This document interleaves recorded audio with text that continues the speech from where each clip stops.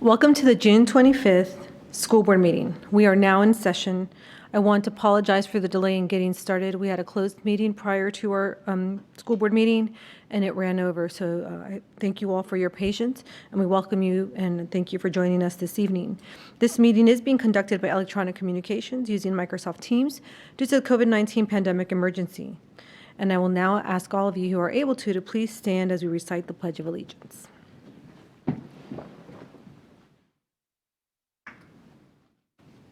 I pledge allegiance to the flag of the United States of America and to the republic for which it stands, one nation, under God, indivisible, with liberty and justice for all. You may be seated.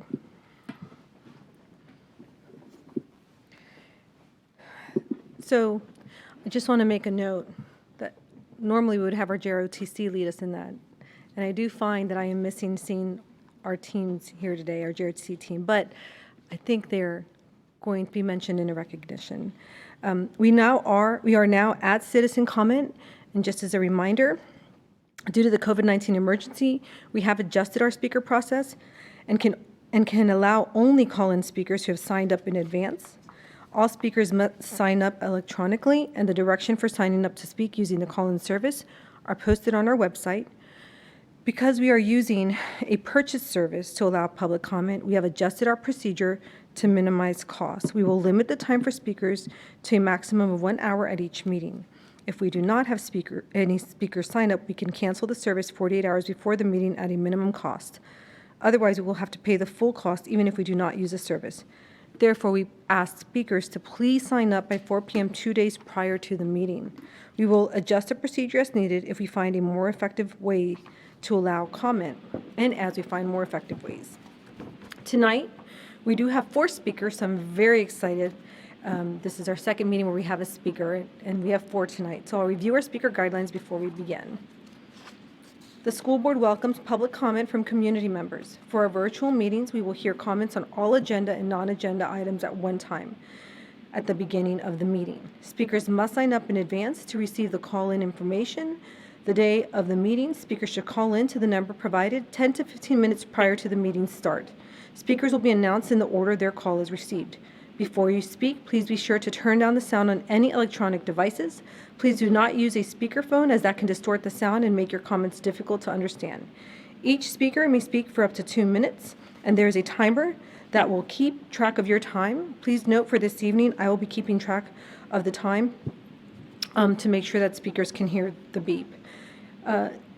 The timer begins when the speaker starts speaking, and you should conclude your remarks when the buzzer sounds. The operator will disconnect your call at 2 minutes. The board does not respond to public hearing comments, but there are times when public hearing comments require follow-up due to the nature of the comments. When follow-up is needed, the superintendent will work with the school board clerk to follow up accordingly after the board meeting. And again, if you have written comments, you may email them to school.board@apsva.us. We ask that before you speak, you please state your name and the topic you will speak about when you begin. And Ms. Elliott, our board clerk, is with us this evening. Ms. Elliott, would you please call the speakers, and I am ready with the timer. All right. Our first speaker is Mr. Edward Brown. My name is Edward Brown. The agenda topic is return to school. Members of the board, thank you. As a parent of a soon-to-be 9th grader, an ex-healthcare and current public health employee, the return to school is of utmost importance to me. As we move towards an opening plan, it is my hope that the advice of health professionals will be incorporated into the board's decision-making. The American Academy of Pediatrics Southern California chapter issued a press release on June 2nd. In it, they made 2 very important points that I would like to share. The first is, quote, "The risk of COVID-19 transmission among groups of children has not been well studied, but current research suggests that the risk is much lower than the adult population. The negative effects of missing in-person educational time as children experience prolonged periods of isolation and lack of instruction, however, is clear. Children rely on schools for multiple needs, including but not limited to education, nutrition, physical activity, socialization, and mental health," unquote. Their second point is, quote, Wearing masks throughout the day can hinder language and social and emotional development, particularly for younger children, unquote. So in summary, I am concerned that an opening plan which reduces in-person educational time or requires extensive mask wearing will be detrimental to our children's health, well-being, and success. And I ask administrators to put the needs of our children above all other considerations of student success and well-being are two primary goals of the APS strategic plan. Thank you very much. Thank you for your comments, and thank you for calling in tonight. Miss Elliott, would you please call the next speaker? Yes, ma'am. Our next speaker is Nick Wakasak. Hey, good evening. This is Nick Wakasak. I'm commenting on a couple of different policies. Thank you for the time tonight. I'm incoming chair this year for the Arlington Special Education Advisory Committee, ASAC. As you know, ASAC has a mandate to advise the school board through the superintendent on matters pertaining to the needs of students with disabilities in Arlington Public Schools, and specifically to review policies and procedures for the provision of special education and related services prior to submission to the school board. During your meeting tonight, you will be voting on two policies on the consent agenda, revisions to the administrations and placement, and the options and transfers. These policies impact students with disabilities, and ASAC regrets that we did not have an opportunity to provide input. Unfortunately, due to the global health crisis, school closures, general chaos over the last 3 months, we missed a change in the review process. We first noticed these items when we looked at the agenda for tonight's meeting earlier this week. We sent a memo yesterday stating our concerns that understand that these policies will be moving forward tonight. Also on the agenda tonight, you will be hearing about revisions to the school health services policy and the corresponding PIP. This policy has a significant impact on the needs of students with disabilities and those with medical and health conditions. Our memo yesterday, we outlined some of our initial concerns. We will be providing more detailed comments to APS staff and board members to review prior to your expected vote on July 16th. We'd be remiss if we did not mention you are also voting on the membership roster for ASAC for the 2021 school year. Thank you.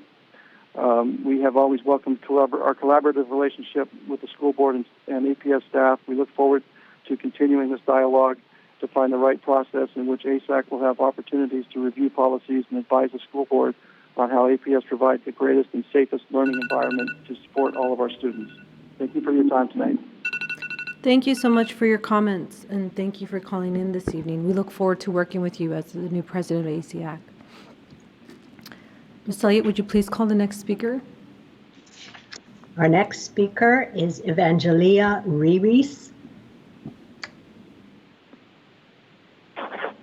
Hello, my name is Evangelia Rees, and I would like to address the concerns I have about the roles and necessities of school resource officers in Arlington Public Schools. I'm a recent graduate of Washington Lee, now Washington Liberty High School, and I would like to give you a personal experience I've had with school resource officers. For context, I am a white woman from an middle to upper middle class family. In relation to police officers, I have the utmost privilege. One day in my senior year, I saw a classmate of mine in handcuffs. I did not know the classmate, but seeing a student in handcuffs at school absolutely terrified me. Do you know the lengths it takes to make a wealthy white woman afraid of the police? The student was not a threat to himself or anyone around him. This was during lunch hour, meaning that possibly hundreds of students saw their classmate in handcuffs, and there was no need to put the student in handcuffs, especially in a place where other students were able to see. Do you think that experience made anyone feel safe, especially the students of color? By simply existing in schools, school resource officers create a constant state of stress and hostility. You may want to counter this argument by saying school resource officers can protect students from school shootings. There is no guarantee that our school resource officers can or will stop a school shooting. If you need proof, you can look at the response of Officer Scott Peterson in the now infamous school shooting at Marjorie Stoneman Douglas High School in Parkland, Florida. School resource officers do nothing but perpetuate a system of fear and oppression in school, a place where students are supposed to feel removed from these systems. I have emailed the superintendent and received information saying that APS circulates a brochure that informs students of their rights with this kind of quote-unquote action is performative at best. I do not wish to receive a wishy-washy response that Arlington strives to do better and the officers of places go are the best of the best. Frankly, I do not care. I do not care what you have to say to me. There is only one proper response, which is to remove SROs from APS completely. I call you today looking for action. I'm not here out of self-satisfaction or to have this be a one-off interaction. I want you to know that this is important to me and many in the community, and you will have to make meaningful change for me to stop the emails and the talk.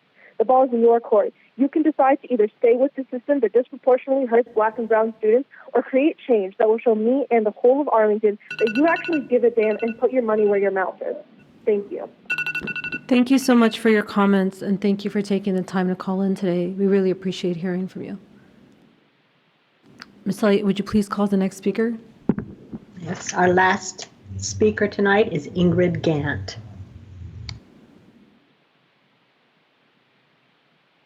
Good evening to Chair Tanya Clemente, to the members of the school board, and to Superintendent Dr. Duran.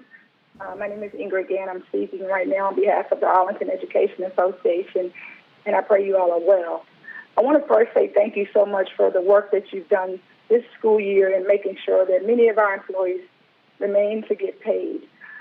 We don't take that for granted. I know that's something that I've asked for, and the interim superintendent Johnson, she was on board along with our assistant superintendent, Mr. Redding.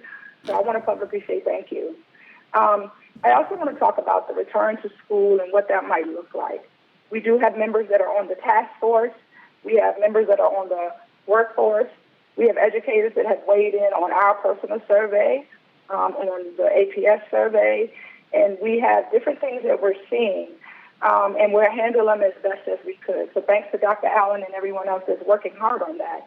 I just want to remind us that no matter what is going on in our world right now, that we matter as human beings.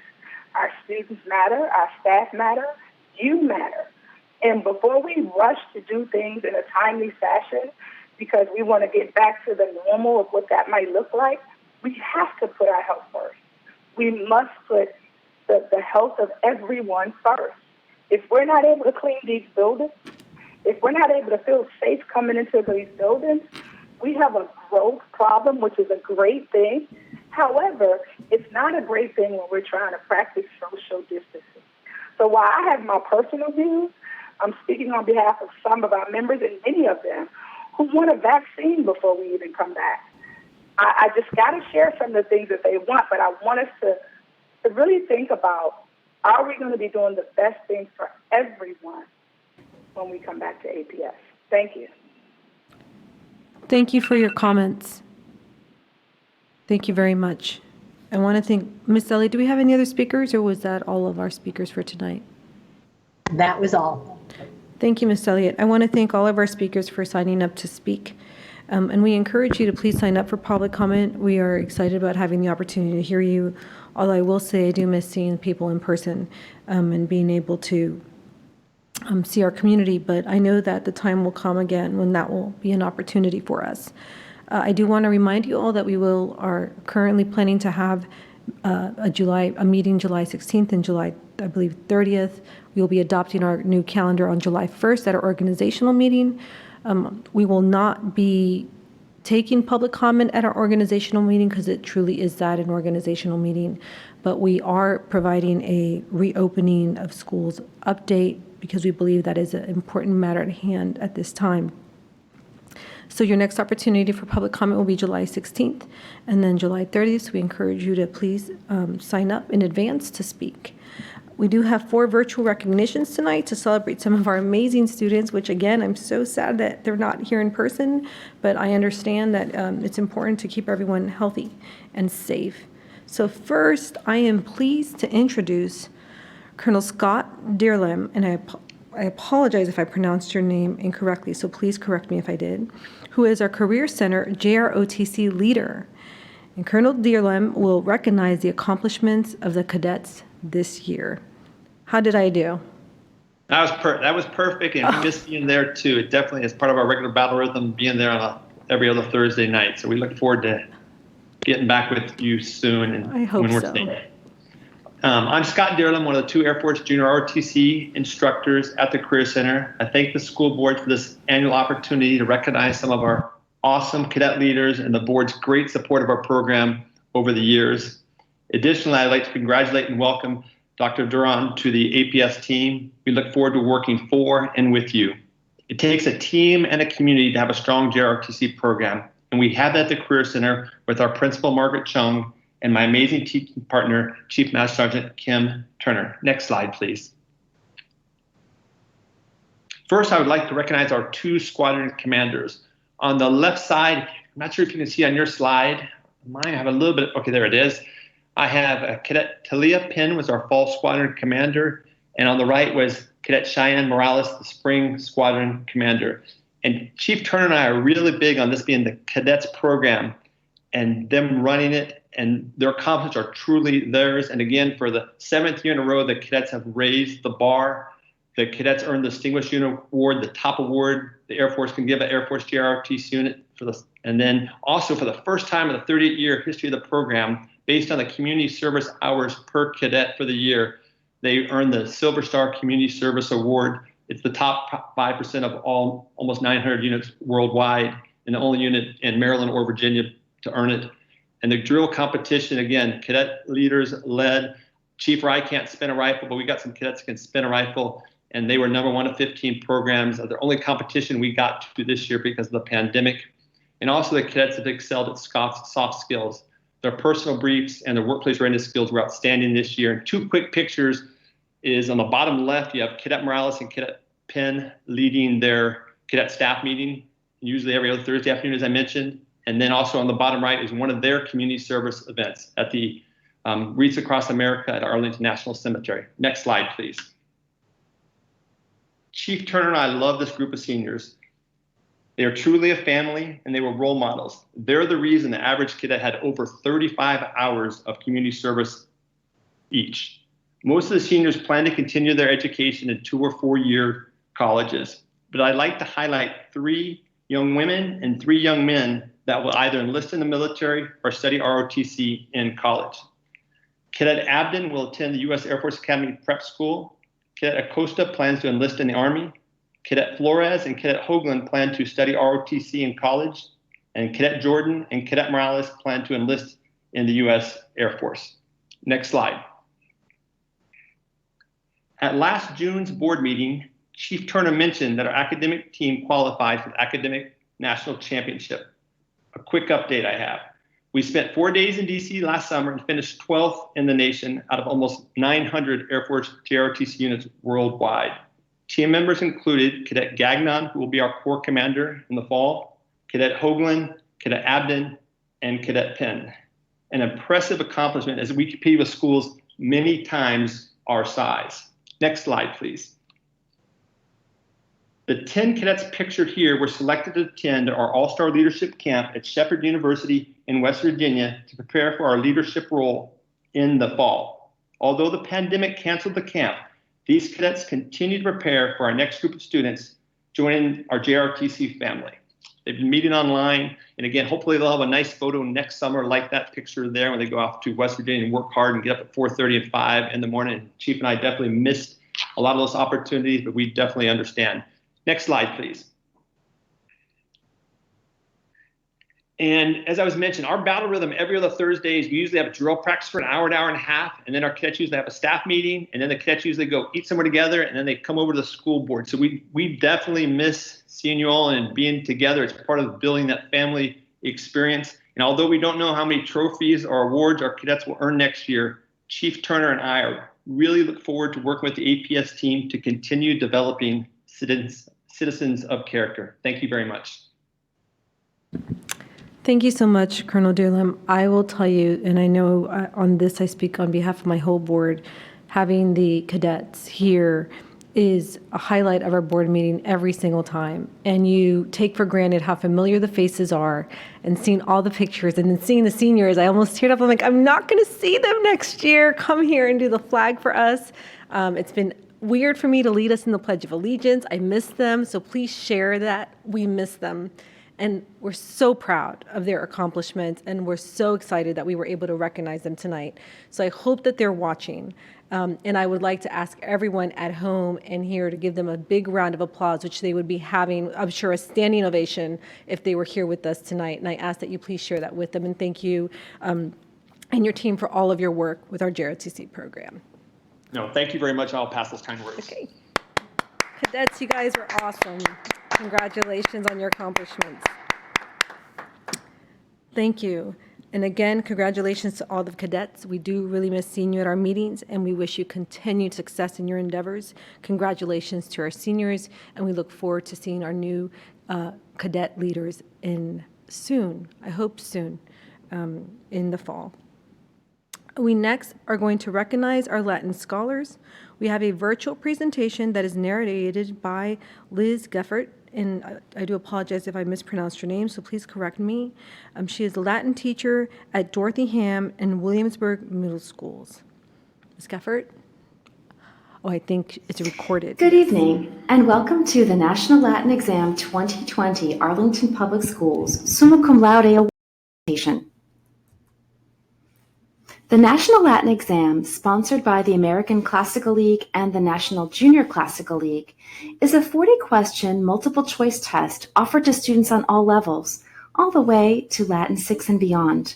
There are questions on grammar, comprehension, mythology, derivatives, literature, Roman life, history, geography, oral Latin, and Latin in use in the modern world.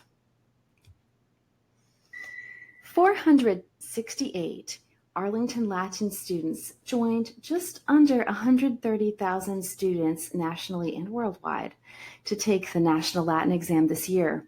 Of those 468, 301 earned awards. This evening, we are recognizing 85 students for achieving a gold medal, blue ribbon, or summa cum laude award.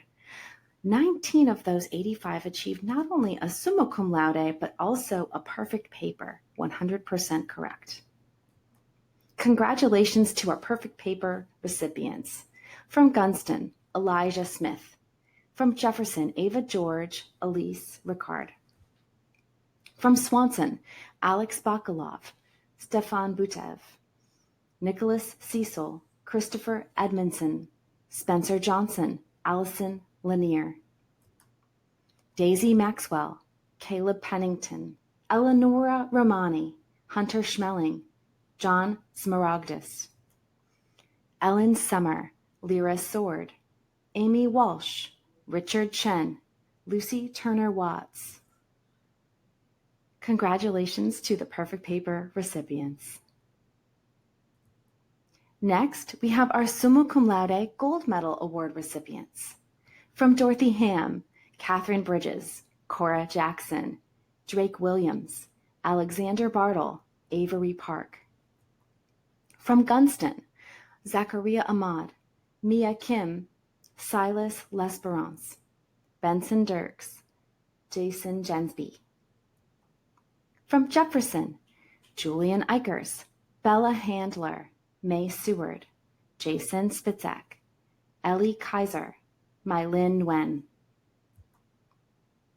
From Swanson, Ava Barnes, William Draper, Nadia Hobbs, Robert Russo, Gavin Simpson, Abraham Wiesner. Haley Basansuk, Darren Ballard, Solomon Galpern, Cassidy Brown. David Pachicho, Miriam Perez Sheldon, Ananya Sinha, Daniel Torg. From Williamsburg, Peter Allen, Cole Blocker, Nathan Cohen, Roland B. Taylor Sartori, Megan Sartori, Elena Reiser, Michael DeSenza. From HB Woodlawn, Max Birch, Jay Young, Felix Leonard. Casey Pick, Lily Cheek, William Hickey, Joshua Huddleston, Miroslav Younger, Camilla Anderson. From Washington Liberty, Evan Berry, Caroline LaPiana, Michael Robertson. Laura Schneinewind, Savannah Thompson, Dylan Williams. Lara Sikh Mohammed, Edward Baer from Yorktown High School, Luke McKetty, Jillian Stoller, Lindsay Glackham. Also from Yorktown, Caroline Coleman, Jack Purple, Kevin Farrell, Emily Muketti, Grant Harris. Congratulations to all our Gold Medal Award recipients.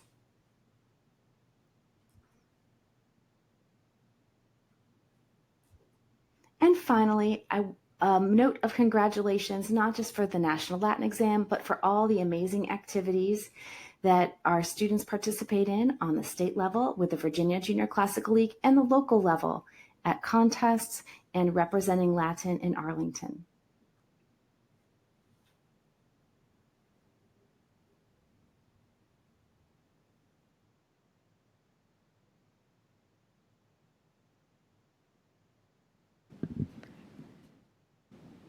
Congratulations to our Latin scholars. I also want to thank Elizabeth Harrington, our supervisor of world languages, and Ms. Gebhardt for narrating this beautiful presentation. Ms. Harrington, thank you for your work on overseeing our Strong World Languages program. It's just so exciting to see the pictures of all of our students that are Latin scholars and the work that they do. For those of you who are new to APS and maybe watching us for the first time, this is one of our most packed board meetings. We would have so many of our students all year recognizing. We have two additional student recognitions that I'm excited about. But wow, what amazing to see our Latin scholars and their accomplishments. So we're now going to congratulate our Virginia High School League winner athletes for their achievements. The recognition will be presented virtually by our Supervisor of Health and Physical Education, Debbie DeFranco.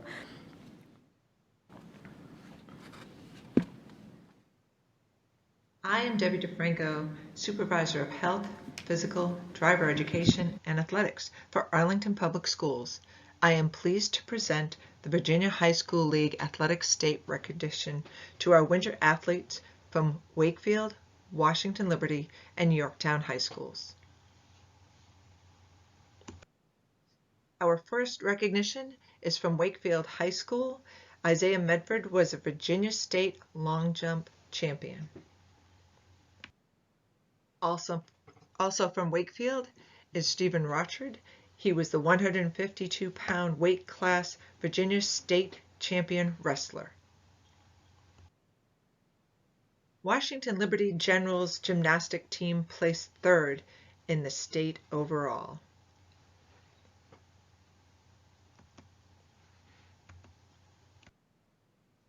The Generals boys 4x400 relay team were the Virginia State champions.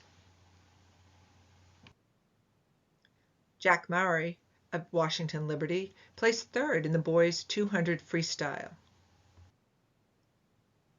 Washington Liberty girls indoor track team placed third in the state of Virginia overall. Rebecca Stewart of Washington Liberty placed second in the triple jump and fifth in the 55-meter hurdles. Julia Mesa placed fourth in both the long jump and the triple jump for the Generals.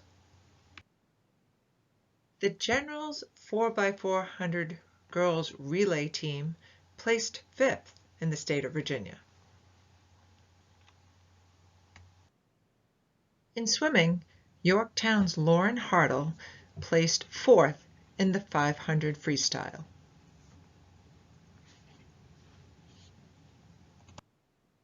Yorktown Patriots girls swim team placed second in swimming in the state overall.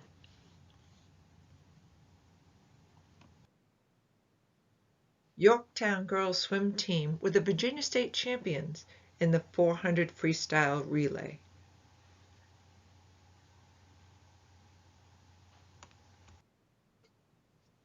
Yorktown's Tori Husk was the Virginia State champion in the 50 freestyle, the Virginia State champion in the 100 butterfly, in which she also set a national public high school record. Members of the Yorktown girls swim team were the Virginia State champions in the 200 medley relay.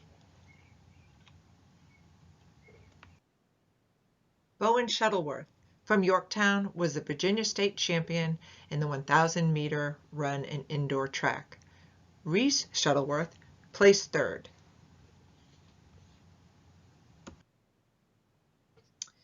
The Yorktown boys indoor track team finished second overall in the state of Virginia. They also placed second in the boys 4x800 relay. Yorktown's Albert Bailey Kanya placed second in the 1600-meter run. In indoor track, Yorktown's Anna Macon Corcoran placed third in the 1,000-meter run. Also from Yorktown, Piper Dean placed fifth in the 3,200-meter race. Congratulations to all our state champions and all of our athletes at Wakefield, Washington Liberty, and Yorktown. We wish them continued success athletically, as well as best wishes for a strong academic year.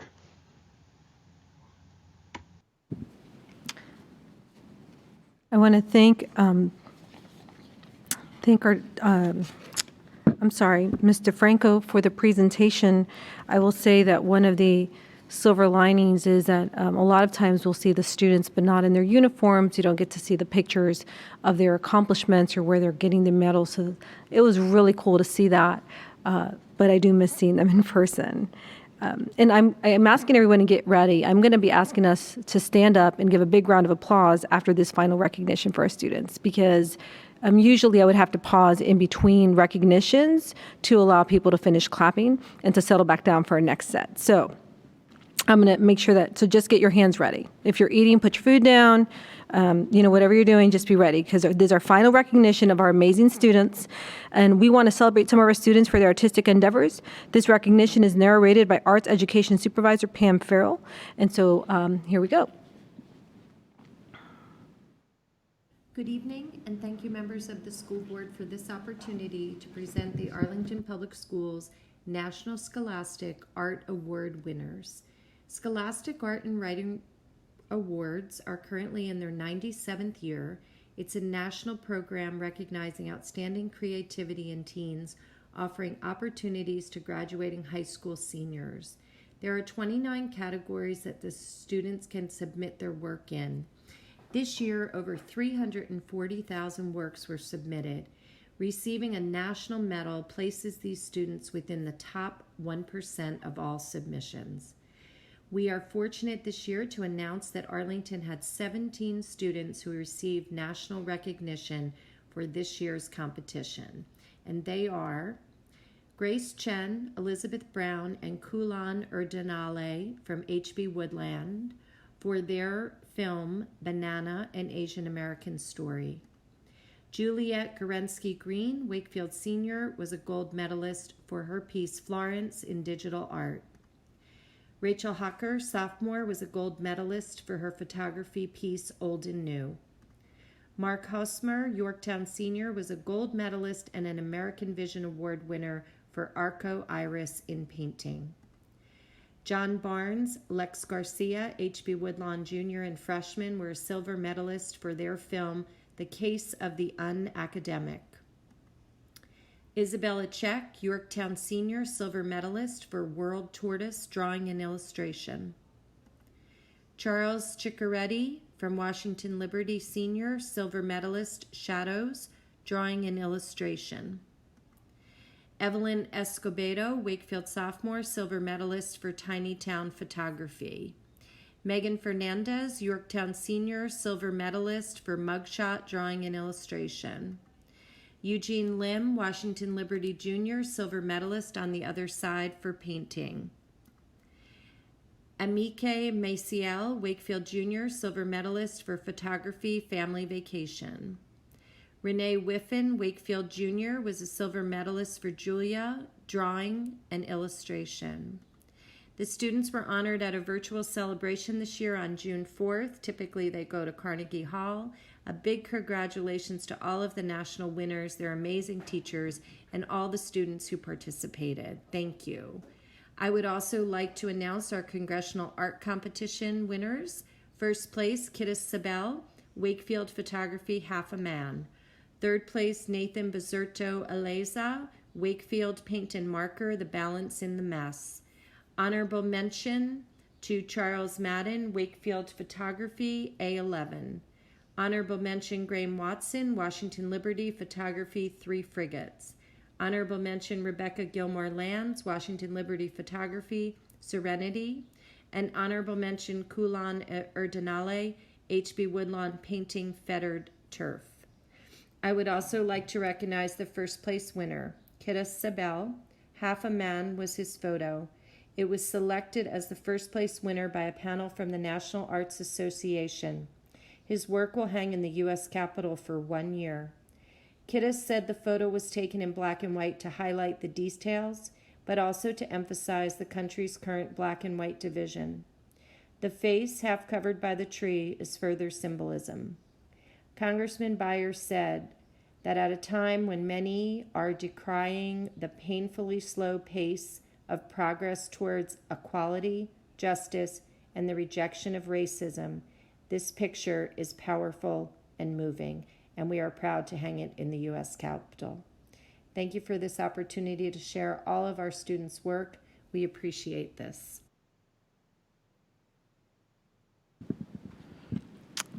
I want to thank Ms. Farrell for putting this presentation together. Again, while I miss our students dearly, it is very powerful to be able to see their artwork. We don't always have it displayed when they're here in person. So I guess under every cloud, there's a silver lining. And now I hope that y'all are ready to stand and really give a huge round of applause to all of our student recognitions, their accomplishments, their rewards, and just know that we miss you and we are thinking of you and we are truly, truly proud of you.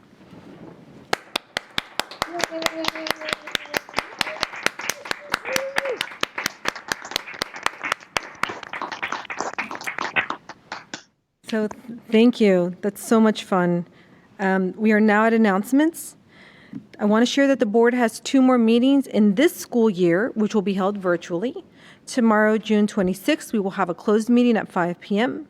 And on Monday, June 29th, we will hold a joint school board ELT retreat from noon to 5 p.m. Colleagues, I'd like to ask if you have any announcements, and because we're virtual, I'll just call on you alphabetically. Mr. Goldstein, do you have any announcements this evening? Yes, I do. Thank you very much. Give me a second here. I'll turn my camera on. Or they don't really need it on to make an announcement. And I just wanted to announce that the International Baccalaureate Organization, the IBO, has issued a report indicating that Randolph Elementary School, which is the site of our primary year's IB program, has met all of its requirement to continue being an IB primary year's school.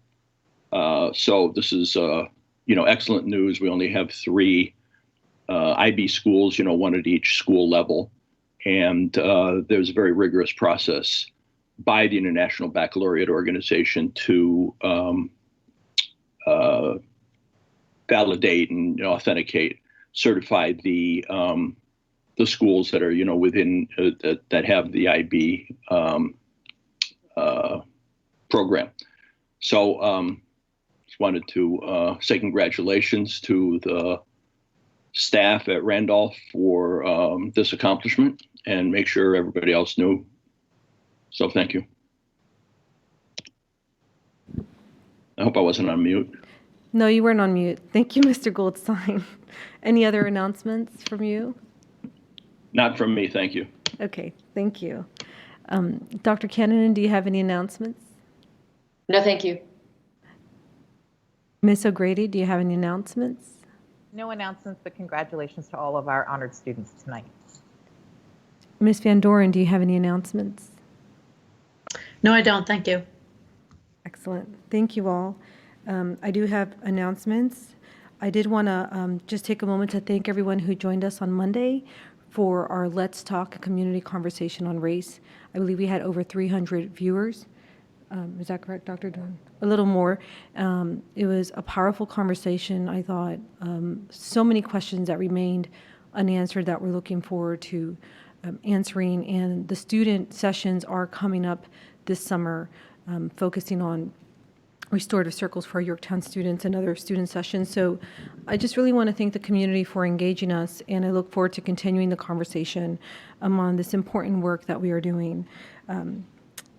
So thank you all, and I look forward to our next conversation. The next thing I wanted to announce is I want to take a moment to congratulate Barrett Elementary School for earning the 2020 Board of Education Continuous Improvement Award. We are so proud of Barrett. I know that the school and community has been focused and dedicated to the school. I am the Barrett liaison. I believe our liaison assignments are changing as of July 1st, but I've been so excited to work with Barrett community. I will miss you, and I look forward to the parent meeting that I'm having next week with their Friday volunteers. But congratulations to Barrett Elementary for the 2020 Board of Education. I also want to acknowledge the community conversations and concerns regarding the SROs and police presence in schools, and the concerns being shared regarding the reopening of schools. We've been getting a lot of emails and advocacy for both. I want to acknowledge the correspondence received in the school board account, and we just want to share that the board is carefully considering community input on both matters. We will now hear the superintendent's announcement and updates. Dr. Duran? Thank you, Chair Talento. Before I begin my announcements this evening, I want to note and clarify that I will be providing more details on summer learning and our fall return to school plans as a monitoring report later this meeting. It's not part of my announcements. I want to once again congratulate our class of 2020 graduates and all of our students who are transitioning from middle to high school or from elementary to middle school. Like many of our administrators and staff, I enjoyed watching the virtual ceremonies over the past week. On the slide here, you can see a few of the images from those ceremonies where teachers, principals, and students really shared in memories and words and inspiration and encouragement. It was a wonderful opportunity to see. If you did not see those ceremonies and you missed them, they are posted on our website, and they will be re-aired on AETV throughout the month. So congratulations to all of our class of 2020. We continue to ensure that students have access to food during this time. This slide shows that we are 9 locations that we're going to continue to serve lunch and breakfast for children ages 2 to 18 on Monday, Wednesday, and Friday. This far, we've served over 280,000 meals since we began on March 16th. And again, we're very pleased that we're able to continue to serve throughout the summer to make sure that our students have access to food during the break. And I want to reassure our families that we're committed to continuing this service and will communicate any updates to our schedule in advance if any changes have to be made. One part of our exciting partnership that I'd like to highlight today in my announcements is the Arlington partners with Comcast to offer free internet service to our families in need. The Arlington County government has allocated $500,000 in federal CARES Act funding to help us with this partnership. Qualifying families can receive Internet Essentials high-speed internet from Comcast for 1 year for free. Arlington is in the very first community in Virginia to partner with Comcast to offer this free broadband services to our students that don't have home internet access. And we're very excited about this partnership because it will help ensure that our students who rely on us the most, not just for distance learning and academics, but also for essential services and social emotional support, will have this high quality connection from their home. As we prepare for the fall in this difficult time, it's more important than ever that we do everything we can to make sure our students can remain connected. For any Arlington household that is currently eligible for common public assistance programs, they can apply. Families who are currently enrolled in Internet Essentials from Comcast or have recently subscribed are also eligible to apply.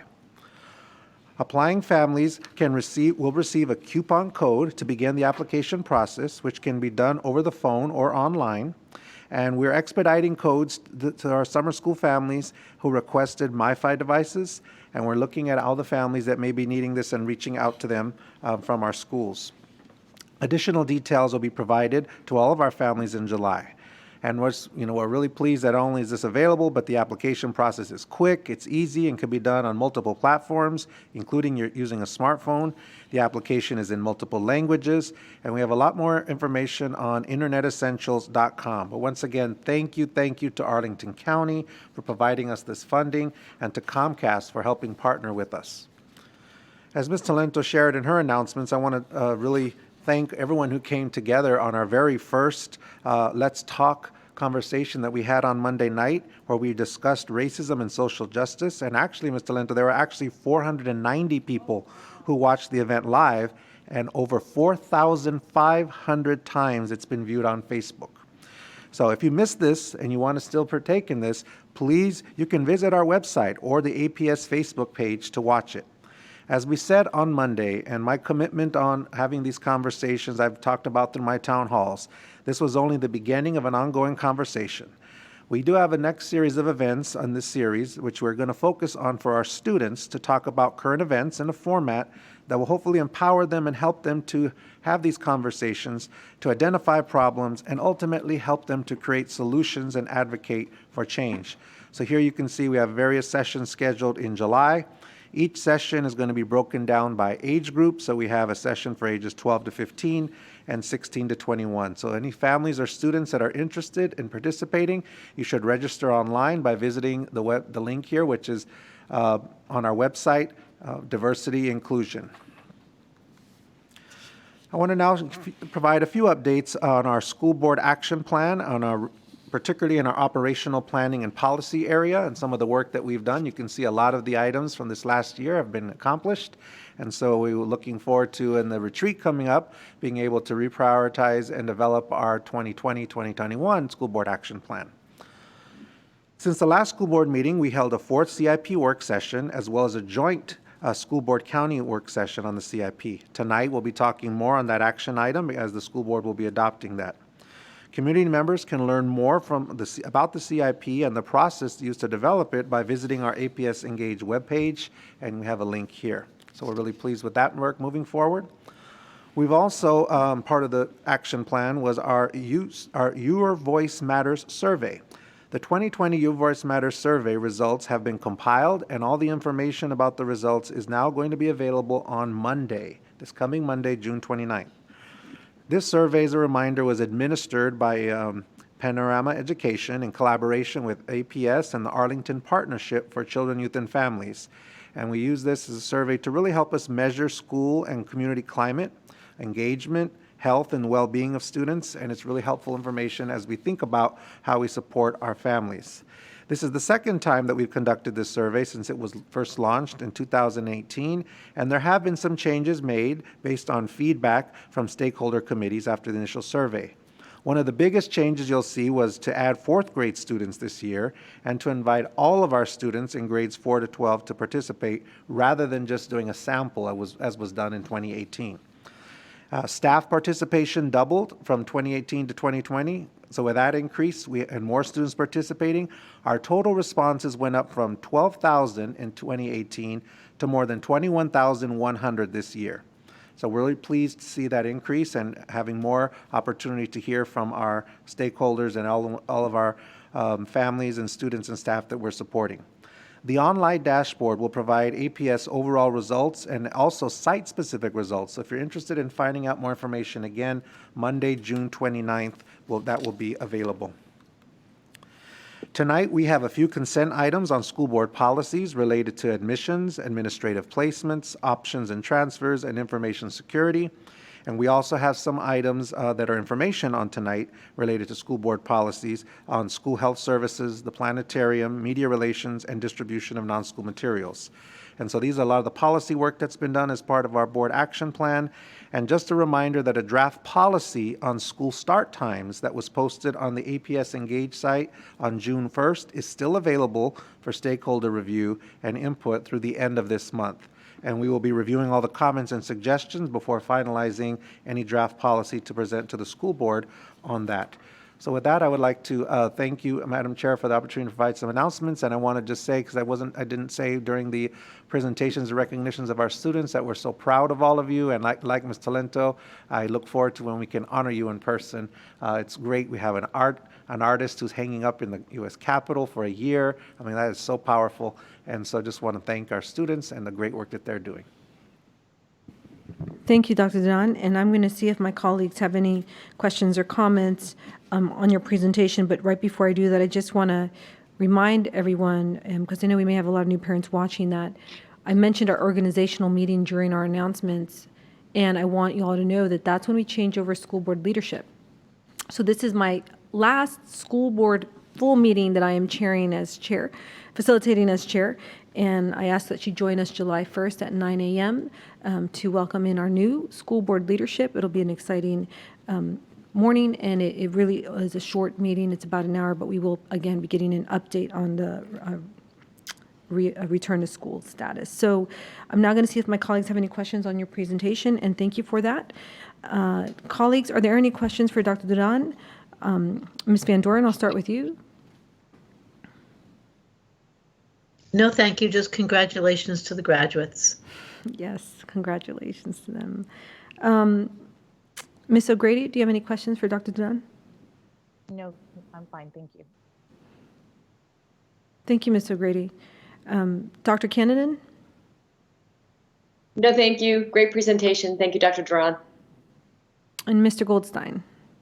No questions for Dr. Duran. Thank you. It was a good presentation. I also want to send my congratulations to all the graduates. Thank you, Mr. Goldstein. Thank you, colleagues. Yes, congratulations again to all the graduates. It's been a tough year, and we're very proud of you.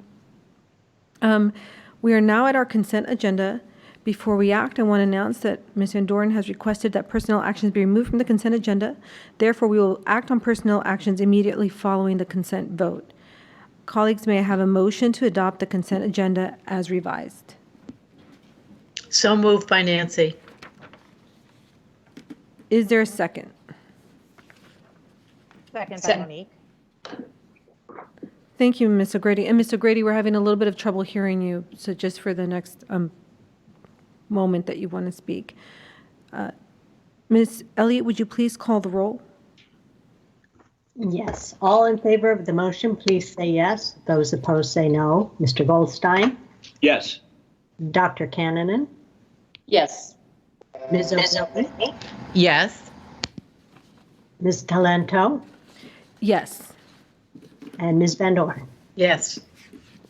Motion passes 5-0. Thank you, Ms. Elliott. We will now act on personnel actions. May I have a motion to approve the personnel actions?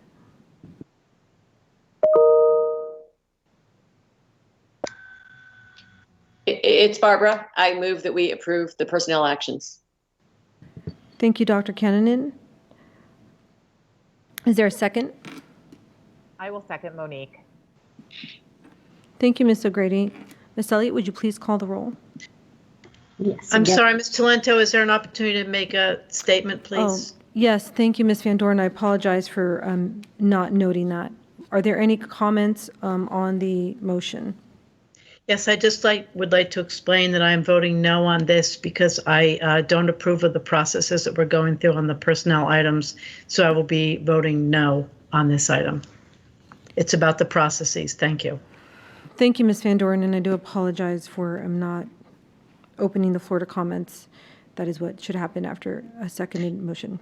Yeah, and I just want to mention that as they are personal items and they are specific to specific individuals, I have conveyed my concerns to Dr. Duran regarding the processes, and this is not about any individual people on the consent agenda. Thank you. Thank you, Ms. Van Doren. I appreciate that. Ms. Elliott, would you please, are there any other comments, colleagues? Okay, Ms. Elliott, would you please call the roll? Yes. Again, all those in favor, please say yes. Those opposed say no. Mr. Goldstein? Yes. Dr. Cannon? Yes. Ms. O'Grady? Yes. Ms. Talento? Yes. And Ms. Van Doren? No. Motion passes 4. Thank you, Ms. Elliott. Motion passes 4-1. So on the consent agenda, we adopted a few things. The revisions to School Board Policies 5.3-30 admissions and placements and J-5.3.31 options and transfers, as well as School Board Policy M-12.4 information security. They came before us at our June 4th meeting for information, and they were also posted on our policy engage page for 30 days for community input and review. We also retired 3 of our school board policies because which are the policy B-3.6.31, advisory council on instruction, Policy B-3.6.32, Advisory Council on School Facilities and Capital Programs, and Policy B-3.630, Budget Advisory Council, because we adopted a school board advisory committee's policy that was the umbrella policy for all of these policies. And so it supersedes that, and this is really just an administrative process to clean that up. But all of these committees are covered under that policy, and will have policy implementations planned that they are currently developing. And we also adopted our planetarium letter of agreement. And finally, I'm excited to share that we announced as part of the personnel appointments, we made the following appointments. And I believe the people are with us on Microsoft Teams, so I will ask them after I speak a little bit about them to just come on the screen and say hello, and we would like to just welcome you to the new appointment.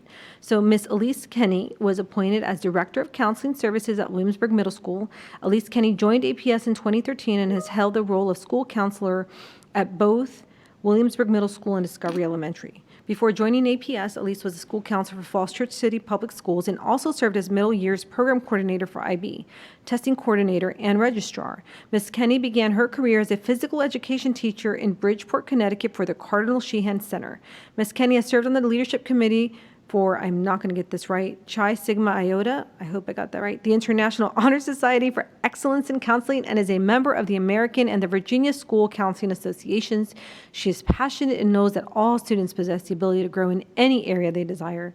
She believes the most effective way for students to thrive is for the entire school community to work together to provide the structure and skills kids need to become lifelong learners academically, socially, and emotionally. Congratulations, Ms. Kenny. We look forward to your work at Williamsburg. And I believe you're here with us today. I am. Thank you so much. I'm very Ms. honored Kenny. to continue with Williamsburg. Well, our congratulations to your appointment. And I don't know if you have your family. Usually you would be here and sometimes your family would join you. So if they're in the background, we can wave. But if not, we're just going to applaud your appointment. Congratulations and welcome. Thank you so much. Just a lovely painting of my dog in the back. Hey, we'll take it. Congratulations. Thank you so much. And thank you for being with us tonight. The board also appointed Nate Haley as Director of Students Activities, Wakefield High School. Mr. Haley has been in education for 7 years. He believes in helping strong student athletes become successful members of their school communities. With a passion for athletics, in 2008, he became the defensive coordinator for a technical college in Georgia, and that is where he began his journey to become a teacher in public schools. Earning his teaching degree in 2012, he has worked as an elementary school PE teacher, high school health and PE teacher, and has been assistant coach in track and field and football. He has also served as assistant principal for the past 5 years in the Arlington Secondary Summer School Program. Since January of 2020, Mr. Haley has served as interim director of student activities at Wakefield, providing continuity during the transition of leadership. He prides himself on building resilient students that can face the next challenges in life. Congratulations, Mr. Haley, and I believe you're here with us this evening as well. I am. Thank you very much. Hi, Mr. Haley. Thank you for coming, and congratulations. I see that you don't have your family with you, but maybe they're in the background and can't see them. So congratulations on this new appointment. Thank you for the work that you do with our students, and we just want to applaud you. Congratulations. All right. Thank you very much. Thank you again, and we look forward to working with you in your new role.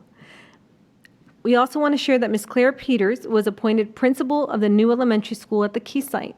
Ms. Peters has been an educator for 19 years in Arlington Public Schools. She began her career as a social studies teacher at Washington Liberty High School and in 2011 became an assistant principal at Washington Liberty. She has worked extensively with students and staff to create a welcoming and supportive learning environment where all students are supported in accessing high-quality instruction. Ms. Peters collaborated with her colleagues to implement the 9th grade transition program at WNL to ensure students successfully transition from middle to high school. She also led teachers in implementing restorative practices to build and maintain community at the classroom and school level. Congratulations, Ms. Peters. We look forward to your work to build a strong community and academic tradition for our new school at the Key site. Ms. Peters. Hi, I'm you here. You do have your family. That's so wonderful to see everyone. Family. Thank you so much for this opportunity. Well, congratulations on this appointment, and we look forward to working with you in your new role. Congratulations, Ms. Peters. Look forward to working with you. Thank you. Congratulations.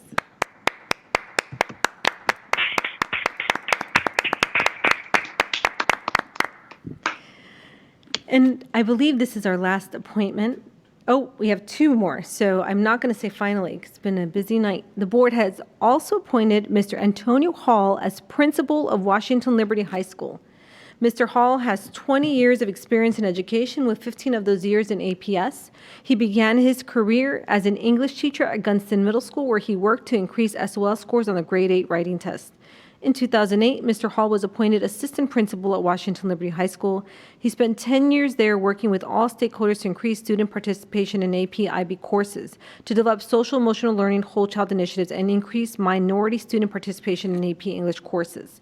In addition, Mr. Hall has supported efforts at Washington Liberty for data-driven decision-making, professional development sessions on cultural competence, and collaborative learning teams. He became an assistant principal at Swanson Middle School in 2017. At Swanson, Mr. Hall worked with colleagues to change the instructional model to block scheduling and collaborated with math teachers on targeted interventions to improve grade 6 SOL math performance. Currently, Mr. Hall works with the English and reading teachers at Swanson to develop interventions to increase student reading fluency, decoding, and Lexile level. Mr. Hall recognizes the importance of hearing every voice and supporting every member of the school community to strengthen the overall sense of community so that every student knows that he or she belongs at Washington Liberty. Mr. Hall, are you with us this evening? Oh, you are Good there. evening, everybody. Excellent. Thank you for joining us this evening, and congratulations on your appointment to Washington Liberty. Congratulations, and look forward to working with you. Thank you. Thank you. And it's so wonderful to have your family joining us. It was really exciting that you're here with us tonight, and congratulations again. Thank you, Madam Chair. I appreciate it. Thank you. Yes, that's right. We're going to clap for your dad. Congratulations and welcome to principalship. Finally, we are pleased to announce that the board appointed Brian Stockton as Chief of Staff for Arlington Public Schools. Mr. Stockton is an experienced leader with experience in leading organizational change and executing business and financial strategies. He brings over 20 years of experience coaching leaders in corporate culture and managing day-to-day operations for organizations, school districts, and governmental agencies. Mr. Stockton has served as Chief of Staff for Shelby County Schools in Tennessee, serving more than 100,000 students and 14,000 employees. While there, he created a progressive movement culture of change that employees welcomed as a valuable opportunity and influenced the financial turnaround which benefited all employees and the organization. Mr. Stockton is an outspoken leader for immigrants' rights and led efforts to ensure families registered their children in school without fear of deportation during a difficult time in the community. He created a teacher pipeline specific for underrepresented groups for elementary schools and created the first ever district leadership program for high potential employees and management. He has also worked tirelessly to turn adversarial relationships with community groups into partnerships and build relationships with partners to help create a more equitable and accessible education system. Welcome, Mr. Stockton. We look forward to working with you as our new Chief of Staff for Arlington Public Schools. And I'm so glad you can join us this evening. Welcome, Mr. Stockton. Thank you. Thank you so much. I'm so excited you are. I can't wait.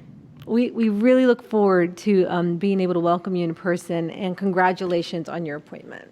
Thank you so much.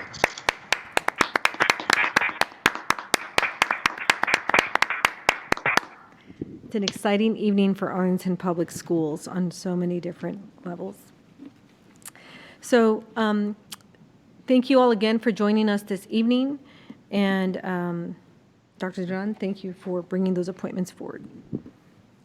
We are now at our monitoring items, and we have 3 items tonight. First, Dr. Duran will present the return to school status update. Dr. Duran? Thank you, Chair Talento. This evening, I'll be presenting some information regarding our plan for reopening. Tonight, we have some very important details to share regarding our work and specifically the proposed instructional model that we're recommending based on our state guidance. As many of you know, on June 9th, Governor Northam issued guidance for phased reopening of Virginia schools, along with a very detailed Virginia Department of Ed guidance for instruction at each of those phases. And as we looked at each of these guidance, we recognize that it's really important that one thing that comes across is that we're delivering new instruction to all students in 2021 school year. And the issue and the challenge is understanding what that would look like and how we will do that and the format for that delivery. And we understand that we must consider and plan for various shifts that might occur as different changes might happen, as we've seen with COVID-19. All of our decisions are related to following this guidance, as well as being very mindful and following and collaborating with our public health partners. I want to emphasize that for us and for me as superintendent, that we are all eager to have all of our students and staff back in school. However, we must recognize the stress and mental health toll of the current situation in our community. We must make sure that we're prioritizing health and safety requirements, and that we must make sure, again, that our students, staff, and community feel safe and that their health and learning is balanced in our decisions, but we must make sure that health drives everything that we're doing. The chart on this slide is from the VDOA guidance, and it's titled Recovery, Redesign, and Restart. That's the document that's available online if you'd like to look further. I want to share a couple of slides from that. This slide in particular provides a breakdown of some of the permissible in-person opportunities and the required strategies that are needed for us to make sure we're doing what I just said in providing safety and health for all of our students, staff, and all of our families as well. Divisions are expected across Virginia, and we will be following the Centers for Disease Control guidance for schools pertaining to particular social and physical distancing with regards to our bus capacities and also in person. Additionally, required at all of the phases are daily health screenings for students and staff, cloth face coverings for staff, and encouragement for students as developmentally appropriate whenever 6-foot physical distancing cannot be maintained. We also are, through this guidance, it's clear that we have to encourage all staff and students who feel sick to stay home, and we need to have clear policies in place on when they can return. This slide also shows the progression of easing restrictions on things like recess and extracurricular activities, assuming that physical distancing and the limited mixing of groups can actually be maintained. So let me share a little bit more information around health and safety considerations. I want to call special attention to the following areas in the CDC and Virginia Department of Health guidance for schools: physical distancing, health screening, hand hygiene, along with facility cleaning and disinfecting. We are committed to making sure that we have a reopening plan that adheres to all of our local, state, and federal health and safety guidance. Before even entering phase 2 or 3, all school divisions must submit a plan to the Virginia Department of Education where we outline the strategies to mitigate the public health risk for COVID-19 and to outline how we address CDC and Virginia Department of Health recommendations. We are consulting with our Arlington County Public Health Division, and we're working to prepare our health and safety plan right now that includes, but is not limited to, making sure we have daily health screenings, online learning and teleworking options for those staff and students that are in high-risk categories, and personal protective equipment and cloth face coverings for those that cannot maintain the 6-foot physical distancing. We're also making sure in that plan that we outline clearly increased cleaning and disinfecting of frequently touched surfaces, physical distancing and related floor markings in our classrooms and our facilities, and making sure we have the proper public health awareness signage. We are going to be preparing, as I said, to submit these plans, and we will make sure that they are available for the public to view. All plans will be submitted only after we have extensive consultation and collaboration with our Public Health Division here in Arlington County. And why did I start this presentation with health and safety first before I get into some of the instructional models? Is because that is what's driving our decisions, and that is what's guiding any decisions we'll make about reopening or returning to school in any way. As APS plans for returning to school, we are fortunate that we have a very engaged community who's been providing us a lot of great feedback, an amazing stakeholder task force, been working with regional superintendents across Northern Virginia, and as I stated already, the collaboration with our county partners, County Manager Schwartz, and our Public Health Division. At the end of May, we transitioned some of the planning that had been taking place from a COVID-19 emergency response team to a structured team focused on returning to school. We formed work groups chaired by our ELT members, which you see here on the slide, focused on instruction, operations, activities, and communications. These groups meet multiple times a week. Our work groups are comprised of staff, principals, and other subject matter experts who are bringing direct knowledge and skills to help us work through those issues as we generate our plan. And school health is also a key part of that planning team. Working in parallel to those working groups, and a very important part for me is having our stakeholder task force, which is bringing voices of our community into the planning process. Our task force is composed of 35 teachers, staff, students, parents, and community leaders that come from our established advisory committees, and they've been helping to provide input on plans and decision making, and they'll be doing that for quite some time. I did share on June 8th the task force membership, and that's available, you can see online. It reflects all of the diverse perspectives and representing school communities across Arlington, various student groups and backgrounds. The task force meets with us once a week for 90 minutes to provide input and instructional models, scenario planning, and key decisions. And they do get homework from us as well, and they get a lot of briefing and background information to prepare. Many of the recommendations I'll present tonight reflect the work of both the working group and the task force, and guidance from the local health department and our Virginia Department of Education. The ultimate charge of our task force up to this point in working through returning to school is to align again to that guidance. And as we thought about through the guidance, that is very important for us to focus on these guiding principles. And I want to make sure, again, you can see that it's really related to health and safety, equity, and access to technology and internet, making sure that we are considering the well-being of all of our students and staff, and making sure that we're thinking about a phased approach with flexibility needed for those stakeholders who may not be able to return or aren't comfortable to return, and also making sure that through this work, our guiding principles are really grounded in consistency and clarity across all of our schools, and making sure that we have clear communication on what's needed, what's expected, and what we need to do to ensure that learning and health and safety are in the forefront. Before presenting our recommendations tonight, I also want to share the input received through our staff, student, and family surveys, and I want to thank all of the staff, students, and families who participated and provided us some amazing input. We had more than 14,000 total responses from a cross-section of our stakeholder groups. The input has been really invaluable this far to help us think about our health and safety plans, and has also provided some insight into the needed professional supports and training that staff will need so that we can be successful in our return to school.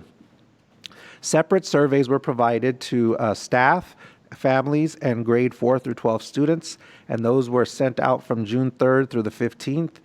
We received those back, and responses for each group as listed on the slide above represent about 1/3 of that group within APS. Our staff then worked to code the data because we had some open-ended responses to make it more actionable and helpful for us to use in our decision making. And all of that detailed information that we've been reviewing will be available tomorrow on the Reopening Engage page so that the public can review those same survey results. And I want to be clear that this survey is meant just to provide a snapshot of some of the current concerns that people have and areas that we might need to focus on in our planning. The survey is one tool among several tools that we're using to gather insight and input. And I want to remind our community that we still have our Engage feedback page, and we're going to continue to use that. And we'll continue to make sure that we're finding ways, as new information evolves, that we're getting feedback from our stakeholders. This survey, though, has been really helpful and provided us a lot of deeper understanding around staff and family comfort levels in returning to school, supports that our students and staff really feel is necessary for us to be successful and for them to feel comfortable, and also some very good input on distance learning experiences to help inform ways that we can enhance and make sure we're providing a quality instructional experience for our families that are continuing in distance learning in the fall. So what are some of the results telling us? Here are some of the highlights. In terms of reopening, we wanted to gauge the comfort level that people had about returning to school or work among families and staff. And here you can see 73% of families reported they are either comfortable with no concerns or comfortable with some concerns. 18% are somewhat comfortable, and 9% not comfortable at all. Among staff, you can see that 38% are comfortable with no concerns or some concerns, 23% are somewhat comfortable, and 39% are not at all comfortable, which tells us we have a lot of work to do to ensure that staff are clear and well informed about our safety procedures, and finding ways to make sure that we can work with those that are not comfortable, both amongst our families and our staff. We asked what drive their concerns about coming back and what their concerns were in terms of their responses from, again, both families and staff. And both cited the top factors that you can see here, which really were centered around whether public health regulations would be followed, the type of cleaning and disinfection of facilities needed, and the third major takeaway was the availability of personal protective equipment, or PPE, and the supplies that would be available, like things like hand sanitizer. So again, this one snapshot of information really provides us some additional feedback from our community around the areas we need to make sure we're emphasizing in our health and safety plans, and the communication and the provisions necessary to make sure that staff in particular, but also our families, feel confident in returning. Asked again what drives their concerns about coming back, families and staff both cited the top levels of comfort were whether public health regulations were followed, the cleaning and disinfection, and again, PPE. So again, here's some more information that's very valuable for us in terms of questions about comfort level around requiring to wear masks, et cetera. Very, very helpful. The preferred educational option was another survey question that we wanted to gather from our families and staff and students. And here you can see that the preferred educational option for the fall, supported by most families, about 42%, was in-person instruction only. Another 37% preferred reopening school with a hybrid combination of in-person and distance. And 10% of our families preferred distance learning only. When it comes to distance learning, all of our groups, staff, the students, and the families preferred a combination of live, which is synchronous learning, and self-directed asynchronous learning. And that was 52% for our families, 43% for our students, and 62% for our staff. And while not shown here in this chart, the breakouts by grade level from middle school students had a slighter preference for asynchronous learning over all the others. Again, how is this helpful and how are we using this? Based on the lessons learned from the fourth quarter, as well as our survey data and other feedback, this is directing us and encouraging us and making sure that we're offering more live interactive learning in combination with the asynchronous learning and delivering of new content, which is really critical for the fall. We also wanted to gauge and understand people's thoughts on transportation. And so when it comes to school buses, 35% of our families report that their students will not ride the bus. 28% are uncertain whether their students would do so. And 25% plan to have their students ride the bus. 54% reported they will choose a family vehicle instead. So we know our bus capacity will be significantly constrained due to social distancing, so it's very important for us to understand these changes in ridership and any impacts of increased single-family vehicles that will be dropping off schools and traffic around our schools. And so in order to make the best use of our buses in these unusual circumstances, we will be changing how our bus service looks, encouraging and supporting walking and biking to school, and managing our drop-offs differently, and working closely with our health department for those students that do ride the bus. What are the procedures that need to be clearly put in place, and what are the expectations for what that might look like? So the surveys also asked about experiences with our distant learning that occurred in the fourth quarter to again help us identify areas we needed to improve upon. And you can see here one thing was making sure that we were clear on the access of the technology and the support. So it's clear from this information that our students indicated they had access to technology that they needed. And again, this was grades 4 through 12, and we have now purchased devices for K to 12. We didn't survey students K to 3rd grade, but from 4 through 12, that they had access to device. And then what we do see, though, from this information is that 19% of our staff reported that they do not have access to the technology they need.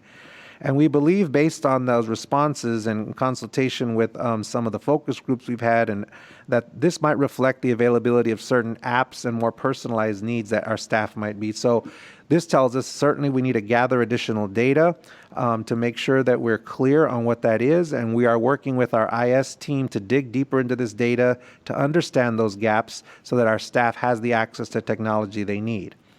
And while many families don't know whether technical support for their students is accessible, which is a high number, 45%, I don't know response, About a third did say it was extremely or quite or somewhat accessible, and 78% of our students said it was extremely quite or somewhat accessible. In terms of our staff preparation, staff indicated that they mostly felt prepared to connect with students, but again, we need to work on that, particularly in how we're going to support them through providing social emotional support, instructional support for our students, our special needs students, our English learners, our gifted students. And further questions allowed our staff to specify what kind of specific professional development and supports they would need.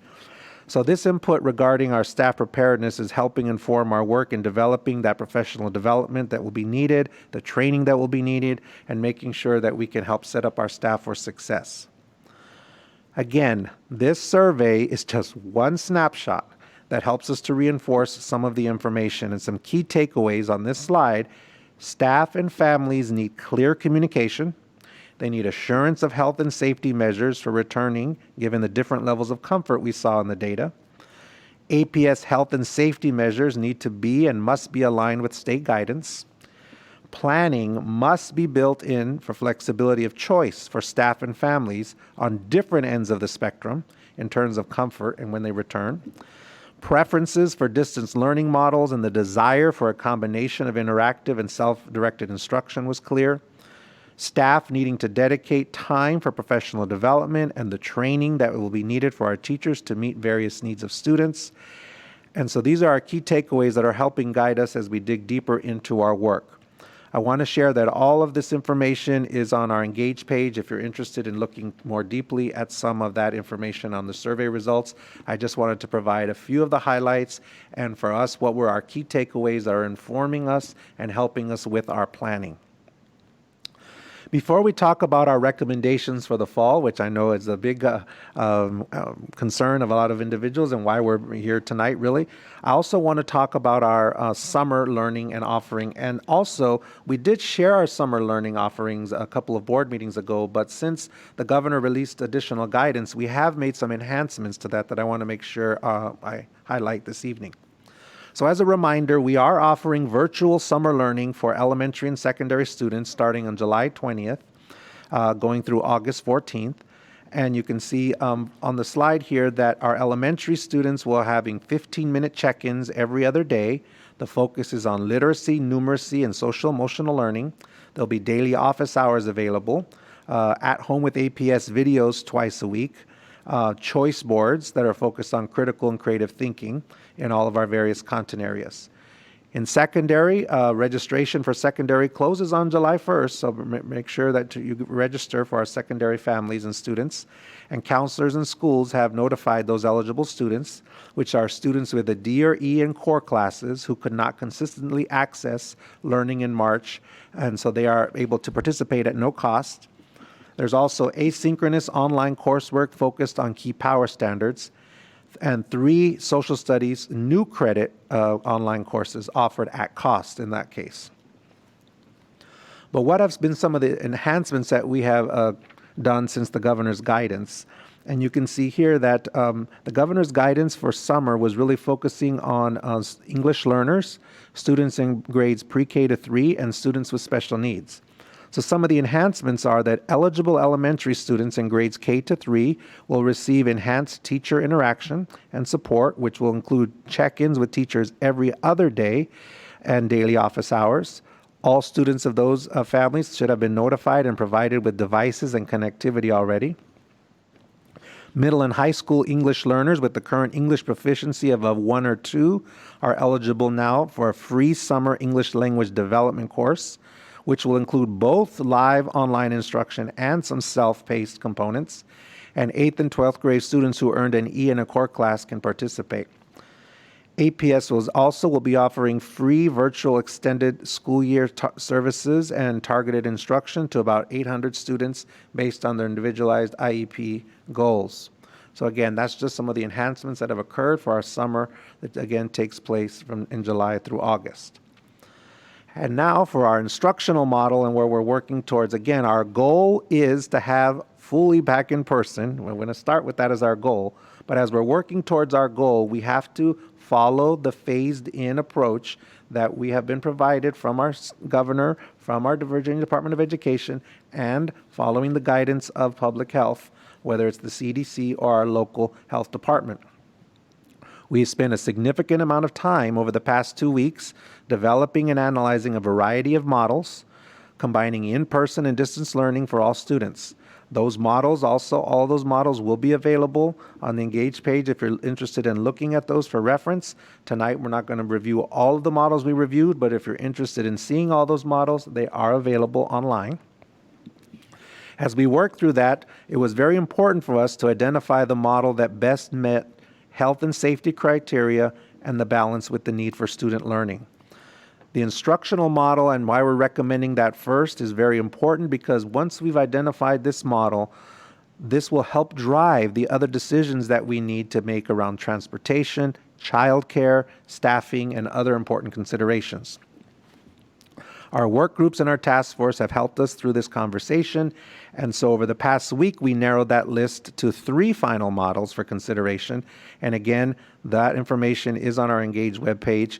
The main focus of those 3 was one of those models was really about a 1 4-day week of instruction for a group of students, and then alternating that the next week would be the other group of students for 4 days. And so with that, that would mean students would have only come to school every other week. So we thought that one was not one that we wanted to move forward. So we really are moving forward with the model that really focuses on students receiving direct instruction every week. And I'll talk a little bit more about how that will be. Additionally, what's important is that we reviewed full-time virtual learning options for students because we know there are some who are in high-risk health categories or some families who are not comfortable returning to school in person. And so all of our options consider that as a second one, and that one I will talk more about because that will be one that we will also move forward. So this evening I want to present our recommended in-school and distance learning model, and then I'll talk again a little bit more about for those families that need that option for full-time virtual learning as well. So the recommended model for returning to school, assuming that Virginia is in phase 3 and remains in phase 3 on August 31st, is the hybrid in-school and distance learning model where 50% of the students are in the classes and the other 50% are not. This aligns with the direction of many of our neighboring school divisions with a few slight variations. In our model, to allow for physical distances and reduced capacities in our classroom, student schedules are arranged in groups that you see listed here, Group 1 or Group 2, as shown in a sample schedule. All students would attend school on 2 consecutive days in person every week, and that's the slight variation from what you've seen in some of the other surrounding school divisions. Where they might be doing an every other day for their groups. Ours are 2 consecutive. So you can see, for example, Group 1 would be Tuesday and Wednesday, and Group 2, Thursday and Friday.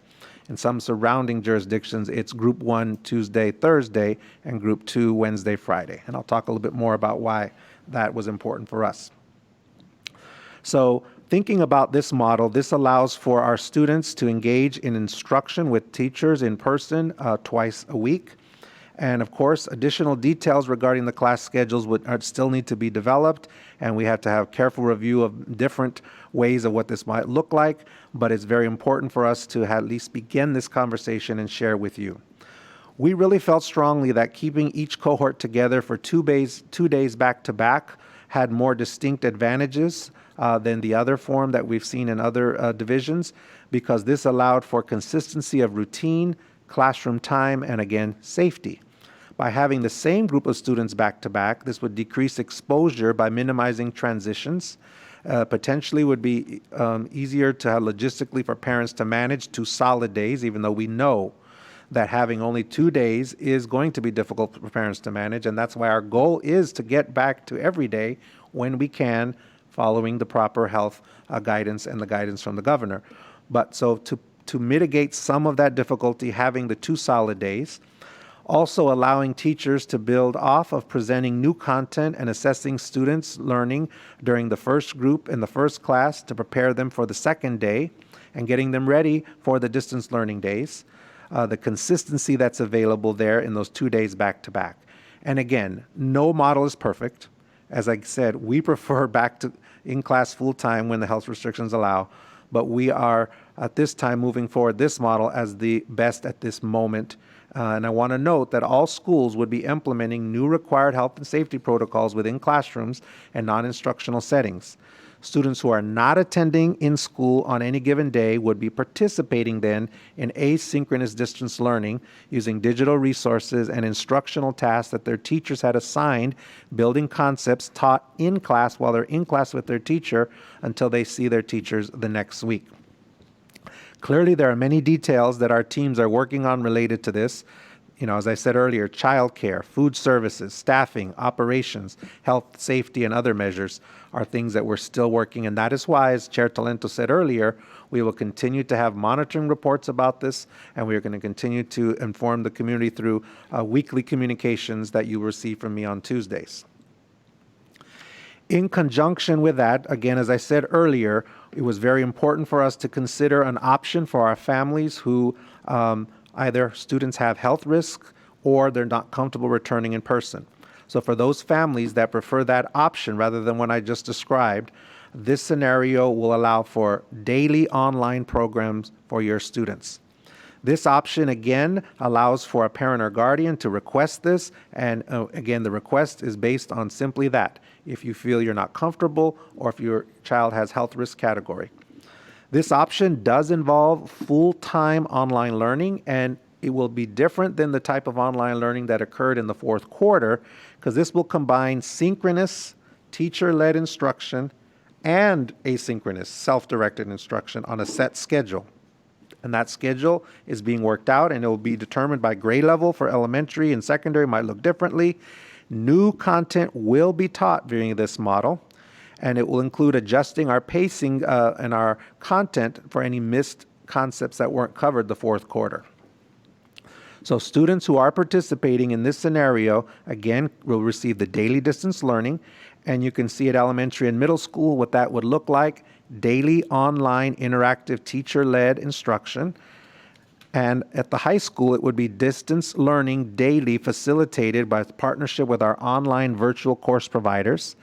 And students enrolled in those virtual courses will be receiving their instruction, potentially from a teacher outside of APS, but all will be closely monitored by a faculty member from the School of Attendance. In order to move forward with our planning and our coordination that's necessary for many of those details that I've been talking about throughout this presentation, we need family input on their preference for which of those options, and we'll need that in July.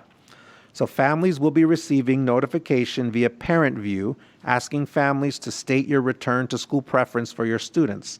Again, either the 2 days a week of in-person instruction combined with 3 days a week of extension of learning from those 2 days, or the full-time virtual instruction.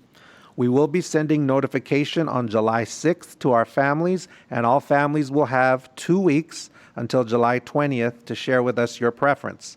We are using Parent View because it has established system for our annual online verification, grades, and other communication about students, so it's helping us to connect the responses we get to the actual school and to the actual families so that we can have that partnership and understanding of how we best plan to support you.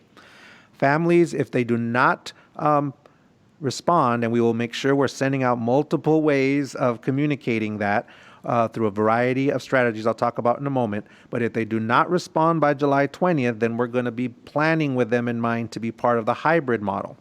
The timing of this is very important as we plan for both virtual and in-person class schedules. And when families select one of these as an option that they're interested in, then families would be remaining in this option through phase 3. Again, once phase 3 is left, that's back in person, and that could be at any point during the upcoming year. And we will be giving flexibility to accommodate any changes that occur during the school year, depending upon school capacity. So if you're a family that does not feel comfortable at this time and you choose the option of full-time virtual learning by July 20th, but then during the course of the beginning of the school year, either you need that option for perhaps it's not working out, or you feel your child needs to learn with direct instruction, then we will allow for flexibility, with the only issue being that we need to make sure there's the capacity available in the classroom. And so we will work with those on a case-by-case basis, and we're working to develop criteria, though, for those requests to change the decision so that's very clear. We do recognize there are many complicated variables that families are facing, whether it's work schedules, health considerations, and so I want to say we definitely will do our best to be flexible where possible, but we are strongly encouraging you to take the time during those few weeks to choose the model that you expect that you might want to remain during phase 3. After review of the many models based on this approach, our recommendation that I just shared with you is based upon our task force review and input, our review of other surrounding neighboring jurisdictions and school divisions, consultation with our health department, review of the guidance, and here on this slide you can see some of the input we received from our task force. But again, compared to our the week-on, week-off models explored, this model does align with other divisions. It does allow for set weekly schedule for in-person learning.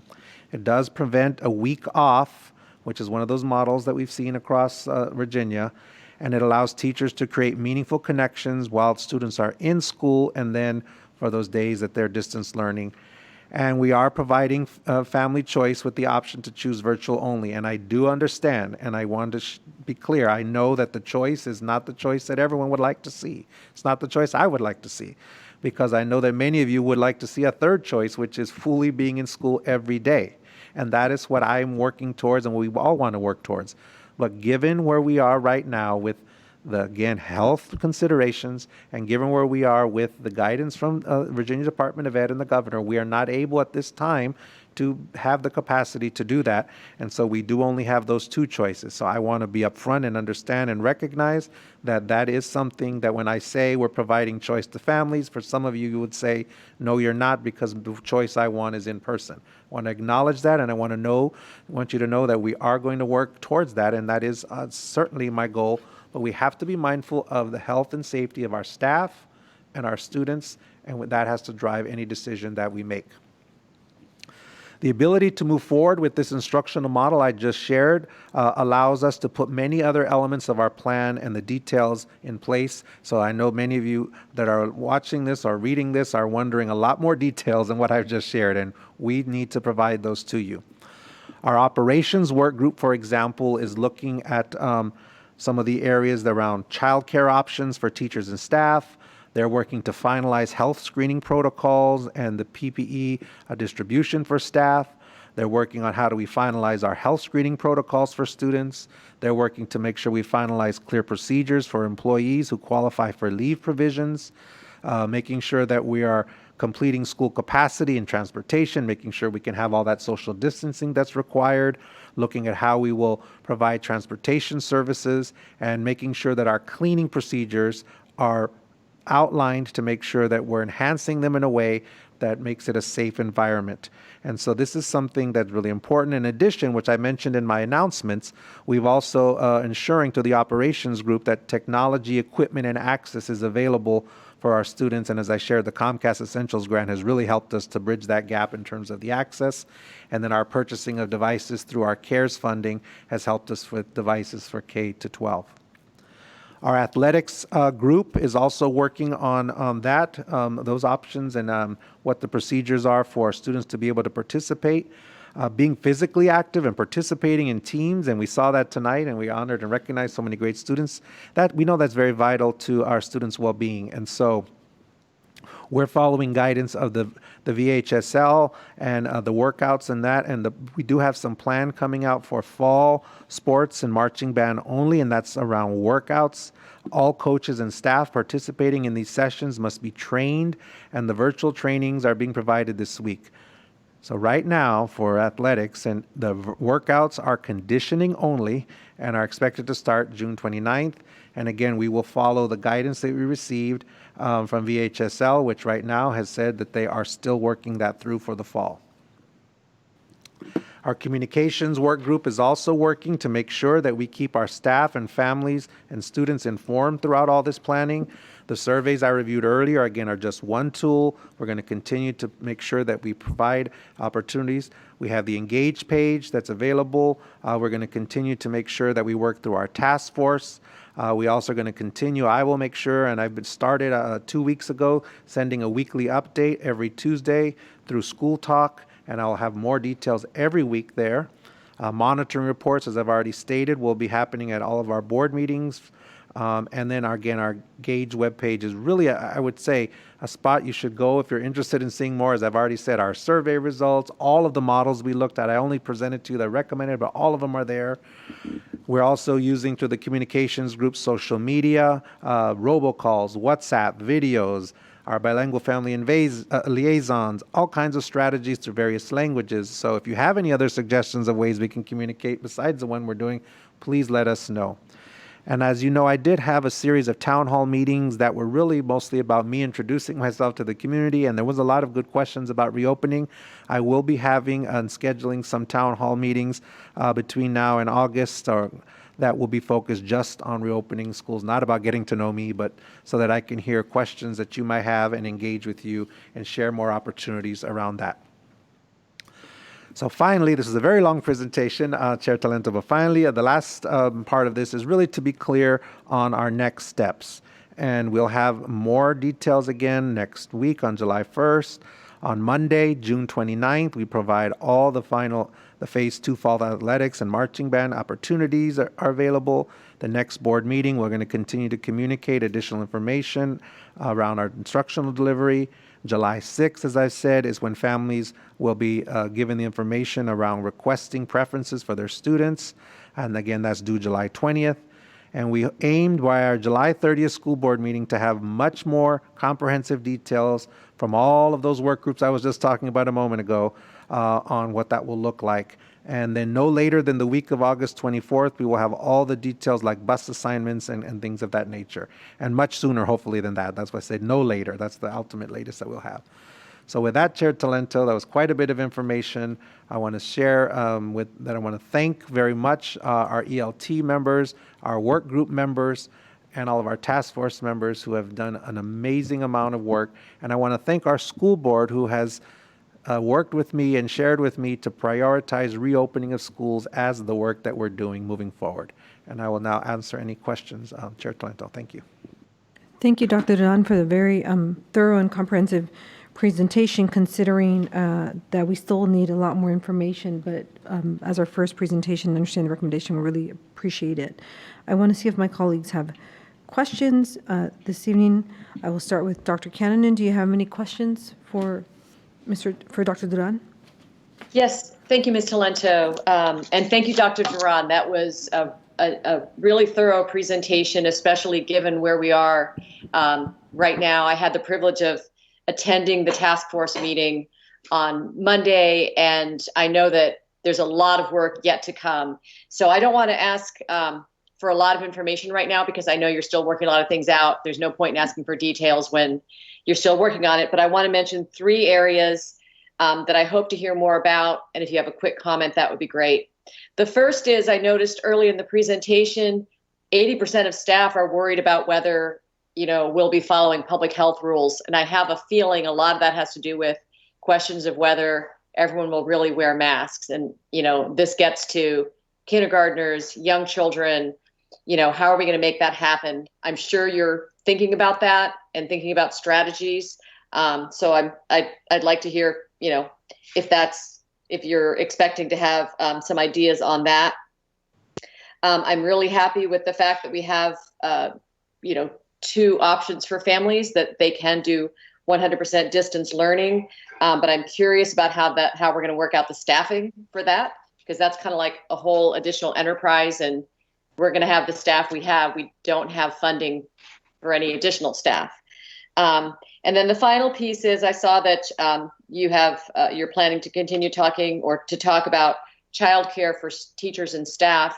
And I know a lot of families will be wondering if we are talking to the county, if anything is happening with trying to figure out anything that can be provided again, we don't have additional budget for our schools, but if you have if you think you'll have anything to share about childcare going forward as well. So any quick comments you have on any of those topics? Sure. Thank you, Dr. Cannon. So starting with the last one, we absolutely have been in conversations with the county, and we're working on some possibilities and ideas about childcare, whether it's how they will help us with some facilities, also some care funds, CARE Act money that the county has to support that. So I've been in actually daily conversations with County Manager Schwartz, and we are working on that. And that is some of the details I said that we will be bringing back. It also will be something that the task force will be looking at when we have some more information to share with them around some of the options. Excuse me. The other thing is the health and safety considerations around masks. That is absolutely, again, something that the operations work group is going to be bringing to the task force as well. And again, we'll bring back clear guidance on what that will look like in our schools and on our buses and in areas where there may be not the opportunity to have that full 6-foot distance. And then the last thing about our staffing, that is a really important one and that's why we need this information from our families to understand what does that look like, so we begin to understand to work with our staff. And we do have some staff and we'll have policies and procedures for staff who also aren't able to come back due to medical or not comfortable. And there's a whole series that the operations work group is looking on. So we will be working through that. But again, to start to get there, we need to understand and have a sense of how many families. I mean, again, based on the survey, there was only 10% that said they would want full virtual only, but that might change and that might look different. So, and that survey wasn't everyone, that was a good number of families, but we really now need to know, and that's why using parent view is critical, because then we can look at it by school even, and by grade level, where we might have that staffing need, so we can plan around that. Because you're right, we don't have additional funding for staffing, so how do we work through that? That's part of why this next bit of information from July 6th to 20th is critical. Thank you. Looking forward to our ongoing conversation. Thanks so much. Thank you, Dr. Cannon. I appreciate that. Ms. Van Doren, do you have any questions? Trying to remember which button to push. Thank you very much, Dr. Duran. I don't have any questions because I just think I'm absorbing the information as is most of the people watching this, taking it in and trying to figure out what it means for themselves and for their family. And I think each family has to deal with it separately, depending on what they need. But maybe Dr. Duran wants to talk a little bit about addressing the social emotional needs as families make this decision about whether or not they're going to send their child to school or whether they choose to keep their children at home. There are emotional ramifications to that all over the map. And I think to the extent we can help people with that, it would be useful. And I just, to make sure that people understand that the board understands how difficult this is for families, I just want to mention that I have 3 college-age children, young people at home, all of whom are struggling with this exact decision about going back to college. One of whom has a compromised immune system and has been told that she cannot go back to college. So we're struggling with that in our own family. And there are many, many social, emotional ramifications to that. So I share that to make sure everybody in the community knows that the board and each one of us could tell a story like that. Each one of us is struggling with this as well. And we are in this with you. And we are all trying to make decisions in what are going to be very imperfect decisions. But Dr. Duran, will there be ways in which families can reach out to help them cope with this decision making? So first, I also want to add, Ms. Van Doren, that also for our staff, that's another concern, and that we have to work with them. And I did not highlight today, but I highlighted before, we did send out a staff survey, EAP survey, to get some information from there. And also, as Ms. Gant said earlier on the public comment that the AEA had another survey that she's going to be sharing some results with me so that we can really look at that. So, but absolutely, we have to be mindful of the social emotional aspect of this decision. And I think, again, what we saw through a lot of the data, it's related to the concern around safety and what will that look like. That's one piece. I think also we heard in our task force, and I know you participated in one day where we heard from our students who were saying on both sides that part of coming back is what helped them with the social emotional because they feel isolated on the one hand, and then there's the fear on the other hand. So working through that, we want to make sure that that's why we have our family liaisons, working with our principals and working with, and so I would say if you have questions about that, reach out to your principal and reach out. So we do have staff that can help you with those decisions and talk you through that. And then again, our staff will be working through human resources, having some supports there as well. That would be great. And let me just conclude that because I'm very focused on this aspect of it. I don't know in many of our lifetimes if any of us have had to make decisions that had both positive and negative ramifications that are so grave. So I think I don't know if there are counselors who are available to talk to parents as they make this decision to send their child to school or keep their child at home, the ramifications of that. Again, I don't think that there's a good or great answer for anybody, really, but how we cope with it and how we model that for our kids and how we support our staff in doing that and just acknowledge that it's not going to be necessarily easy and we're going to do our best. Just think if people need help with that, be they staff members or parents, I hope that we can reach out to the principals or reach out to counselors or EAP to make that happen. Thank you. And again, I referenced the principal during the summer. We don't have many of our counselors aren't working. So, but part of the social emotional aspect of the counselor supporting is a part of the plan for return to school in the fall. But you were asking a separate question about making the decision now. So that's why I was referring to the principal. Yeah. And that's what I was thinking, because I've heard parents who, I don't know how some of this got out, but that some parents had heard that there was a decision point and they were very concerned about having to make that decision and the ramifications of it. So I wonder if we need to think about helping some families make those decisions and think that through. Sure. Thank you. Thank you. Thank you, Ms. Van Doren. Mr. Goldstein? Yes, thank you. So I have a comment. It's not a question. Thank you for the information. That was quite a bit of information. And as you and others have said, I understand that there's still a lot more activity on your part and the staff's part to work out a lot of these details now, given the fact that we've landed on a hybrid model. But my comment is that you described a machine with a lot of moving parts.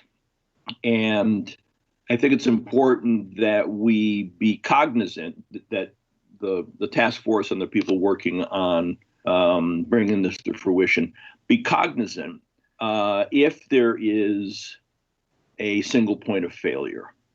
If there is a cog in this machine that doesn't work, then the entire machine doesn't function. And I mean, I don't know the answer to that. And, maybe it's transportation, maybe it's, what happens if there's an infection in the school, maybe it's, a variety of other things. But that notion of a single point of failure, I think we got to keep in mind so that a problem, a breakdown doesn't bring the whole machine crashing down. So, thank you. Yes, thank you. And process and detail is important, and that's and you're right. There's a lot of different moving parts, but then there's also a lot of different information that's coming. So I totally agree with you. And our working group chairs are doing a great job of trying to manage that process. And it is we meet regularly to make sure that we're aligning all of our work. But you're right; it's really critical. So thank you for that comment. Mr. Goldstein, before I move to Ms. O'Grady, I thought you said you had a comment and a question. No, I said I had a comment, but not a question. Oh, thank you. Okay, excellent. I will move to Ms. O'Grady. Thank you, Mr. Goldstein. Ms. O'Grady? Thank you. I'd first like to just check and make sure that you can hear me okay. Yes. Great. Okay. I had just a few items that I wanted to bring up that as a parent in the school system, I'm wondering about myself, and I know other parents are wondering about. And maybe these are things that the task force will take up as you continue your work. Will we be using outdoor spaces in our learning places in our schools? Will school be held during regular school hours for those students who are expected to come in on those 2 days a week where they are being taught in person? Will block scheduling still be in effect as a mode of delivering instruction? And also, August 31st is a Monday, and that is a day where it's been identified that students, I guess, do not come into the school, and wondering how that first day of school may be delivered. Additionally, I just would love for parents to know if they have feedback about this plan, how do they share it? And then lastly, I would like to just say thank you very much to staff and to our executive leadership team and to our families who have been working on the task force, and also to those many students, staff, and family members who have responded to the survey. I do feel as if that's been a very helpful component for helping us move forward with this planning. Thank you. Several questions I'll respond to, and if I don't get them all, I think I wrote them down, but check me at the end. Yes, our plan is to have the regular school hours for the day, and so the regular hours that they've been. So that for those that are coming in person, we're not looking to change that in terms of the hours. Block scheduling is something, as I mentioned, in the in-person model, where our elementary and secondary, our team in Department of Teaching and Learning and the instruction work group are looking at how that would look at elementary and secondary. So they are certainly looking at that as a continuation, and that's what's going to be defined in further detail. The outside space, that would not be necessarily something we would be utilizing as an opportunity for us to have the social distancing in terms of a capacity, but it might be a time where people would go outside. I'm not sure on that one. The instruction group might look at that, but I did hear in other school divisions that they were talking about utilizing that as a capacity. We would not want to do that because of weather-related things. So whether it's used as a supplement at times, perhaps, but certainly not a part of our plan to say that we can meet the capacity of the building to serve students by capturing that space. And then August 31st, yes, that's something we're still having to work on the details of what that first day will look like. And there's been some different ideas and thoughts, but nothing at all finalized about how we would begin the school year potentially differently with this new model. So those are definite things to look at. So a few things are for sure about the days and the block scheduling and how that would look. And then the 31st is different. Did I catch all your questions? I'm not sure. That was very thorough, Dr. Duran. The only thing is, what's the best way for parents Oh, to... thank you. Forgot that one. So our Engage page is definitely the best way. Let us know through the Engage page. You can also send information to the school board on their email or to my email, superintendent email, and those would be ways. But the Engage page is the best way because we're capturing all of that information there, and I would encourage people to use that. Thank you very much, Dr. Duran, and thank you also to Ms. Van Dorn for sharing the concern regarding social emotional concerns for our students and families as they work on making this decision. Thank you. Thank you, Ms. O'Grady. And for those of you who don't know the Engage email, that's engage@apsva.us, engage@apsva.us. Thank you, Dr. Duran, for the presentation, and colleagues, thank you for the questions. I do have a couple of comments regarding social emotional learning. We do have counselors who actually are making themselves available this summer to support families. And I think some tweets have gone out on that. You can find their contact information or on APS website. And then I also wanted to just share, I thought the virtual town hall meetings on reopening are great. I think it's really important that the community have a place to engage. So thank you for looking to do that. As a former marching band mom, I'm so excited that marching band training will be able to move forward for people who, to the extent that we can support, and I know there's some conditioning, so to the extent that we can support our student athletes and some of the activities, I think that's really wonderful. But I know it's limited, and we have to remind everyone that those those activities, while starting, will have limitations upon them. The other thing that I wanted to just provide feedback, and I think we have discussed this in the past, but I just want to make sure that our families are also understanding that we have to consider planning for another outbreak where we have to close down, so where we're scaling back from phase 3 to phase 2 to phase 1. So I just want to make sure that I know that your task force is working, you and your team are working on what that looks like, and that's why we have invested our care money into making sure that all of our students K through 2 have devices. The other thing that I did have 3 questions. So thank you again. One thing I would like you to clarify how the reopening of school phases aligns and does not align with the reopening of city and county phases. So we're entering phase 3 next week, I believe. There's a consideration for Arlington County entering phase 3. When the county enters that phase, do we also enter that phase? And I'm not sure if you covered it in your presentation, but I just wanted to get that clarity again.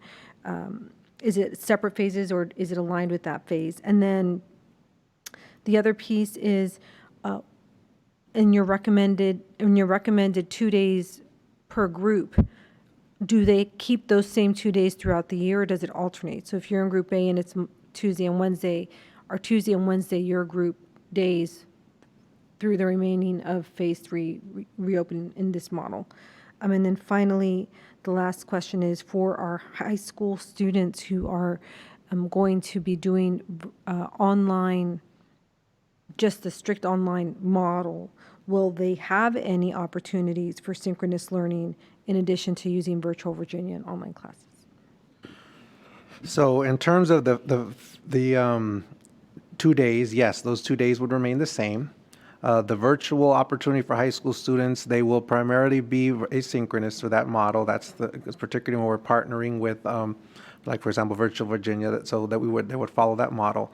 And in terms of the phases, I might, Zach, if you're on, you might help me if I speak, but I believe the phases are the same, but in terms of the school year opening, the phase 3 for instruction is beginning in August as for the school, but I do think they're linked in that way because of the amount of groups and the social distancing requirement, and the one slide I shared which had all those limitations and mitigation strategies. So I do believe that is similar, but in terms of that, and Zach, I see you're coming on, so you can help me if I didn't say that correctly, because you've been really helping and dig deeper into those. So.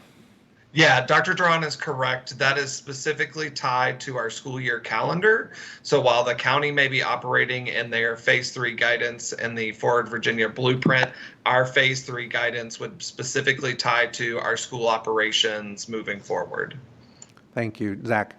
And on the Virtual Virginia that I mentioned, there are a few that do offer the synchronous, but for the most part, it would not be in overall. So I probably misspoke there, but definitely there for the most part not. Okay, thank you very much. Colleagues, we do have a long agenda, but I'll take any one last round of final questions. And I know this will be an ongoing monitoring item, and I'm assuming we'll get updated information and tweaks may come along as well. So, absolutely. Dr. Cannon, do you have any final questions or comments on this presentation? No, thank you. Ms. Van Doren, do you have any final questions or comments on the presentation? No, thank you. Mr. Goldstein, do you have any final comments or questions on the presentation? Not at this time, except to say thank you for all the hard work that Dr. Duran and the staff are putting in on our behalf for this return to school effort, which is not insignificant. So thank you. Thank you, Mr. Goldstein. Ms. O'Grady, any last final comments or questions? No, thank you. Okay. Thank you, Dr. Duran, for the presentation. We look forward to the presentation on July 1st, and thank you and your staff and our community members on the task force and students who are really investing a lot of time and effort into this. And again, we encourage our community to provide feedback on this presentation through our Engage website and email address. And we also ask you to please tune in. Please watch our meetings July 1st, I believe July 16th and July 30th, but the official calendar is going to be adopted on July 1st, and it'll be posted on board docs for you to see. And I believe we have a meeting in August 22nd, maybe. But again, that's all going to be adopted July 1st. You'll have an opportunity to hear all updates, and our meetings are recorded, so you can watch them at your convenience if you're not able to tune in live. We do have two other monitoring items, and they are a monitoring item from our Facilities Advisory Council and our Budget Advisory Council. And I just want to note that on our consent agenda, which I forgot to announce, we did appoint members to our advisory committees. We appointed members to many of our advisory committees, and there's still some vacancies on some of them, so if you are interested, please don't hesitate to look at our engage page on our advisory committees. But we appointed members to our advisory council on school facilities and capital programs, and we're going to be hearing a report from them next. We also appointed members and reappointed members to our budget advisory council. We also appointed members to our advisory council on teaching and learning, to our Arlington Special Education Advisory Committee, and to our Advisory Council on Transportation Choices. So I want to thank all of those community members who applied and who have been appointed for all the work that you'll be doing this year, and working with your committees to provide the school board recommendations and advice as we move forward in all the work that we have planned for the following year. So congratulations to all those members, and thank you for your public service and community service to APS. So with that, I would like to introduce our next monitoring item, which is the annual report from our Advisory Council on School Facilities and Capital Programs, or FAC. And Dr. Duran, would you like to introduce this presentation? Yes, thank you. And I'd like to introduce our Facilities and Capital Programs Chair, John Giambavlo, and also our Assistant Superintendent, John Chadwick, who will be providing staff comments and response. So Chair Giambavlo, thank you. Thank you. Thank you for having me tonight. Your presentation on the reopening is certainly difficult, it's a tough act to follow. So I'll do my best to make this as interesting. So, can we go to the second slide, please? The APS Advisory Council on School Facilities and Capital Programs aims to provide a county-wide perspective that puts each decision into the context of how it impacts the capacity and facility needs of the entire school division. Our discussions focus on the impacts of our growing enrollment on our school facilities, on planning processes that would best prepare APS for future growth. This was, of course, a unique school year with the coronavirus pandemic impacting APS in a multitude of ways. Decreased revenue, short-term and long-term possibly, and increased costs. Flexibility will be needed in our facilities, operations, and budget. You just talked about a hybrid model of reopening in the fall, and that's going to have impact on operations and related costs.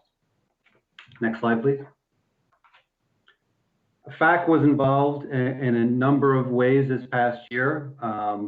Projections, MCMM, the AFSAP, Facilities Optimization Study, streamlining the use permit, and capital construction.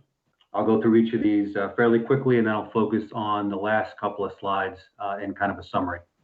Next slide, please. Regarding projections, the anticipated shortfall in elementary seats that we had projected just over a year ago, this past December, we came out with new projections that show the shortfall is not as large as previously projected, but there continue to be anticipated shortfalls in middle school and high school seats.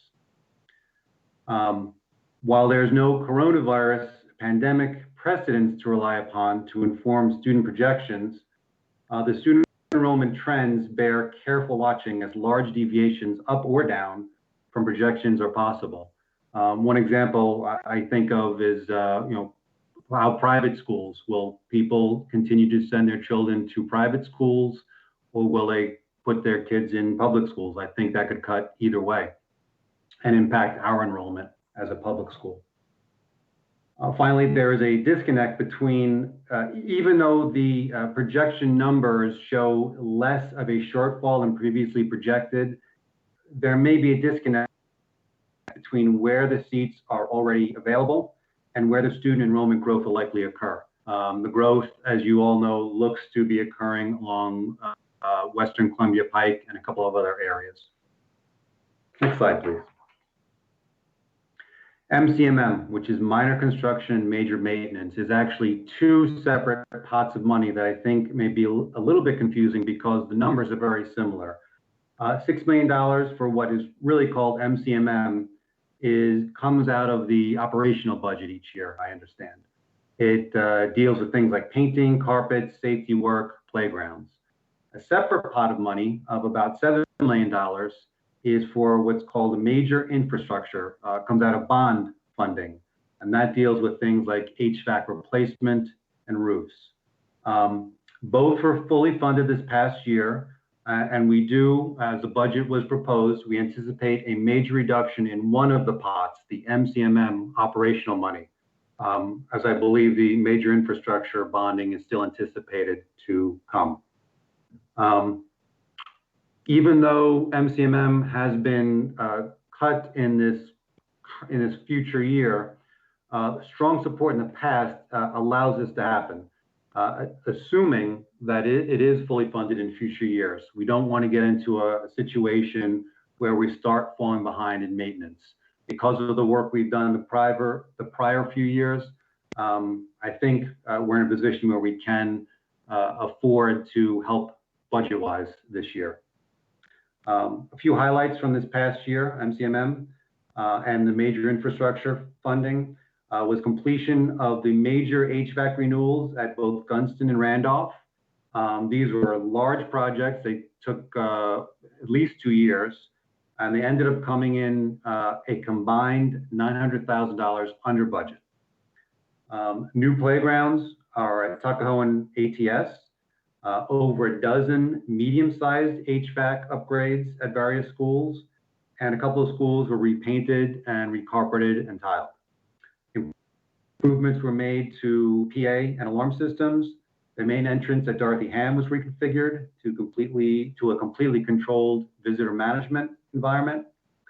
And the remote control camera network was upgraded, both in coverage and equipment quality and accessibility. Finally, relocatable classrooms continue to be part of the solution to overcrowding, with all leased and older stock gone from our inventory, replaced by newer purchased stock. By purchasing versus lease over the past few years, your staff has been able to do a cost avoidance of about $4 million. Major savings to the school system. Next slide, please. One of the most important acts of the last year was to recommend expanding the ASAP in order to create a comprehensive APS master plan-like document that will ultimately align better with county planning processes and further prepare for our growing school division. Last year, we recommended that the process should begin and should become a completed document in 2021. Given all the other things that are happening, 2021 may be a bit aggressive, given the demands on staff, but that right now is still the goal. This work does remain important. I'd like to point out, maybe some people think, well, if enrollment projections show that we're not having such a shortfall, how important is this? I'd point out, I looked at the county population projections, not just 10 years, but beyond that, and it shows a county continuing to grow. So even if our enrollment projections show we have enough seats at certain levels over the next 10 years, what about beyond that? We may need new sites for new schools if population and enrollment continues to grow beyond the 10 years. So this master plan would be a key part of that. Next slide, please. The facilities optimization study basically establishes where temporary relocatable classrooms can go at each school based on physical and environmental constraints at each site. It provides APS staff with some key information to help them make informed decisions around budgeting, facilities, and programs. The study has improved and built on the previous version released in 2017, and I believe it's going to become an increasingly important tool as we try to meet our needs under a difficult financial situation due to the fallout from coronavirus. More work needs to be done to ensure facilities are reasonably equitable across the county, but not just to look at seats, but also common spaces, libraries, gyms, cafeterias, art music rooms, for example, hallways, outdoor spaces. This all potentially takes on greater significance as funds may not be available to provide the new construction we prefer. I note that there's been a lot of focus in the study on the cafeteria and how many students the cafeteria can serve, because that's a objective measure. Some of these other measures might be a little bit more subjective, but the facilities optimization study, I think, is doing a good job at least taking an initial look at these things. It's a very extensive document. Next slide, please. Streamlining, in the FAC report in 2017 and 18, FAC recommended a strengthened collaboration with the county in an attempt to reduce the time to build new capital projects from 5 years to 4. We supported a county proposal to remove the requirement for obtaining a use permit when adding relocatable classrooms to an APS site. It gave us additional flexibility to respond to student enrollment growth in a timely manner, and it helped save time and resources. And I'd like to thank, and FAC would like to thank the county and county staff for their efforts this past year, and we look forward to continuing to work with them. We're going to have to, given the constraints that we all face. Next slide. Capital construction, I'll just go over a very quick overview. I think you've all been through this to know it, but we've had a number of major projects and medium-sized projects come online this past year. I'll just mention them, and any questions at the end we can try to address. The issue with the Career Center, reminder that we had the planning process for the Career Center, but as that happens, we are continue to work on renovations and a library renovation and additions. While the 800-seat design is being rethought. Fleet, which was completed a year ago, has received funding for both ADA and non-ADA improvements.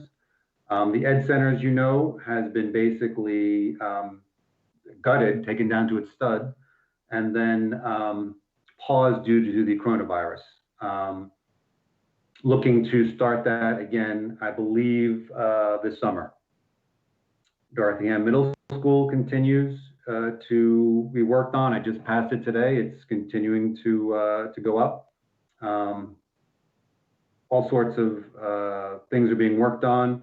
I don't recall offhand when it's expected to be complete. I think by this fall, but the staff can better answer that if there's questions. Heights School, I think this summer they're looking to complete the theater and some other areas. There was an issue with some flooding that's being remediated as we speak. And the HVAC commissioning was just completed. And I know you all have been talking about the parking and field. And then a couple of final things. The new elementary school at Reed is going forward. Steel's going up. The underground geothermal systems are complete, and work continues. And finally, the Trade Center, I think it's being rebid for a start in the fall. Next slide, please. So considerations for this as we close out this difficult year and look to next year. As I mentioned previously, there's increased uncertainty, revenue and expenses, enrollment, operations, and this increased uncertainty is both short-term and long-term. The CIP has dramatically changed from, I think, what many, including me, anticipated just a few months ago. Unfortunately, we will likely not have sufficient resources to meet all of our projected needs in a way we perhaps anticipated just a few months ago. We will therefore need to calibrate reasonable expectations across the county, what we can do and maybe what we can't do. Flexibility will need to be more of our mantra in terms of how we use facilities, how we approach operations, and how we budget. Issues we need to deal with are continued shortfall in seats, renovation needs for some of our schools, and the reassessment of the Career Center. New ways of doing business we need to think about, I would argue. Do we look at K through 8? Do we look at shared space, distance learning? Just examples that we can give more thought to.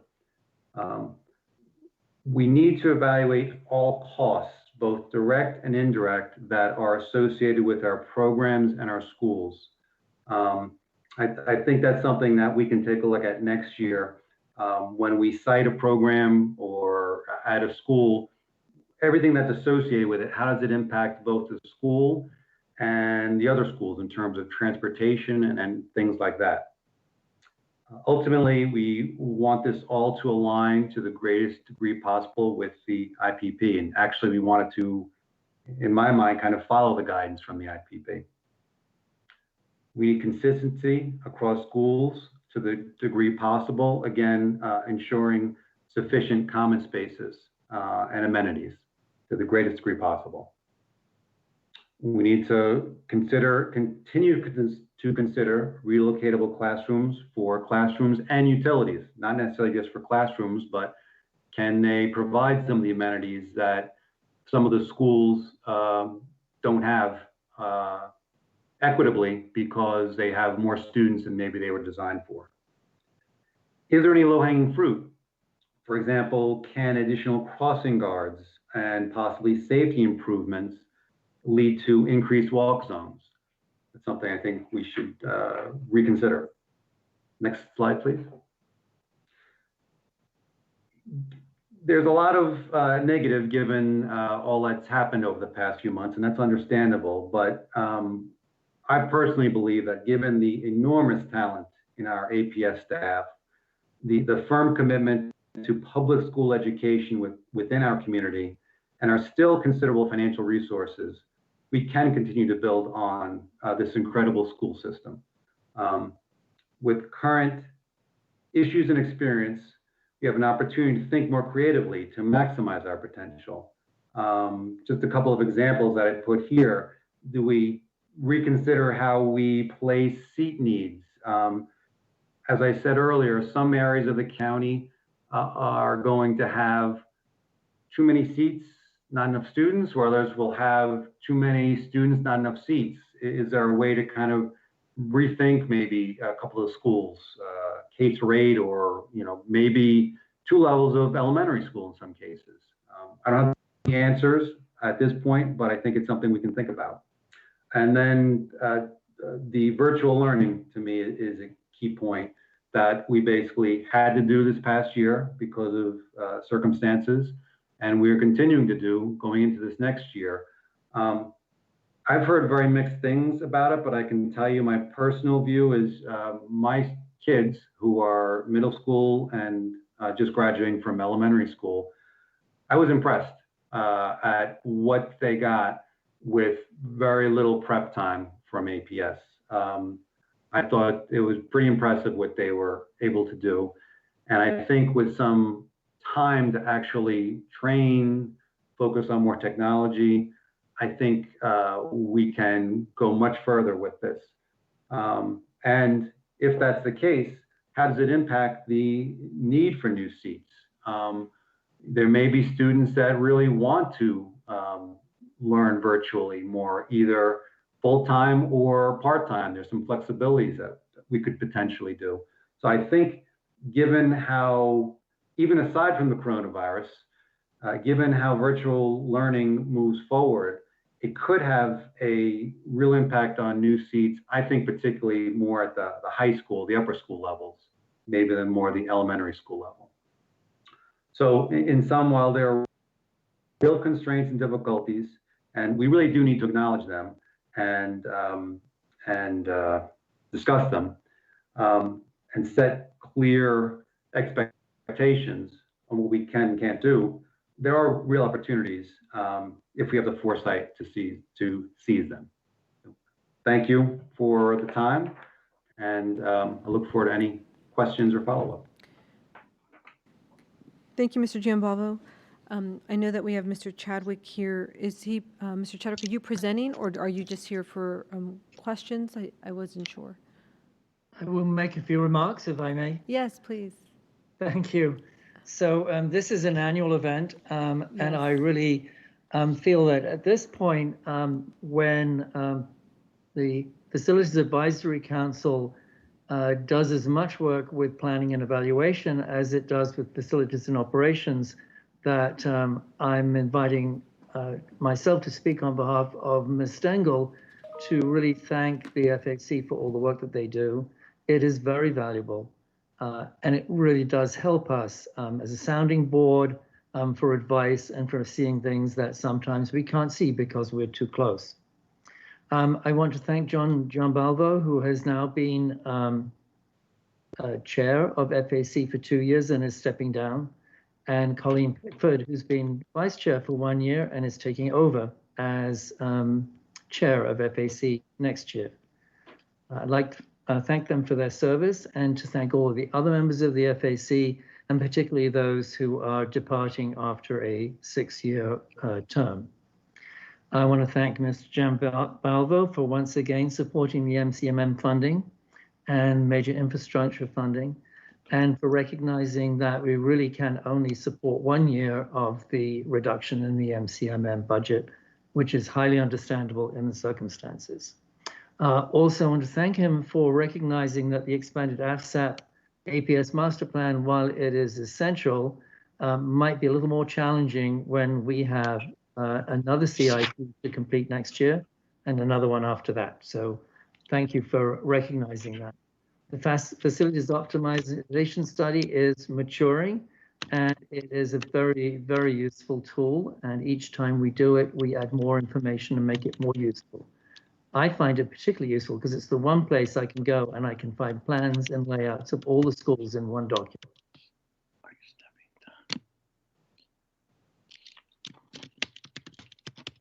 Mr. Chadwick, you're on mute. It just muted. I don't know if someone accidentally hit that. It also turned itself on earlier this evening when it wasn't meant. So, and I'll tell you where you stopped. You were saying that the facilities optimization study was a great tool because it has all of the designs in one document. Yeah, it has all of the layouts in one document. So very useful, and not just for looking at how we can add relocatable classrooms. The work that we did with the county to streamline the use permit conditions was very helpful and is saving us a great deal of time. And we thank the FAC for their support in that. And for the huge support they've given the current CIP process, which had to change very quickly from what we originally expected. So thank you very much for your help, and thank you very much for your support. We look forward to continuing the hard work next year. Thank you, Mr. Chadwick, and thank you, Mr. Giambalvo, again. I'm now going to turn to my colleagues for questions and comments, and I'm going to start with Mr. Goldstein, who is the FAC liaison. Mr. Goldstein.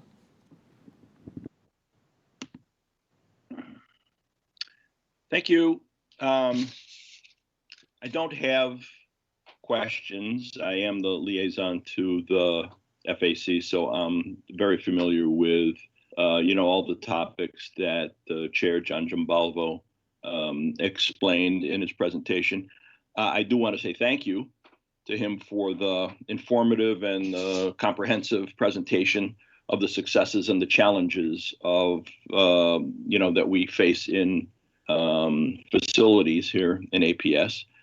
But mostly I want to thank him and the rest of the FAC members for their commitment and their brain power and the activities and the work that they've done in support of addressing APS's continual facility challenges in an environment of continual enrollment growth.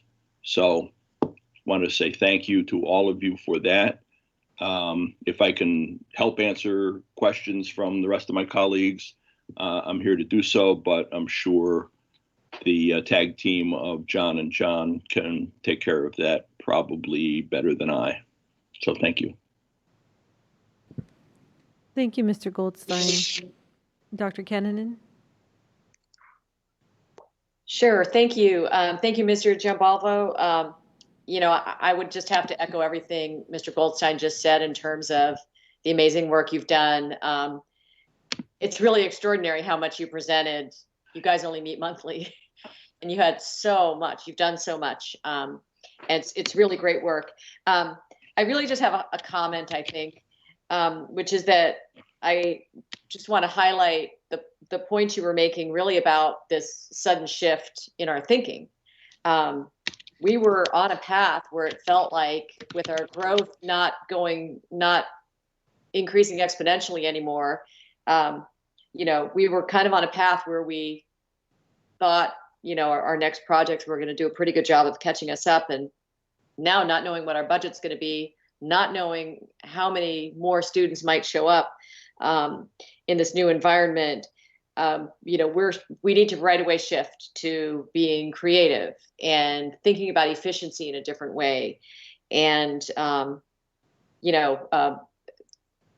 thinking about instruction for the 21st century and what that means for our facility needs, and bringing students together in different combinations, et cetera, et cetera. A lot of stuff, and you were alluding to many of them, Mr. Giambalvo, already.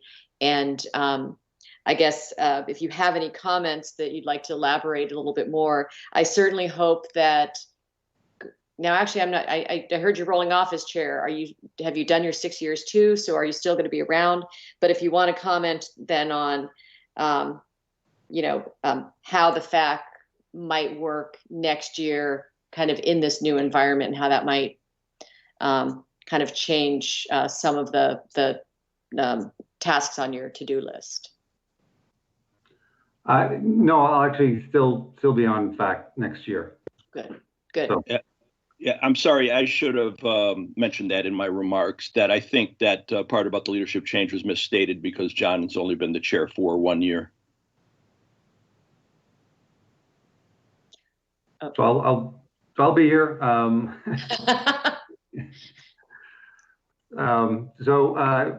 Next year, how we address, these issues. I'm looking forward to hearing a little bit more about, virtual learning, what works, what doesn't work. It's going to take a little while. Every December we can't wait to hear what the new enrollment projections show. And quite frankly, I don't know if the enrollment projections that come out December will, at that point, given the data they're pulling in, I'm not sure that's really going to show where we're going to be in a few years. It's going to show the impacts of the coronavirus yet. Maybe it will, but I don't know. So I just, again, I think maybe my kids had a really good experience with virtual learning. If we can find a way to not, to me, this has to be driven by what teaching and learning wants. Ultimately, it's how do we best educate the students? So I don't want to get ahead of myself or facilities to get ahead of this, but if there's a way that it makes sense, that maybe we don't have to worry or focus on 800 seats or whatever the number may be, because there's a potentially different way to educate partially. It may allow us to actually do things better in terms of maybe not having to worry about X hundred seats. It may allow you to focus limited resources more on the amenities that will make a difference. Career Center is a great example. It's a land constrained site. There's a lot of kids in the area. It's well situated, but it's hard to do what needs to be done with that site. If we have some flexibilities, it may end up being much better at a potentially less cost. But I'm getting ahead of myself a little bit on that. Thank you, and I'm definitely glad that you'll still be around. And yeah, I think that kind of thinking about what you just said, that we want to do, how did you say it? We want to do better. We want to do the best we can in terms of instruction, and that leads to in terms of facility needs. It's going to be a very interesting conversation. Looking forward to working with you. Thank you. Likewise. Thank you, Dr. Kennan. Ms. Van Doorn?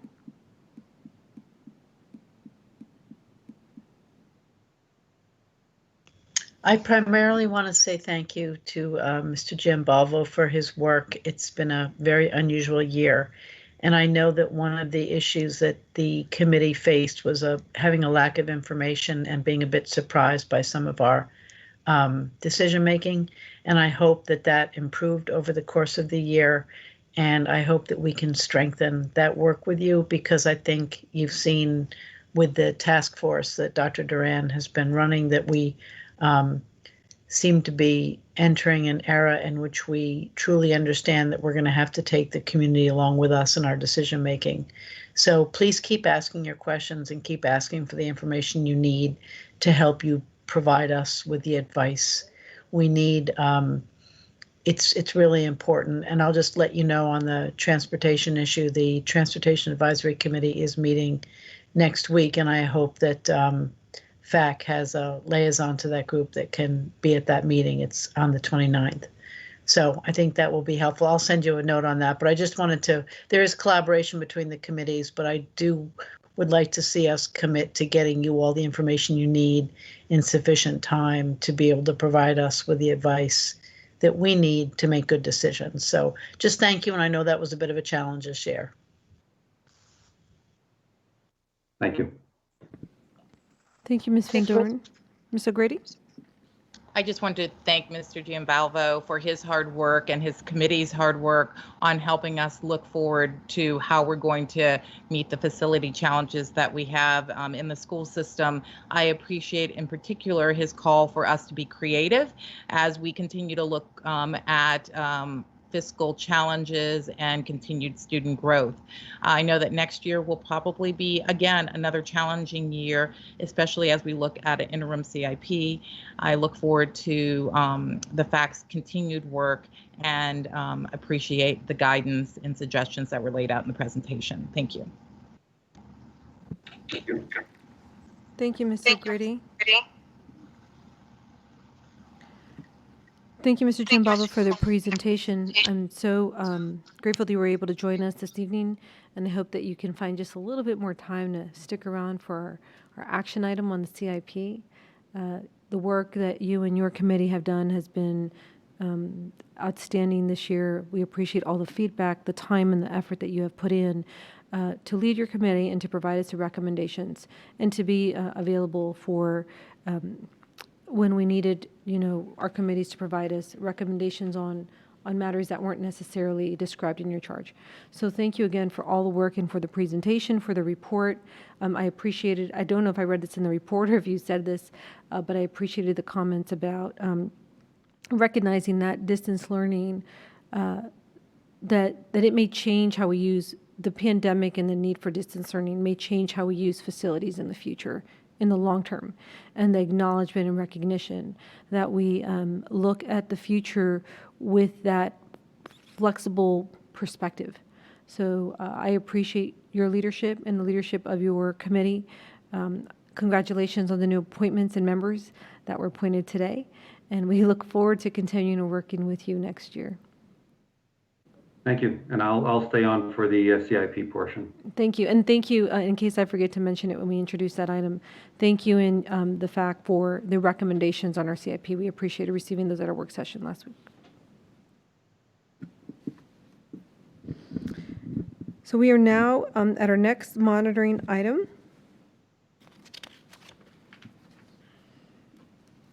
We will now hear our Budget Advisory Council's annual report.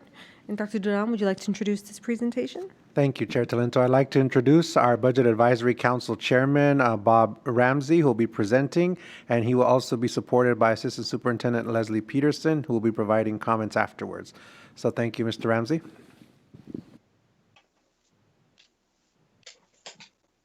Hello. Am I on? We can hear you. Go ahead. All right, very good. Good evening, everyone. I'm pleased to present on behalf of the Budget Advisory Council our end-of-year report. And first, I'd like to pause at this first chart to acknowledge our very excellent committee. It's very, very talented, and I was very pleased to lead them through this year, and quite honored to have such a well-talented group of people on this committee. And I in particular want to point out the two people who are going to be leaving the committee after 6 years of service, Lita Anastidou and Heather Jones, who have gained a lot of information and expertise on the operation of the schools, and gave great expertise and advice to the schools over these years. We will sorely miss them as they now complete their 6 years. Next slide, please. As is normal, we spend our year with sort of like two seasons, first preparing to review the budget and then reviewing the budget once it comes out. Of course, as everything else, everyone else has mentioned, our year was very much different because of the way the budget had to change, and we had to conduct a hasty review of a revised budget this year.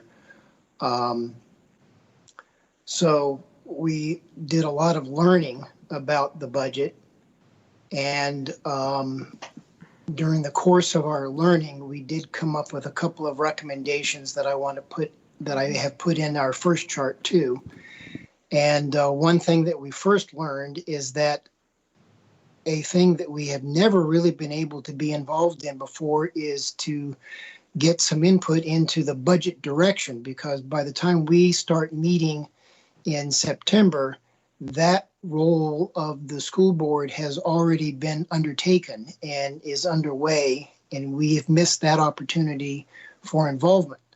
So we made a note of that, and for the first time in recent memory, we have included in our end-of-year report now our draft input into the next budget direction. So we have included that in this end-of-year report. We're trying to get into a proper cycle of providing the school board an input from the BAC on that. Another thing that we've noticed is there's something that is tracked, the cost per pupil. Back when I was a senior in high school, I bought gasoline at 39 cents per gallon, but the cheapest gas that I ever bought was just 2 months ago when I paid $1.29 for it. The reason that was the cheapest gas is because of inflation. And I think that we should account for inflation when we show the cost per pupil chart. And that is not shown in the budget. And we should account for inflation when we show how much money we are spending on the students. And it may not show that we have cheaper costs over these years than we've ever had, but it will at least show a different curve than the curve that it currently shows if we adjust it for inflation. In work that had continued from last year, and it was mentioned earlier tonight, there's a new policy written for all of the school board councils, including the BAC. There's going to be a more detailed policy implementation procedure. And there were some details that need to be worked out on that. In particular, the BAC would like to have the Arlington Education Association as a non-voting liaison. That is the same status that the ACI and the FAC give the Arlington Education Association. right now, they don't have any official status on the BAC, and they have to attend as a member of the public in order to be recognized, and they're just given time as a member of the public. And we'd like to give the AEA non-voting liaison status, just like the other school board councils have. And that would be parallel to the Community Council of PTAs on our committee. So that's one detail that is yet to be worked out. But that's our recommendation to the school board.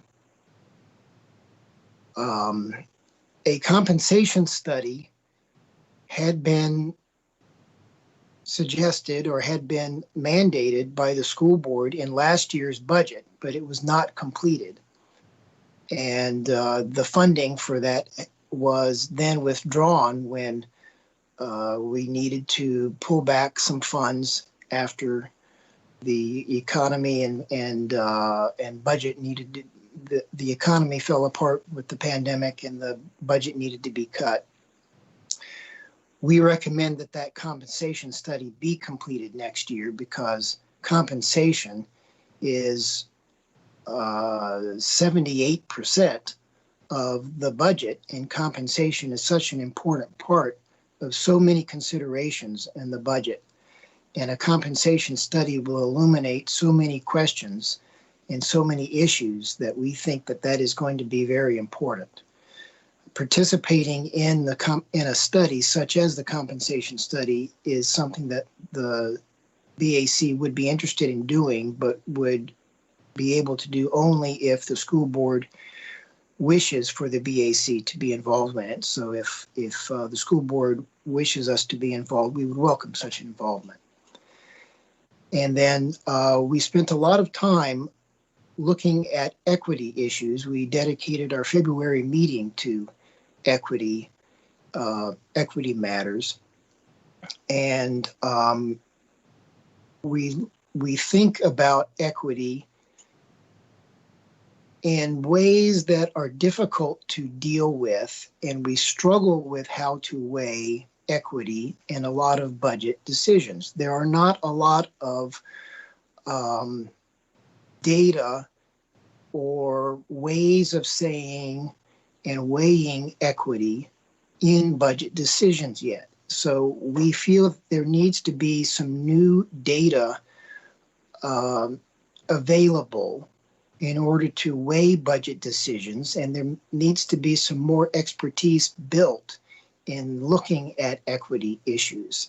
And we feel that these types of questions can be brought up, and a better vocabulary, a better set of data things brought to bear, and more education for people like the BAC and the school board. And there is already a superintendent's equity committee, but we think it might be time for that to be elevated to another school board advisory committee on equity, or something of the sort. So that's another recommendation that we make, that be considered.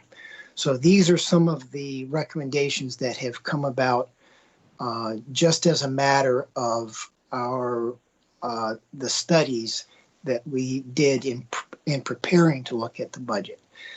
Now, the next slides, which I ask you to go to now, are some comprehensive recommendations that are just forward thinking and not a matter of our regular study. We've seen that we spend most of our time in preparing to review the budget, and then it is a very much hurried up, compressed time in actual review of the budget. We also fear that there may need to be repeated reviews of some further amended budgets coming forward, and reviewing changed budgets either because the economy is accelerating and we may be able to take advantage of it, or the economy may decelerate further and the budget may have to change. So there's going to be some more reviews of the budget ahead of us. So if the budget is changing, the budget is normally rewritten in secrecy. And when a new budget gets presented, the time for review of it is very, very short. And we don't see that there is a need for the budget to be rewritten, amended, revised in so much secrecy. And we can tolerate more transparency in the preparation of the budget and some of the budget or a lot of the budget being released for early review. So that is our recommendation, that there be a lot of the budget that is released for an early preview. And with that, a lot of the community can become more familiar with it and get educated on the issues that it presents, and consider those issues and act on those issues ahead of the whole thing, and make better decisions on those parts.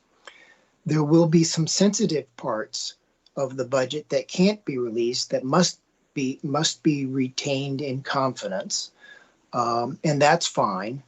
But the better part of a budget does not need to be kept so secret, and we're advising that there can be greater transparency and an early preview of the budget as they come out. This can also aid in doing some longer term studies, especially for some of the very large problems that we have in the budget.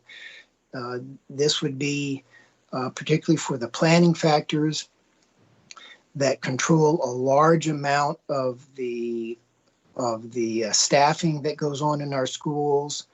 Some of the questions that we have on the options programs that dictate some of the expenses that we have, issues dealing with transportation and energy, if we can make some savings in those aspects of our operations as well. Next chart, please.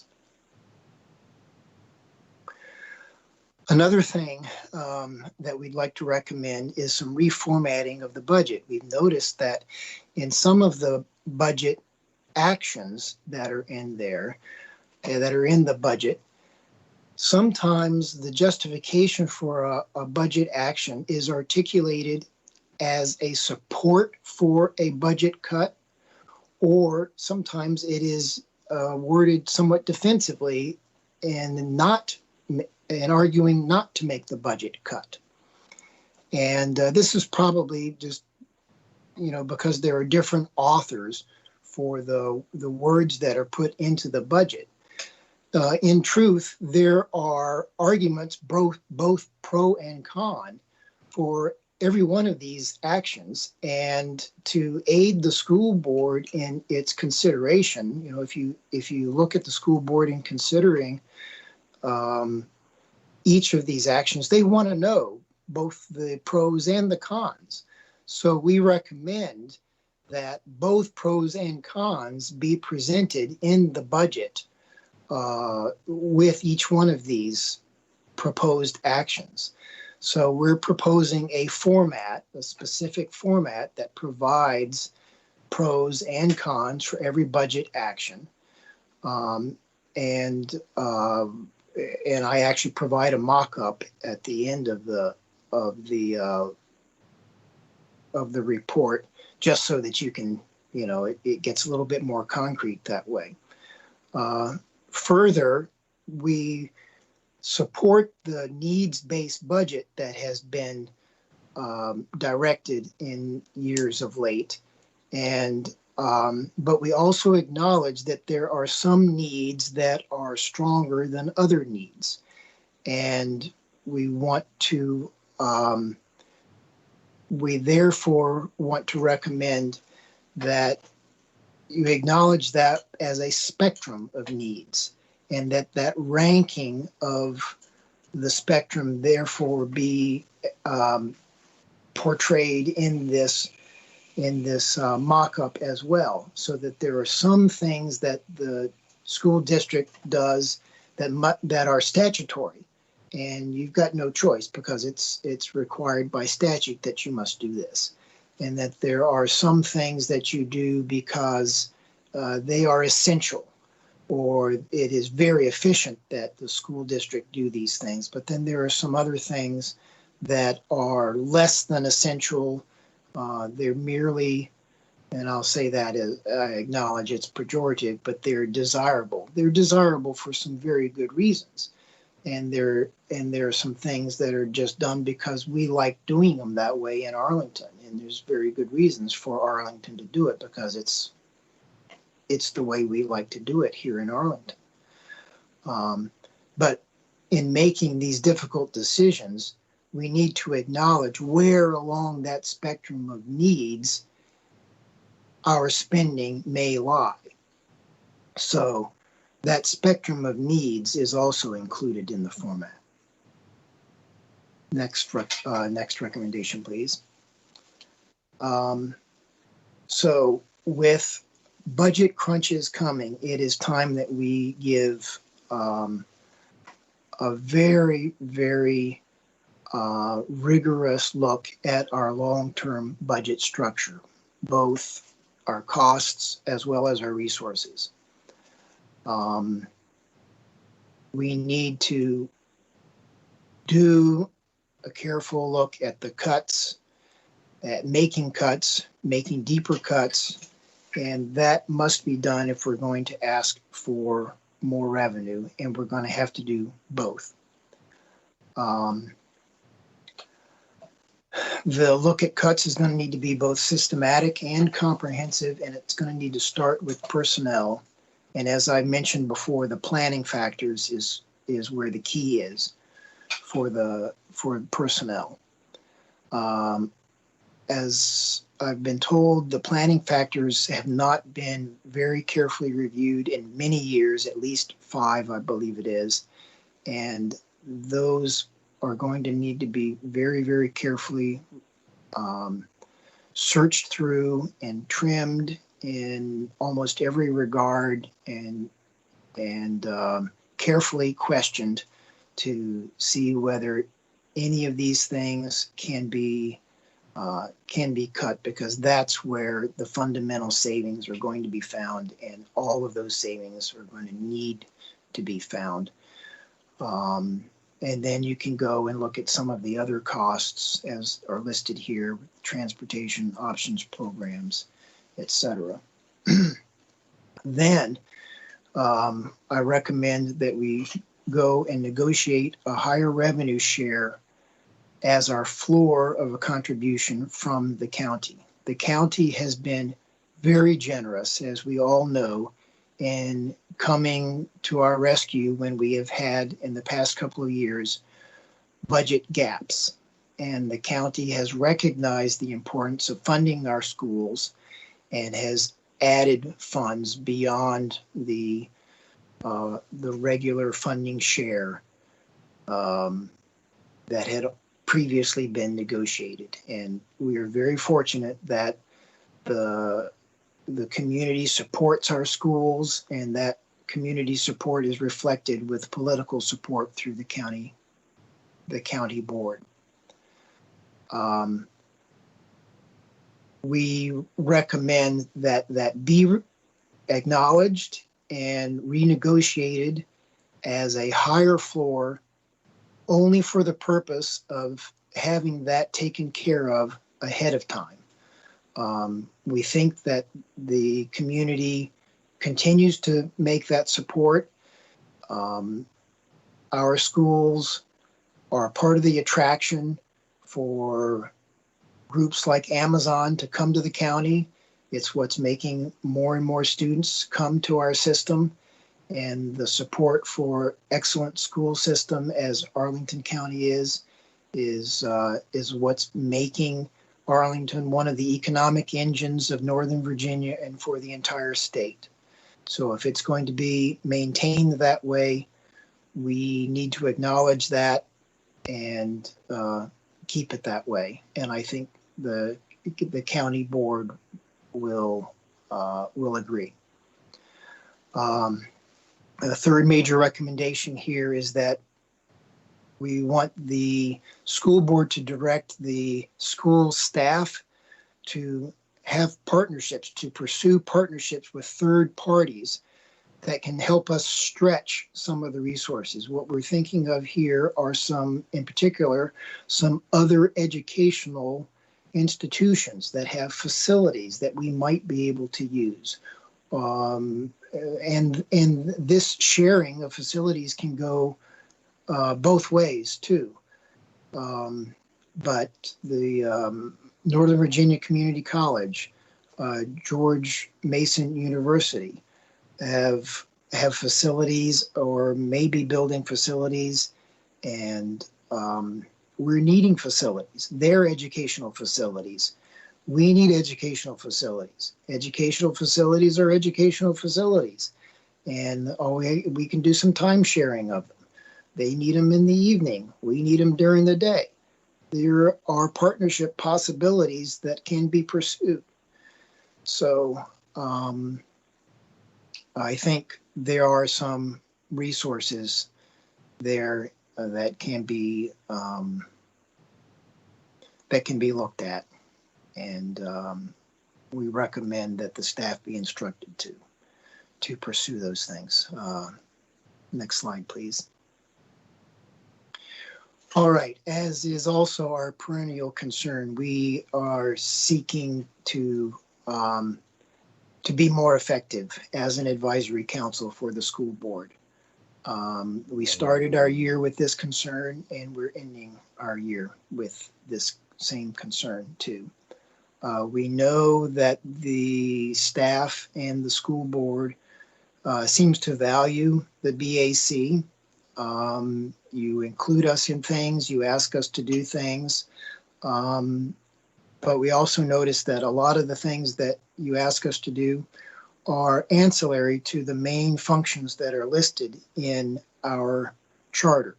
So we're trying to pay greater attention to the main things that we are chartered to do.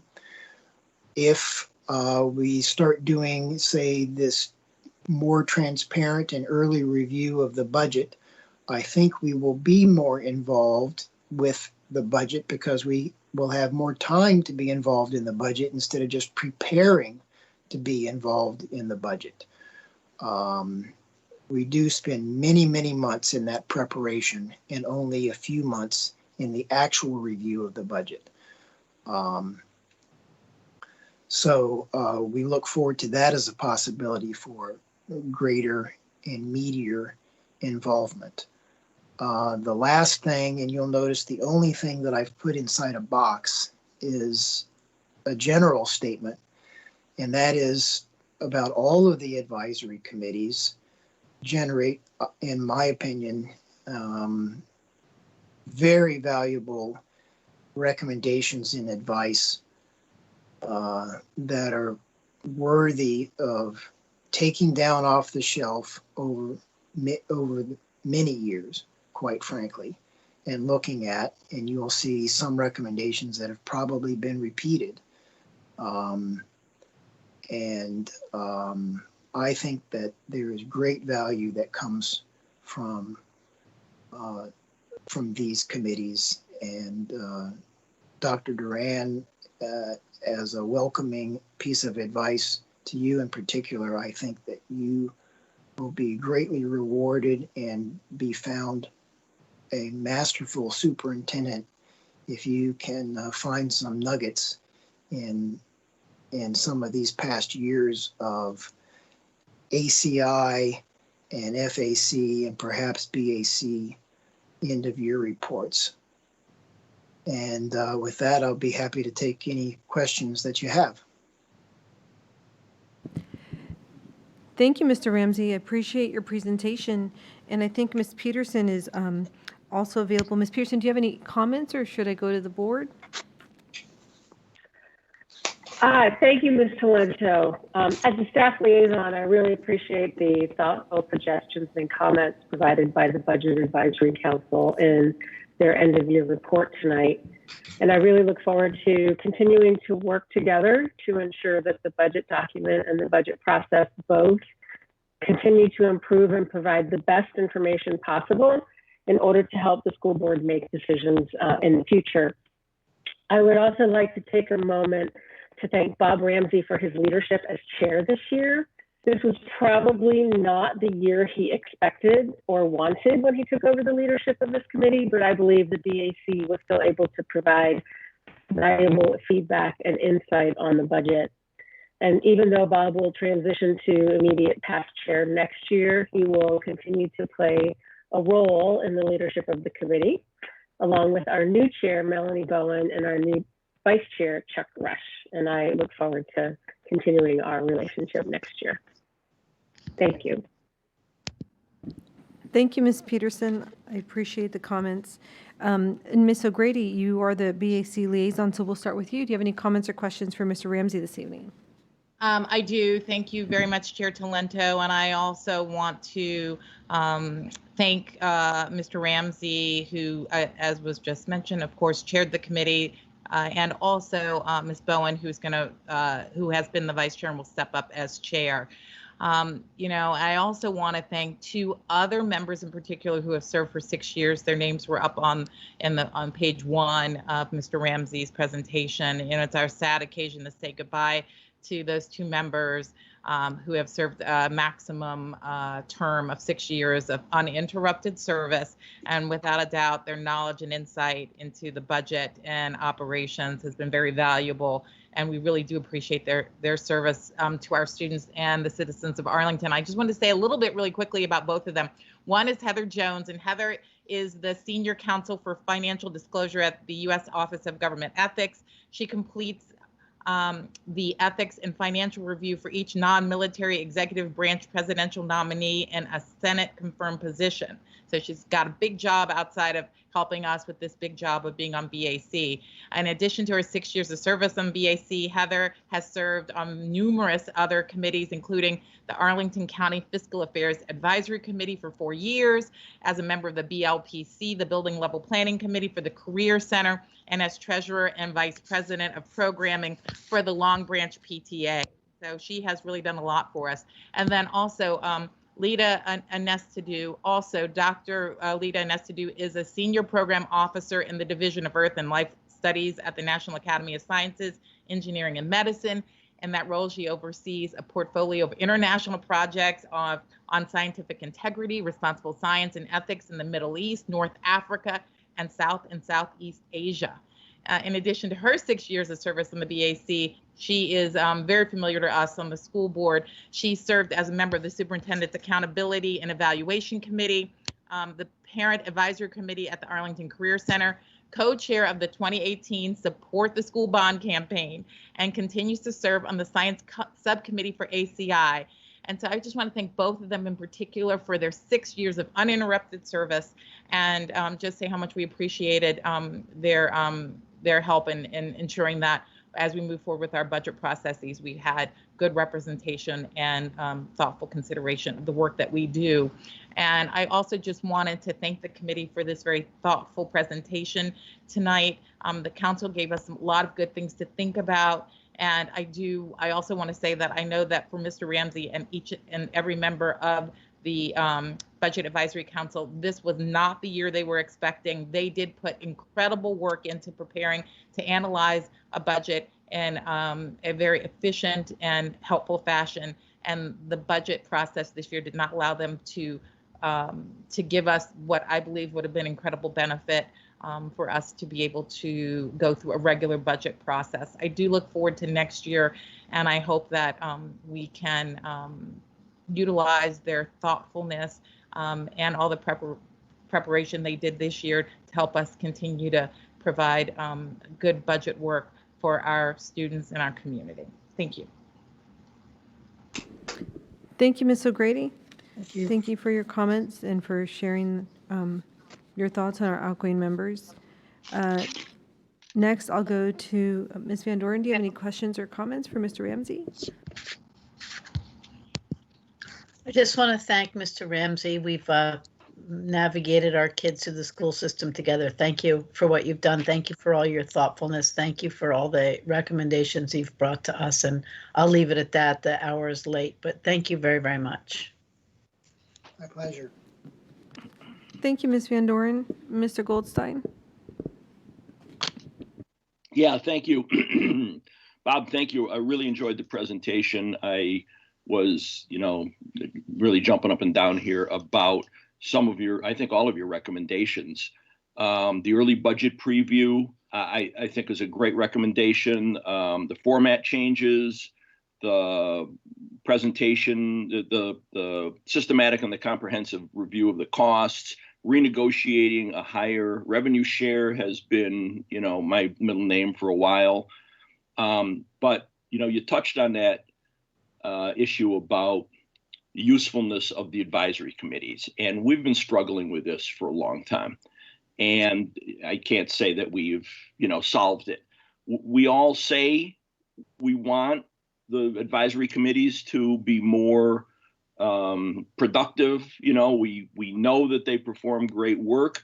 We're trying to figure out ways. Some of the problems are, of course, timelines and schedules. Sometimes there's urgent issues that, don't lend themselves to a committee that meets only once a month. It's an ongoing problem that I have to admit that the board's got in trying to figure out the best way to take advantage of the tremendous brain power and volunteer energy that the advisory committees bring. So I really appreciate you bringing that up. We've got to keep working on it. So that said, thank you for the great presentation. Appreciate it. And all the great work you and your BAC colleagues have provided us this past year. You bet. I hope we get to keep talking together then. Will do. Thank you. Thank you, Mr. Goldstein. Dr. Cannon? Yes, thank you. Well, I think it's all been said. It's a terrific presentation, Mr. Ramsey, but the report is really, really impressive. And there's a lot there that I think we're, really going to want to study. The new budget process, you gave sample budget direction, some, ideas for our equity policy, really a lot of stuff, very comprehensive, and looking forward to digging in and trying to do some of this going forward. So thank you so much. Thank you, Dr. Cannon. Mr. Ramsey, thank you for presenting tonight. I enjoyed working with you when I was the BAC liaison, and I do miss some of the committees that I've had to work on before. So I know that the BAC is a very committed group of people, and they really dig into our budget, and I've always found their recommendations very helpful and strong and thoughtful.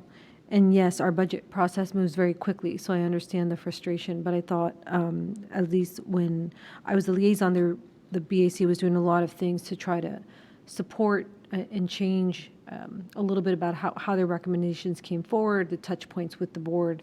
So I look forward to that continuing.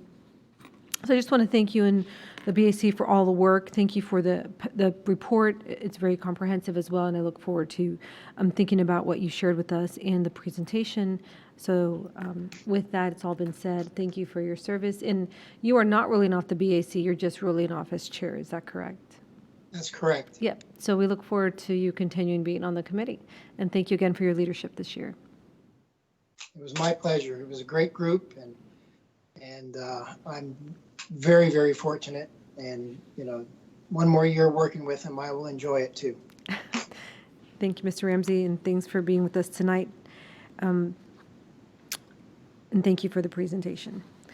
So tonight we have 3 action items, and our first action item is our fiscal year 2021 capital improvement plan. Dr. Duran, would you please introduce this item? Yes, thank you, Chair Talento, and if the slides can be brought up, please, thank you.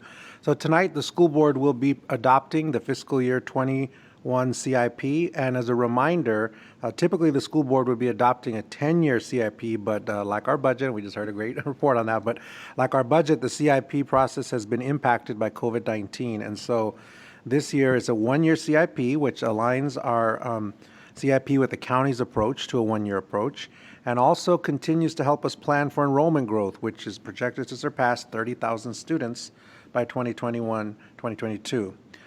So I'm joined in presenting this, be co-presenting this with Lisa Stengel, John Chadwick, and Leslie Peterson. And so I'd now like to turn over to Lisa, who will remind us of some of the steps taken to get to this point. Thank you, Lisa. Thank you, Dr. Duran. So I've got some information up here about the process that we've had this year. I won't go into detail, but back in September, we did bring you that Arlington Facilities and Student Accommodation Plan that Mr. Giambalvo talked about earlier. And there were a lot of steps throughout the way where we were on track for a 10-year CIP that was about to meet our enrollment growth. We actually were seeing some progress. Next slide, please. And as you know, the closures and the changing economic environment really had an impact on our plans. So over the last couple of weeks or the last month, we've been doing a lot of retooling of what our expectations were, looking at what our available capacity for financing is, and shifting the priorities at the CIP. So what you have here tonight is a compilation of changes, and everything that you see here, that if somebody wants to see these resources, they are all up on our Engage page and they can dig in and sort of see where we are. I believe there's a lot of work there that sets us up for the next CIP, but we're in a different situation now. And Ms. Peterson will now walk us through the budget and what to expect. Thank you, Ms. Stengel. This is the chart that you've seen in a number of iterations over the last, how many weeks has it been? 5 weeks. And this is where we are tonight. And what we see here are the projects that are included in the school board's CIP. They are broken into enrollment capacity projects and improvements at existing facilities. We have a number of existing projects that are continuing, and those are in italics. And then we have some new projects included in the school board's proposed CIP right now that are not in italics. And you will also see some of the chart, some of the numbers in the chart that are highlighted in blue. Those are new requests for funding that would be included in the 2020 referendum that goes to the voters in November for their approval.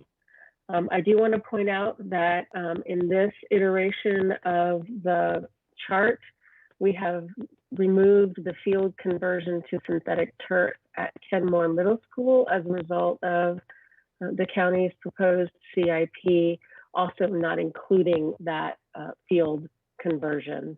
So we have removed that this evening. Next slide. Thank you, Ms. Peterson.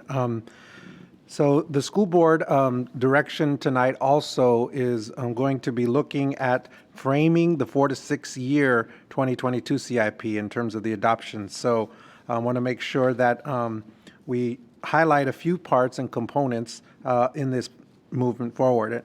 One, it will meet our projected need for seats using the updates to projections next fall.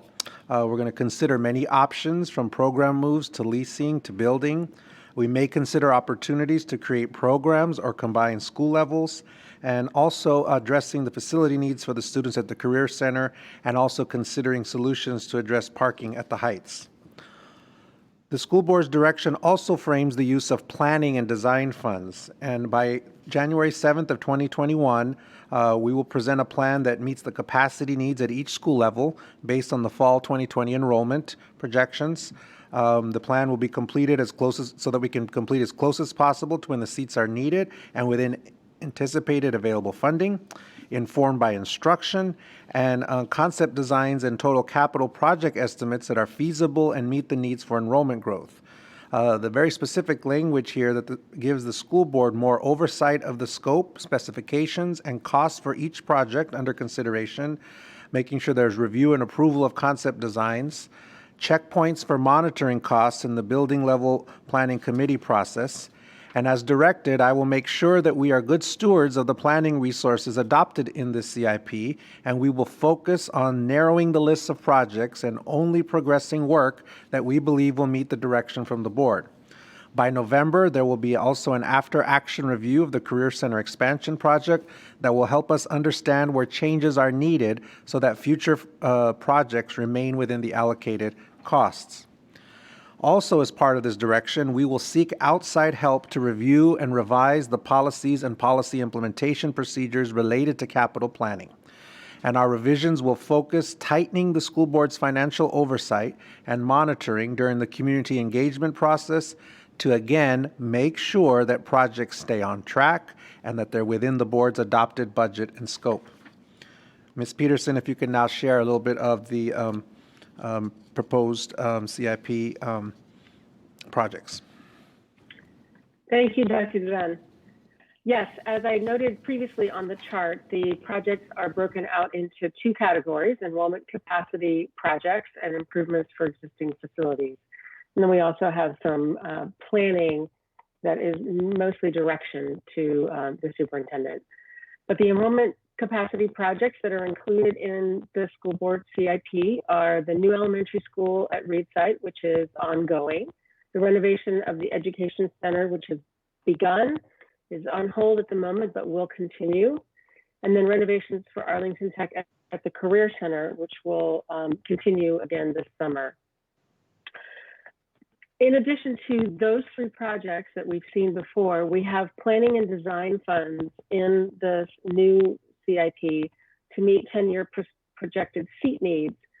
And these funds are there to help us find solutions for seat needs at all school levels, to address accessibility at the heights, and to provide, and with the idea that we would have some creative solutions that come from this in order to be able to meet these 10-year projected seat needs within the budget that we have available to us. Under improvements for existing facilities, we have major infrastructure projects, which are there to help us maintain our existing facilities so that they continue to be in good order. And those projects include things like HVAC and roofs, windows, those kinds of things. We have included this year facility refreshes and kitchen renovations at ATS Key and McKinley. They are slated to be done in time for school in fall of 2021 to coincide with the program moves that are occurring at those schools. Security entrances for Taylor, Gunston, Jefferson, Williamsburg, and Wakefield. These projects are there in order for us to be able to provide entrance vestibules at the front door that lead into the main office, because at this moment, those facilities do not have a main office next to the front door. The height, field, and covered entrance. This is a project that is to be determined after a summer 2020 work session with the school board to determine what those needs are. And then we also have transportation staff facility project phases 1 and 2. Phase 1 is underway at the moment, and phase 2 will continue to provide renovations at the transportation staff facility, which has been outgrown and it needs a renovation. Again, the field conversion to synthetic turf at Kenmore Middle School has been removed. It's been deferred based on the county's deferment. That is a project that is shared. The cost is shared with the county because we do have joint use of those fields. So we have a split cost. If the county is deferring, then we would necessarily need to defer that project. And then direction provided for the development of next year's interim CIP. Next slide. And I turn it to Mr. Chadwick. Thank you, Ms. Peterson. So for some further explanation of the planning and design funds, design funds for capital projects are typically included in the bond referendum prior to the referendum, in which construction funds for the projects are included. This is to obviously to optimize debt service and to allow for possible changes. design funds are included in soft costs, and soft costs typically account for about 20% of total project costs. Pre-construction soft costs, in other words, that's what the soft costs that we spend through design up until the point that we start construction, account for about 80% of those total soft costs, or 12.8% of total project costs. So the $32.4 million in design funds in the FY21 CIP equate to about $217 million of construction, or $250 million of total project costs. Unused design funds, of course, can be applied to future capital projects. Next slide, please. So this is an explanation of how these planning and design funds are apportioned between previous bonds, between the fall 20 bond referendum, which is what we're talking about now. And I've noticed after looking at this many, many times before that there is a mistake. The bottom number where fall 20 is repeated twice, the lower one should be fall 21. No, So- Mr. Chadwick, I beg to differ on that. We are not recommending in this CIP, we're not showing a fall 21 referendum in our numbers. All of the projects would be included in the fall 2020 referendum. I apologize for that. Please, thank you. So what's that showing is that full 20 bonds that are approved by the voters at referendum, if approved by the voters at referendum, would be sold in spring of 21, and then the remainder of them would be approved in spring of 22. So you can see from here that we have $7 million in funds previously sold, bonds previously sold, of which $2 million will be spent on planning and $5 million will be spent on design funds. We would be selling $3.1 million of bonds that were previously approved in the fall of 20, and that will be another $3.1 million. In the spring, $7.7 million, spring of 21, in spring of 22, $16.6 million, which makes up the $32.4 million of design funds and $2 million of planning funds, 34.4 total. So the capital projects for which design funds are required are the Heights capital projects that will be approved in the, and capital projects will be approved in the FY22 CIP to meet 10-year capacity needs. And what is important here is there is a gap between the funds being approved for design and the funds being approved for construction. And so we are looking here not just at the funds that are required for planning, but we're looking at the funds that are needed to take the projects all the way through the construction documents and the contract documents prior to bidding, so that they may be completed as early as possible. Thank you. Thank you, Mr. Chadwick. And just want to remind the community that all the information on our CIP process is available on our Engage webpage. And so we encourage you to, if you want to know more information about all the process that's occurred, I encourage you to look there. And as you can see, over this past several months, there's been a lot of work that's gone on. And this is an overview of the timeline of all the various meetings that have occurred. And obviously tonight is the last step in this process. As we look forward to the 2021 school year, we have identified some general timeframes to address this work. You can see that in the fall, the school board will be reviewing the plan for the instructional program pathways and the vision for teaching and learning. You will see, as I mentioned earlier, the after-action review of the Career Center expansion and also approval of revisions to the capital planning policies. And I just want to say again to our school board and our public that together we will work to take steps towards developing a 4 to 6 year CIP that meets our enrollment and stays within our budget. And I want to thank all of the staff Ms. Peterson, Mr. Chadwick, Ms. Stengel, and all of their staff who've helped put this together. And I want to thank all of our, thank you school board members for engaging us in this process. And this concludes our presentation. I will turn it back to you, Madam Chair. Thank you, Dr. Duran. I appreciate the presentation. Colleagues, before bear with me. Before I call for the motion, are there any clarifying questions? And I will just call you by name. Mr. Goldstein, do you have any clarifying questions? No, not at this point. Thank you. Dr. Kennenan, do you have any clarifying questions? No questions. I do have a motion. Thank you. Ms. O'Grady, do you have any clarifying questions? No, thank you. Ms. Van Doren, do you have any clarifying questions? No, I do not. Thank you. Thank you. Dr. Kennenan, would you please make the motion? Yes, I will. And I'm going to forewarn you that it's a little bit lengthy. Okay. Typically, every 2 years, the school board adopts a capital improvement plan addressing capital needs over the next 10 years. This approach to capital planning anticipates needs for the next decade while providing flexibility to adjust to changing circumstances.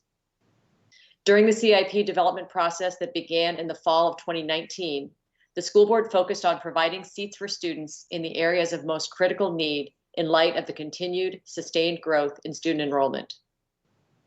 However, beginning in March 2020, the coronavirus pandemic caused major economic uncertainties in Arlington and across the nation. This resulted in the need for the school board to approach the development of this biennial CIP differently. The school board recognizes that its priority in this CIP is identifying the funding needed for the 2020 bond referendum in order to begin work on the areas of most critical need. With this in mind, and to align with Arlington County's CIP process this year, the school board developed a one-year CIP. The school board further recognizes that an interim 4 to 6 year CIP will need to be developed in spring 2021. With that in mind, the school board is providing additional direction to the superintendent for the coming year. Consistent with these goals, I move that the school board adopt the FY 2021 Capital Improvement Plan delineated in slides 17 through 21. I further move that the school board direct the superintendent to complete an instruction-driven staff analysis to inform the FY 2022 CIP. The analysis will provide capital and/or non-capital solutions that meet the projected need for seats at all levels based on the fall 2020 projections, potentially include additions, modifications, program moves, leased space, new construction, and/or other solutions that fit within the projected 10-year CIP funding. Consider creative solutions for sizes, grade levels, and locations of all option schools to include consideration of pre-K through 8 and/or grade 6 through 12 models of instruction for some option schools. Provide the appropriate facilities to accommodate the full-time high school students on the Career Center campus. Examine creative solutions for more efficient use of the Career Center campus. And consider creative solutions to meet accessibility and short-term parking needs at the Heights. The school board shall also direct the superintendent to bring forward for board approval no later than January 7th, 2021, an overall plan to be embodied in the school board's direction for the FY 2022 CIP to guide development of capital project options that, upon execution, will meet middle, high, and elementary seat needs as confirmed by the fall 2020 enrollment projections that are in alignment with planned further development of the instructional program pathways process, and that can be completed as close as possible to when the seats are needed and within anticipated available funding. This will result in a process that develops concept designs and total project cost estimates for the capital projects, narrows options, and results in the inclusion of specific capital projects in the school board's FY 2022 CIP. For each capital project developed, staff shall prepare a project scope, outline educational and construction specifications, the estimated project cost, and a commitment to the number of seats to be provided and to the date on which the project will be completed. The estimated total cost of capital projects should be within the anticipated limits of capital funding available. The above information on the capital projects developed should be provided not later than March 2021. The estimated total cost for each project will then be considered for inclusion in the FY 2022 CIP. The board shall approve the concept design for each project in public session. Included in the plan should be project cost monitoring checkpoints to ensure that each capital project remains within the allocated funding stated in the FY 2022 CIP as the design and construction phases proceed for each project. Every effort shall be made by the superintendent to utilize only those capital funds needed for planning and design and reserve any excess funds from this allocation for construction of other needed capital projects. In addition, the school board directs the superintendent to conduct an after-action study of the Career Center project to determine how to improve APS's construction, planning, and design process to avoid significant overruns and ensure needed projects are completed on time, within budget, with the seats needed. This study should be completed in time to inform the above capital project development process for the FY 2022 CIP. I further move that the school board direct the superintendent to hire an independent consultant to collaborate with the school board and staff to revise and, as appropriate, supplement the policies and policy implementation procedures relating to the CIP and the planning, design, and construction of capital projects in order to improve financial controls and reporting to the school board during the process leading up to school board approval of capital projects in the CIP and during public engagement on and design and construction of capital projects. The policies and policy implementation procedures to be revised include, but are not limited to, Policy F-1, Financial Management Capital Improvement Plan, Policy Implementation Procedure F-1, PIP-1, Financial Management Capital Improvement Plan, Policy F-5.7, Construction and Maintenance, Policy Implementation Procedure F-5.7, PIP-1, Capital Program Implementation, Policy Implementation Procedure F-5.7, PIP-2, Building Level Planning Committees, Policy Implementation Procedure F-5.7, PIP-3, Project Planning. The policies and policy implementation procedures shall be revised and approved by November 2020 so that they may be applied to development of the school board's FY 2022 CIP and the capital projects included in it. Finally, I also move that the board approve the following resolution. Whereas Section 15.2-2640 of the Code of Virginia of 1950, as amended, requires that the school board of Arlington County request by resolution that the County Board of Arlington County adopt a resolution regarding the contracting of a debt and the issuance of general obligation bonds of Arlington County for school purposes. Now, therefore, be it resolved that the school board, as required by Section 15.2-2640 of the Code, does hereby request that the County Board adopt a resolution setting forth the maximum amount of its general obligation bonds to be issued for capital projects for school purposes, and requesting that the Circuit Court of Arlington County order an election on the question of contracting a debt and issuing the general obligation bonds of Arlington County in an amount not to exceed $52,650,000 for the purpose of paying the costs of capital projects for school purposes. This resolution shall take effect immediately. Thank you, Dr. Kennan. Do we have a second? Good Lord, I hope so. Second. Thank you, Ms. Van Doren. I would have seconded you, Dr. Kennan, although it's not customary, but I was ready. After all that effort. Thank you, Ms. Van Doren.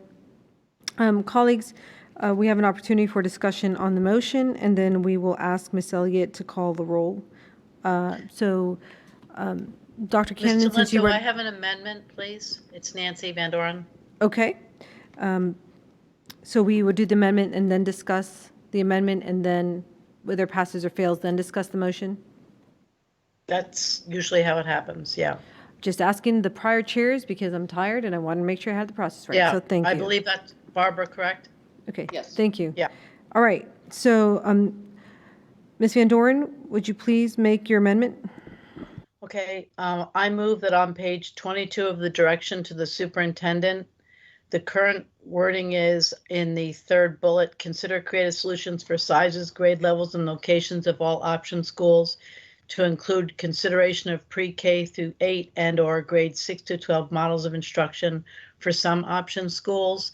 I would like to strike the option schools from that, so it would read, consider creative solutions for sizes, grade levels, and locations of schools to include consideration of pre-K through 8 and/or grades 6 through 12 models of instruction. Thank you, Ms. Van Doren. Is there a second? Yeah, Reed seconds that. Thank you, Mr. Goldstein. Colleagues, is there discussion on Ms. Van Doren's amendment to our motion? May I start by just explaining my idea there? Yes, please, Ms. Van Doren. We are giving our staff some very important leeway to look at all of the models of our schools so that we address our seat needs. And I don't want to put this constraint that they only look at the option schools for those different pre-K 8 and 6-12 models. I think they should be able to consider all of the schools. Thank you. Thank you, Ms. Van Doren. Mr. Goldstein, do you have any comments on the amendment? No, thank you. Nancy's explained the sense behind the amendment, so I'm satisfied with that. Thank you. Okay, thank you, Mr. Goldstein. Dr. Kennan, do you have any comments on the amendment? I think it's fine. It doesn't really, it just gives more opportunities to be creative. I don't think that it takes anything away from the staff's work, so I'm fine with, I'll vote yes. Okay, thank you, Dr. Kennan. Ms. O'Grady? Thank you. I appreciate the amendment and think it's a valuable addition to our direction. Thank you. So, Ms. Elliott, we are now ready to vote on the amendment. Would you please call the roll? All right, all those in favor of the motion to amend say yes. Those opposed say no. Mr. Goldstein? Yes. Dr. Cannonen? Yes. Ms. O'Grady? Yes. Ms. Talento? Yes. And Ms. Van Doren? Yes. Motion to amend passes 5-0. Thank you, Ms. Elliott. Colleagues, we will now have discussion on the main motion as amended on slide 22, bullet 3, with the removal of the word option. I'll start with Dr. Cannon. Do you have any comments on the main motion as amended? Really, at this point, I think we've worked very hard this year. Started in one direction, had to completely change what we're doing. Just want to thank you, Ms. Talento, for shepherding us through this process. Thank our staff tremendously, Dr. Duran, for all the work that has gone into this. We are setting ourselves up for even more work next year. This is not a time that feels like closure at all, but a time where we're really launching a very important, significant project during a pandemic, as we know, and with our focus on reopening schools in a healthy way in the fall. So great work so far and a lot more to do, but I'm glad that we're here and am ready to approve this motion. Thank you. Thank you, Dr. Cannon and Ms. Van Doren. Thank you very much. First, I want to say thank you to our staff that have done really a Herculean job this year in absolutely unprecedented times. I can't thank you all enough. The challenges have been tremendous, and we have continued to do this kind of work like a normal CIP process or abnormal CIP process, despite all of the tremendous challenges we've had. So everything I'm about to say, please understand it's within the context of knowing that we've had tremendous challenges. That said,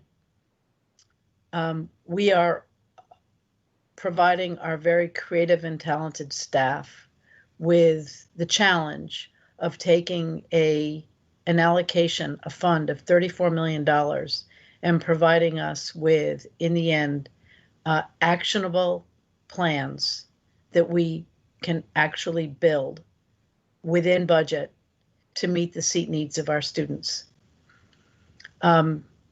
Up until today, when this board provided this direction, and had a conversation with our staff and Dr. Duran, and provided this extensive direction, which is extensive, I became comfortable with that $34 million.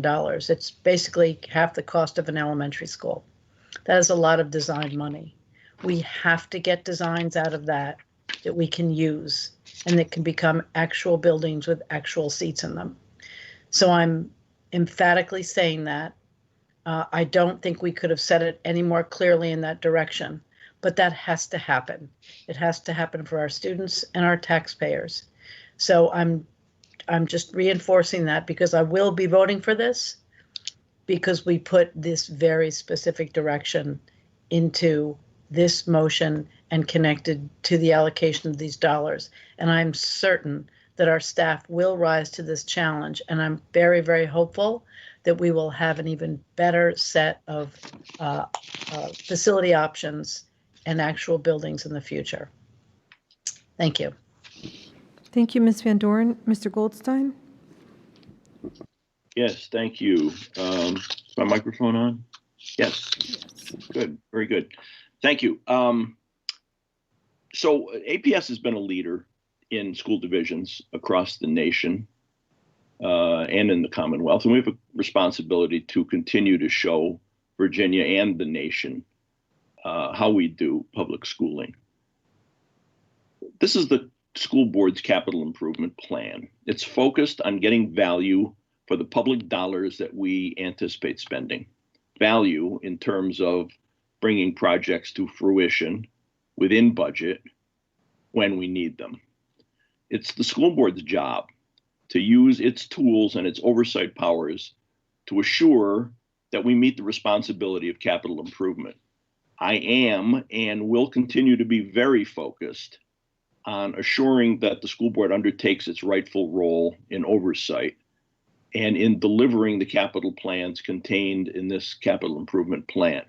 It's imperative that we include the school board's work plan we include in the school board's work plan for this coming school year the actions that will accomplish those capital plans. It may be periodic cost reviews, it may be timely after action reports, it may be policy and practice changes, I don't know. It's the superintendent's job to engineer those solutions. He's our school systems manager.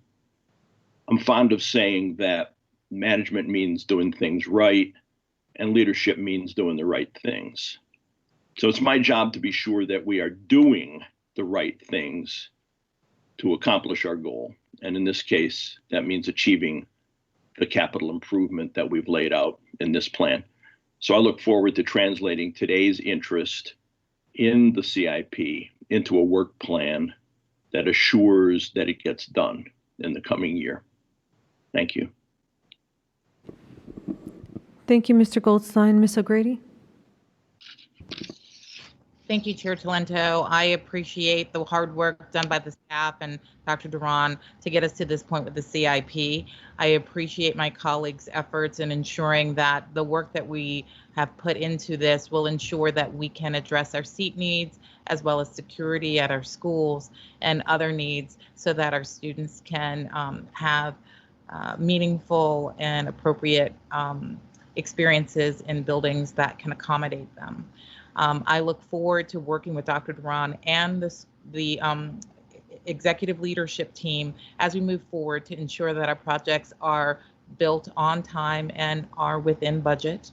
And I believe the direction that's been set forth in this CIP will allow us to do so. And I look forward to working with my colleagues and our staff to move forward in that direction. Thank you. Thank you, Ms. O'Grady. I want to take a moment to thank Dr. Duran and our staff for all the work, and Ms. Johnson for all the work in getting this CIP to where we are today. For people who may just be tuning in, we started this work really as we laid out back in the fall, but we had to completely start with a whole new direction in May. So it's been a very fast-moving train, and what has come forth today has been from a lot of conversation, discussion, debate, thoughtfulness, and our school board worked very hard, as did our staff, to land here. I believe that this CIP is appropriate and strong, considering our limitations, the pandemic, the unexpected change in direction, the unexpected economic crisis that we find ourselves in, and still allows us to move forward responsibly to meet our state needs.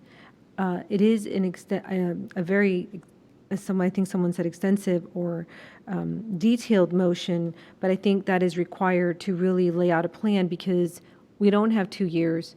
We have 10 months before the next time that we are here working on work sessions and creating a new CIP that's a 3 to 6 year CIP. So thank you all for the hard work. I know that it took us a lot of effort, a lot of time, a lot of deliberation to get us here to a place where we could all agree and work with our superintendent, support our staff to move this forward. I'll be supporting the motion. I appreciate the thoughtfulness and the intensiveness to be responsive to the board and to staff needs and to the work and needs of our community. And Ms. Elliott, I believe we are ready to vote now. If you would kindly call the roll. All right, all those in favor of the motion as amended, please say yes. Those opposed say no. Mr. Goldstein? Yes. Dr. Cannonen? Yes. Ms. O'Grady? Yes. Ms. Talento? Yes. And Ms. Van Doren? Yes. Motion passes 5-0. Thank you, Ms. Elliott. And again, thank you to staff and my board colleagues for your work on developing a CIP in these challenging and unique times. We next have our fiscal year 2020 third quarter fiscal monitoring recommendations for action. Dr. Duran, would you please present this presentation? Yes, thank you. Assistant Superintendent Leslie Peterson will provide us some information on the third quarter fiscal monitoring recommendations. Ms. Peterson? Thank you, Dr. Duran. And I'm just waiting for my presentation. There we go. Thank you very much. I brought this to you on June, I believe it was 4th, 3 weeks ago, for information. It is typically a monitoring report, and it was a monitoring report at that time, but we did have one recommendation within the report that I wanted to bring back tonight for action. Next slide, please. When I presented the fiscal report 3 weeks ago, I included that the status of our FY 2020 budget is such that we are projecting a year-end deficit of $5.1 million at the end of the year. At this time, this is as of March 31st.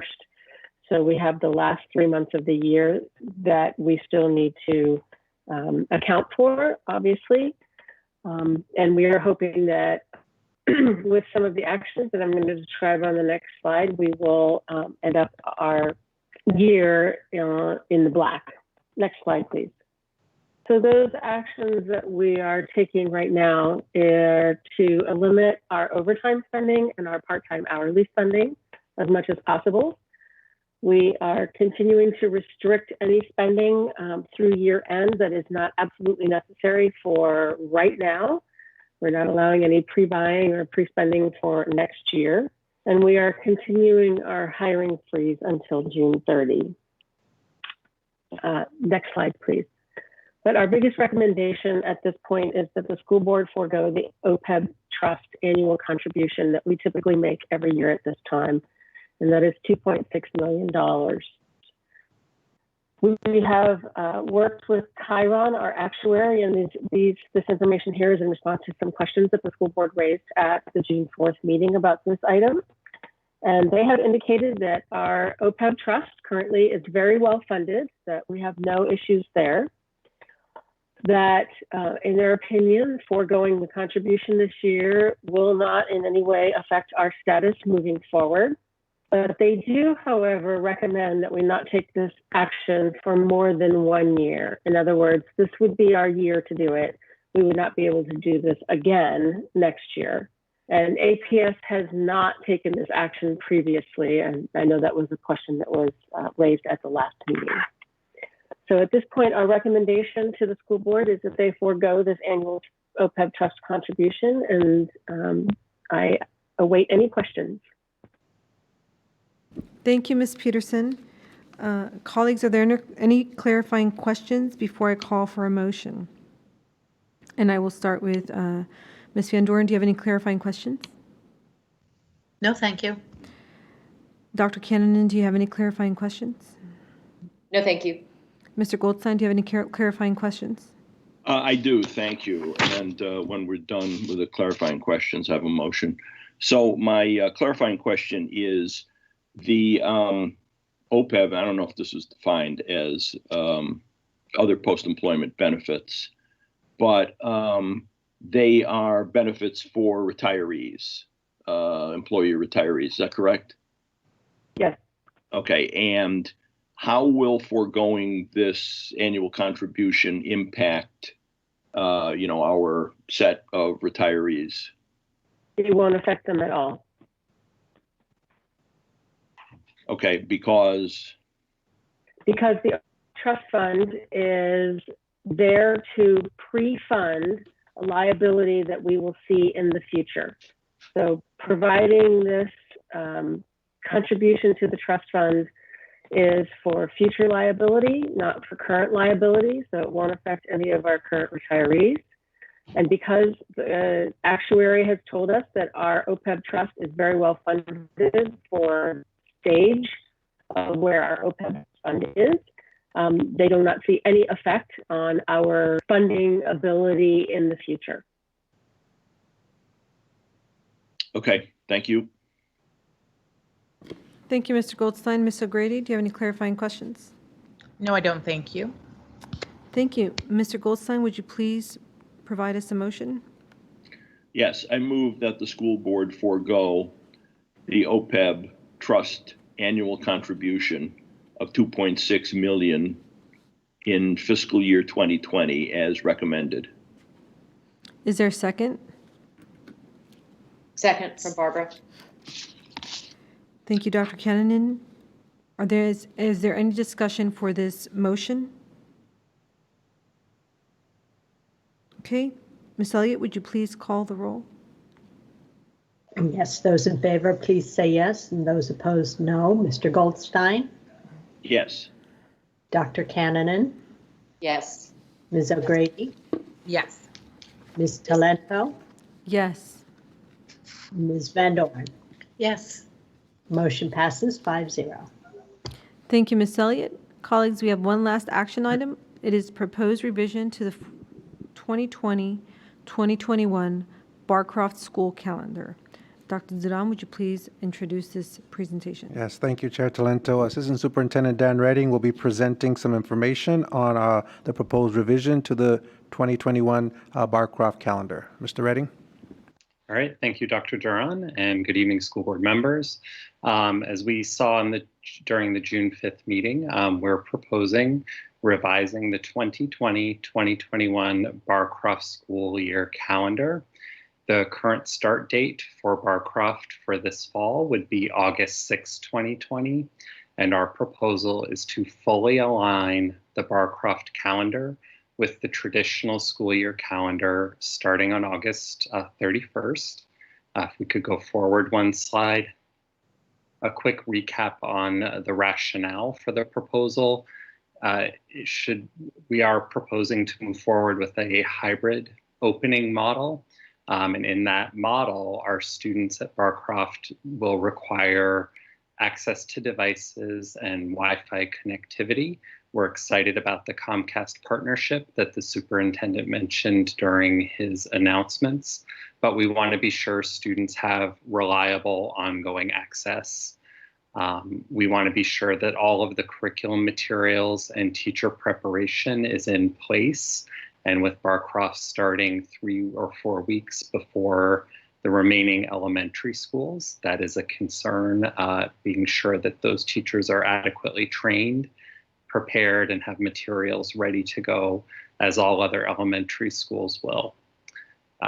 There's also the concern that for Barcroft students, their middle and high school age siblings will not be in classes during that August timeframe.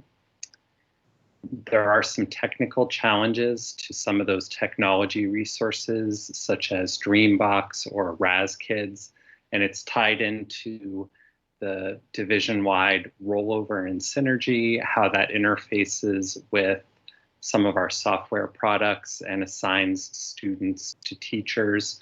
Our students who are getting the summer learning opportunity will need to continue accessing those tools throughout the summer with the teacher that they're assigned to, and Barcroft students will need to roll over to their new teacher for the fall. And of course, we do want our Barcroft students to have access to those summer academic supports as their peers throughout the county will. So if we can go forward to the next slide. We want to make sure that families have notice and can make their plans. We want to emphasize that this is separate from what you've heard about in terms of the IPP and the process to review the modified school year calendar. This is for this 1 year only. The modified school year calendar is going through a community engagement process, and that will be to look at it on a more permanent basis. But this recommendation is only for this school year and only due to the COVID pandemic and how we'll be restarting schools as we prepare to reopen. So that is our recap of the proposal. Thank you, Mr. Redding. Colleagues, are there any clarifying questions before? Oh, I'm sorry. I'm tired. We're on information, so we're not acting on. Oh, no, that is action. Okay. This is what happens when it turns 11. We are on our third action item, and are there any clarifying questions before I call for a motion? Mr. Goldstein, do you have any clarifying questions? No, I do not. Thank you. Okay. Thank you. Dr. Cannon, do you have any clarifying questions? No, thank you. Ms. Van Doren, do you have any clarifying questions? No, thank you. Ms. O'Grady, do you have any clarifying questions? No, thank you.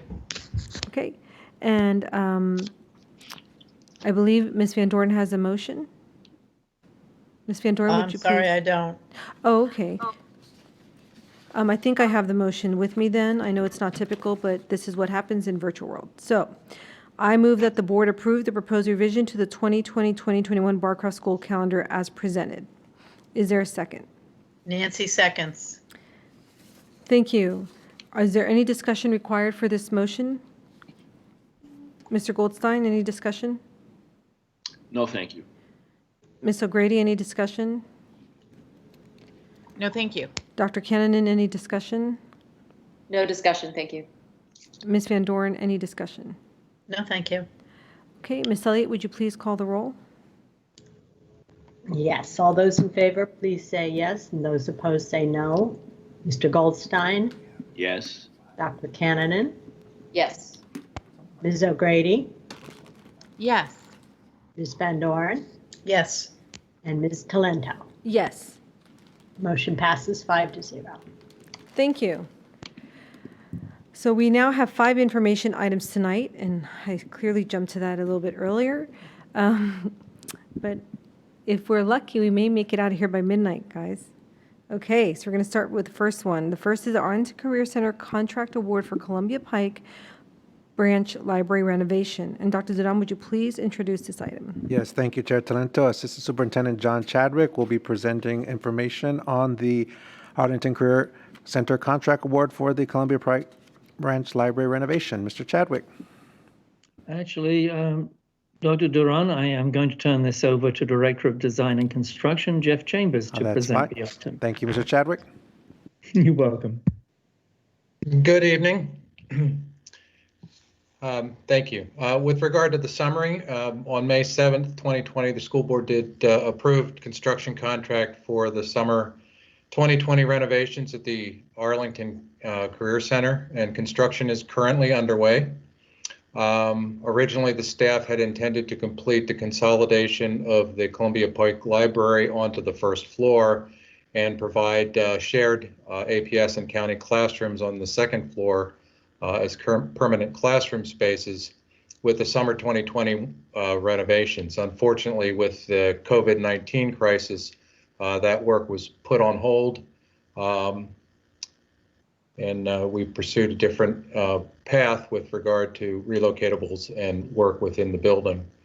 After evaluating the current state of construction market, staff considers it appropriate to proceed with the library conversion construction via change order to the construction contract. We also have all of the approvals, and the county use permit was approved at the last county meeting, and we do have pricing from the CMR contractor.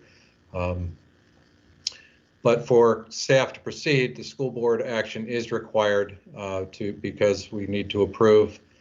This is an individual change order that exceeds $100,000. It establish a revised construction contract sum as the basis to which we would evaluate future change orders, and to provide a revised project budget. Next slide, please.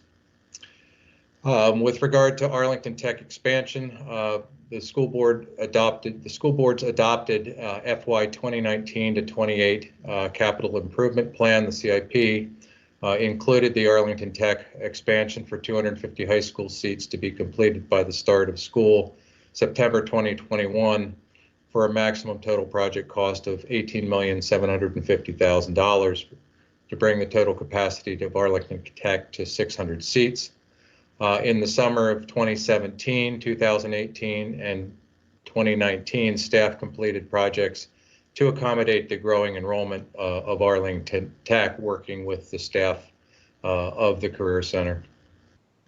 Construction has started to prepare Arlington Tech's enrollment for the 2021 school year, including renovating a portion of the second floor of the existing school and adding a new science lab, as they needed a second lab for the increase in students. And we are also right-sizing several existing classrooms, and we are installing relocatable classrooms on the existing parking lot to make sure that we have the spaces available for the fall of 2021, or 2020. A change order to the current construction contract is proposed to consolidate the Columbia Pike Branch Library on the first floor in order to provide the APS County classrooms on the second floor. Next slide, please. Of the $18.75 million of funding approved in the FY 2019-28 CIP, all but $5 million in bonds has been sold. Of the $13.75 million in bonds already sold, approximately $7.6 million remains to support the project. The proposed cost for the library conversion, after receiving our costs from the contractor, is nearly $700,000 below the estimated cost in the approved project budget. And staff recommends using the savings to increase the project contingencies, and at project completion, any unspent funds would be available to support future work related to the expansion of Arlington Tech. And you can see in the construction contingencies on the third line in the project budget Exhibit A at the bottom of the slide, where the current budget is $563,000 for the construction contingency, and that would move to $995,454. And in the owner's soft cost, there's additional contingencies, and you can see that that number went from $2,245,253 to $2,496,433 with the proposed use of the additional funds not spent on the bid. Next slide, please. Recent milestones and next steps, and you can see on the photos on the right-hand side. That was last week in the Career Center. The demolition had been done. As of today, I had a photograph that the metal framing is almost complete, so the new classrooms have been framed up already. But in June 1st, 2020, construction started on the Career Center, second floor renovations. June 13th, county board action was taken to approve the use permit amendment, increasing the capacity of the Career Center. and June 22nd, the Arlington County approval, the building permit for the library conversion was received. Coming up, we would be looking at July 16th for school board action on library conversion construction award. We would be looking at an August 3rd construction start to begin the library conversion. And August 21st, we would be looking at completing the Career Center second floor renovations, as well as having the relocatables in place for the fall. And then in November 2020, we would anticipate completing the library conversion construction, both the library space on the first floor and the shared classrooms on the second floor, creating a completely new community library in the space. Next slide, please.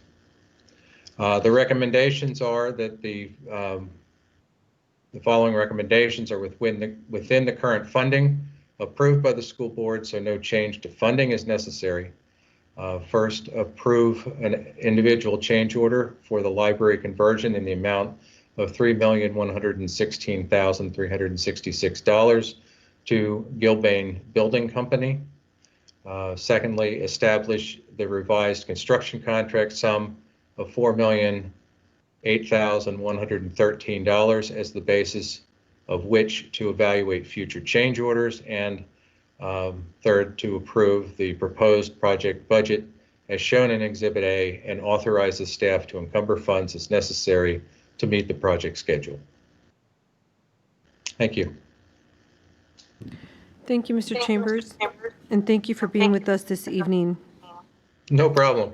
I know that you're always one of the last to present generally at our board meeting, so we always appreciate your attendance, and thank you for doing that.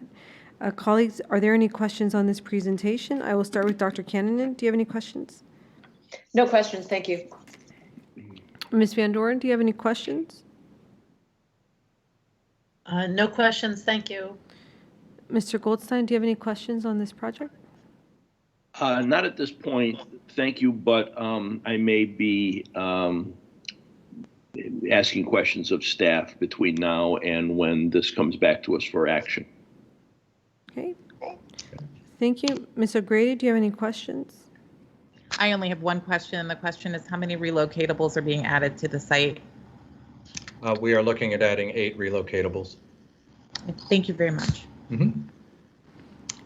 And I do have one question. I know that we are commencing school August 31st or August 30th, and then this will be done in November. Will that space start to get used in November? Will it reduce the need for a relocatable? I know that relocatables, when they're already there, can be used for additional common spaces or additional support classrooms. So I recognize that we may not remove them, but can you just talk a little bit about what that will look like? Essentially, we were looking at, with regard to the growth of Arlington Tech, was to do the library this year and then add relocatables next year for the additional growth. Essentially, with COVID-19, we put the construction in the building on hold and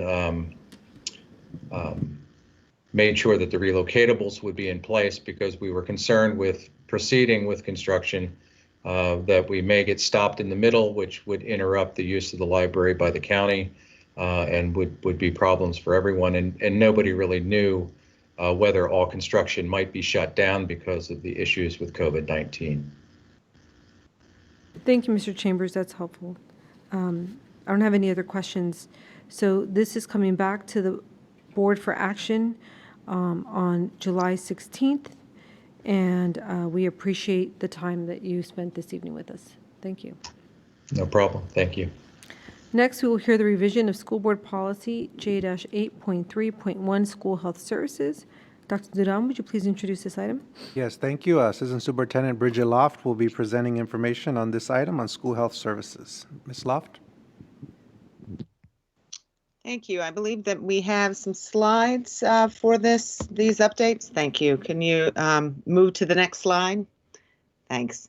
So these updates are, first of all, in alignment with Virginia Code regarding the administration of naloxone or other opioid antagonists, and the authorization of some over-the-counter medications.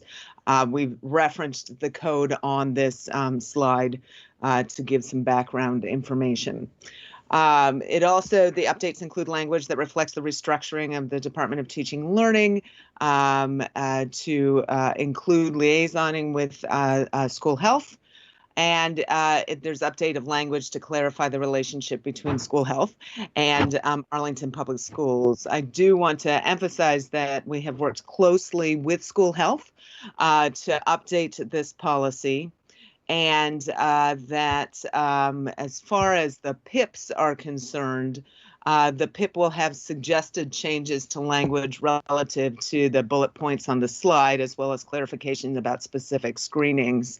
It also will indicate that if a student has a 504 plan or an IEP with a stated need for monitoring of insulin within the school, the staff will provide supports. And that concludes my presentation of the updates to the school health policy. Thank you, Ms. Loft. Colleagues, are there any questions? I'll start with Ms. Van Doren. Do you have any questions on this policy revision? No, I don't. Thank you very much. Mr. Goldstein, do you have any questions on this policy revision?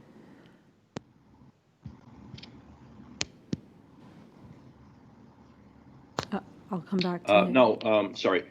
That's okay. Trying to find the microphone button. No, I do not at this point. Thank you. Thank you. Dr. Kennanen, do you have any questions on this policy?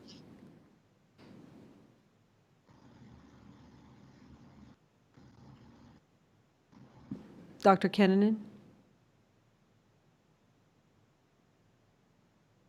Okay, I will try to reach her via the chat. Ms. O'Grady, do you have any questions on this policy?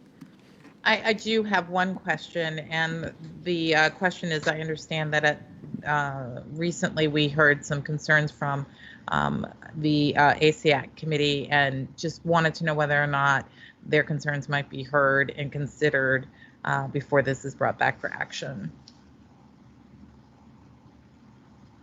Bridget, I believe that you're muted. I'm sorry. No. I was trying not to, create feedback. So as you're aware, we changed the process for our community members and our advisory committees to be able to give feedback in mid-April.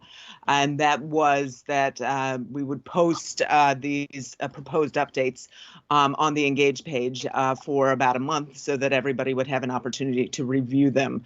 It appears that, and we heard earlier in the public comment, that there was some misunderstanding about the process. So we have received some feedback from ASAC, and we do expect to be able to respond directly to them within the ensuing 2 weeks that we have before we bring this back for potential consent. Thank you very much. Thank you, Ms. O'Grady. Thank you, Ms. Loft. I don't have any questions on the policy. Ms. Loft, maybe you can refresh my memory. I thought that we did see a policy earlier this year for an amendment. Oh, you may not have been in your current position. I'll submit it as a follow-up question because I think it was related, or I'll ask one of my colleagues. So I was just trying to close a loop there in my head. Okay. Thank you for the presentation. This will also come back for action at our next regular school board meeting, and I did reach Dr. Kennanen. She does not have any questions. So thank you for that. And so this will come back at our next regular school board meeting on July 16th, because we will not be hearing any regular items at our organizational meeting on the 1st. Then our next agenda item is a revision of school board policy M-10 planetarium. Dr. John, would you please present this item? And Ms. Loft is presenting this as well. So Ms. Loft, go ahead, please. Sure. Thank you. And can we move to the next slide? So this is a pretty quick update. These updates clarify the types of programs available at the planetarium to be science content based. And it also clarifies access to the facility by other residents of Arlington County. And that's really sums up the updates for this policy. Thank you, Ms. Loft. Colleagues, are there any questions on this information item? I will start with Mr. Goldstein. Do you have any questions on this? No, thank you very much.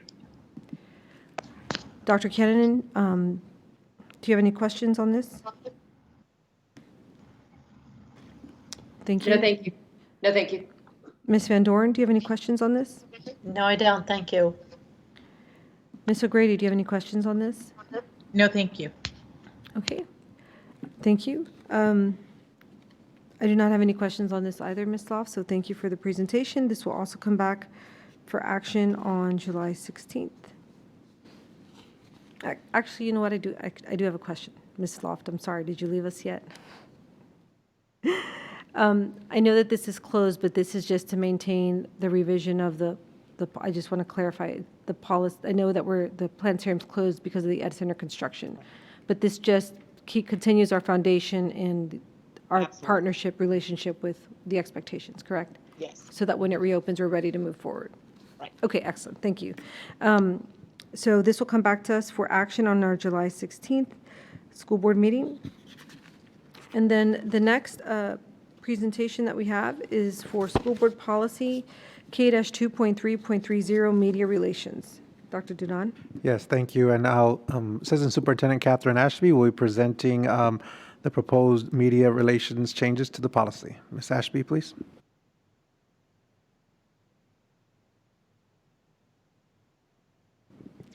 Catherine, are you there?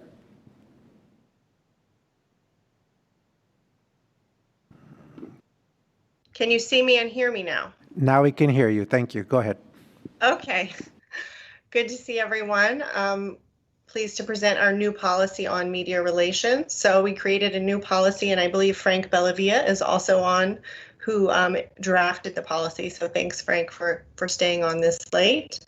We created a new policy to really define the guidelines for interacting with the media, both in terms of disseminating information to the media and fielding interview requests. So the policy directs staff on how to interact with the media and specifies that those requests go through school and community relations. So no attempt should be made to coordinate an interview or media request with any employee without contacting a member of our team.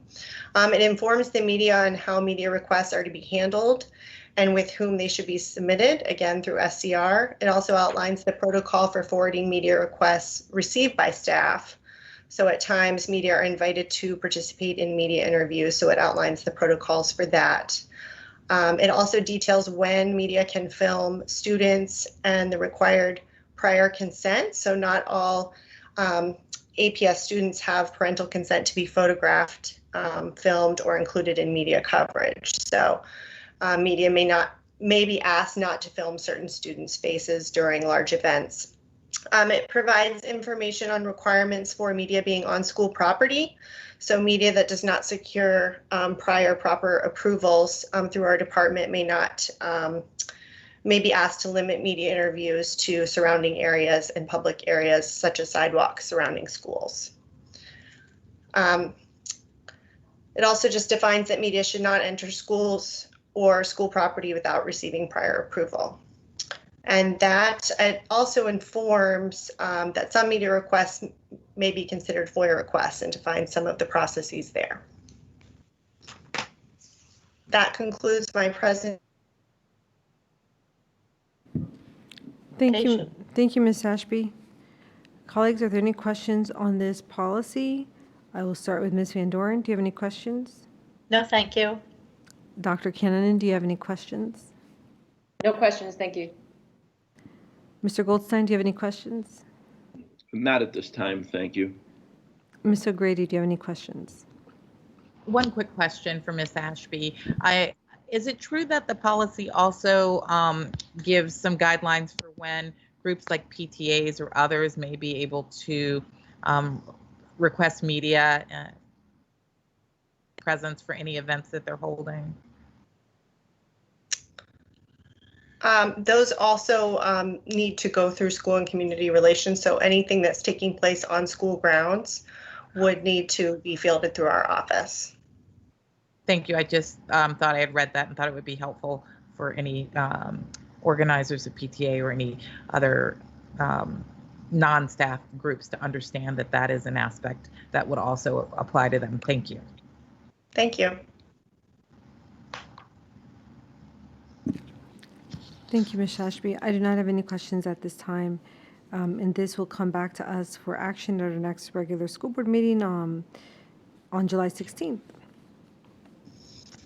And then our final information item is revisions to school board policy K-6, distribution of non-school materials. Dr. Duran? Yes, and Catherine Ashby will be presenting that as well. So Catherine, go ahead, please. Great, thank you. I also want to thank Daryl Johnson for also sitting on the call this late, who did a lot of work on these policies as well. So this policy is an update. It adjusts the name from the printed materials policy to non-school materials policy. This policy was last updated in 2012, so significant revisions were needed to align with the electronic distribution of materials. Its intent is to define parameters for distributing non-school materials in school. The policy includes updated language from the Code of Virginia on distributing political materials, clarifying that APS does not approve any distribution of materials that advocates the election or defeat of any political candidate. It provides greater detail on the types of materials able to be distributed by various methods in school, and within the PIP are the rules for each. Things like electronic distribution being reserved for APS, students, county government, and nonprofits that meet certain conditions. It speaks a lot to the posting and making flyers available in school buildings. Additionally, it added language to clarify that for-profit organizations are unable to distribute materials in schools, so organizations must provide proof of their tax-exempt status in order to distribute electronic flyers. It updates all references to backpack mail, which was the previous term, because all of our flyers are now distributed electronically. It clarifies when election materials can be posted in schools and shall not be distributed unless a principal determines that they meet certain general requirements. And it clarifies the enforcement action for organizations that do not adhere to this policy, and that they may be prevented from distributing any materials if they violate the policy.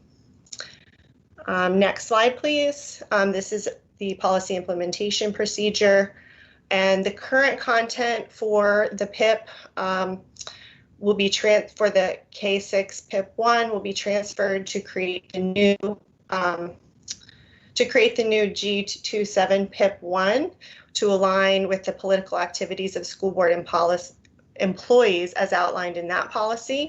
So we removed that language and applied it to that one.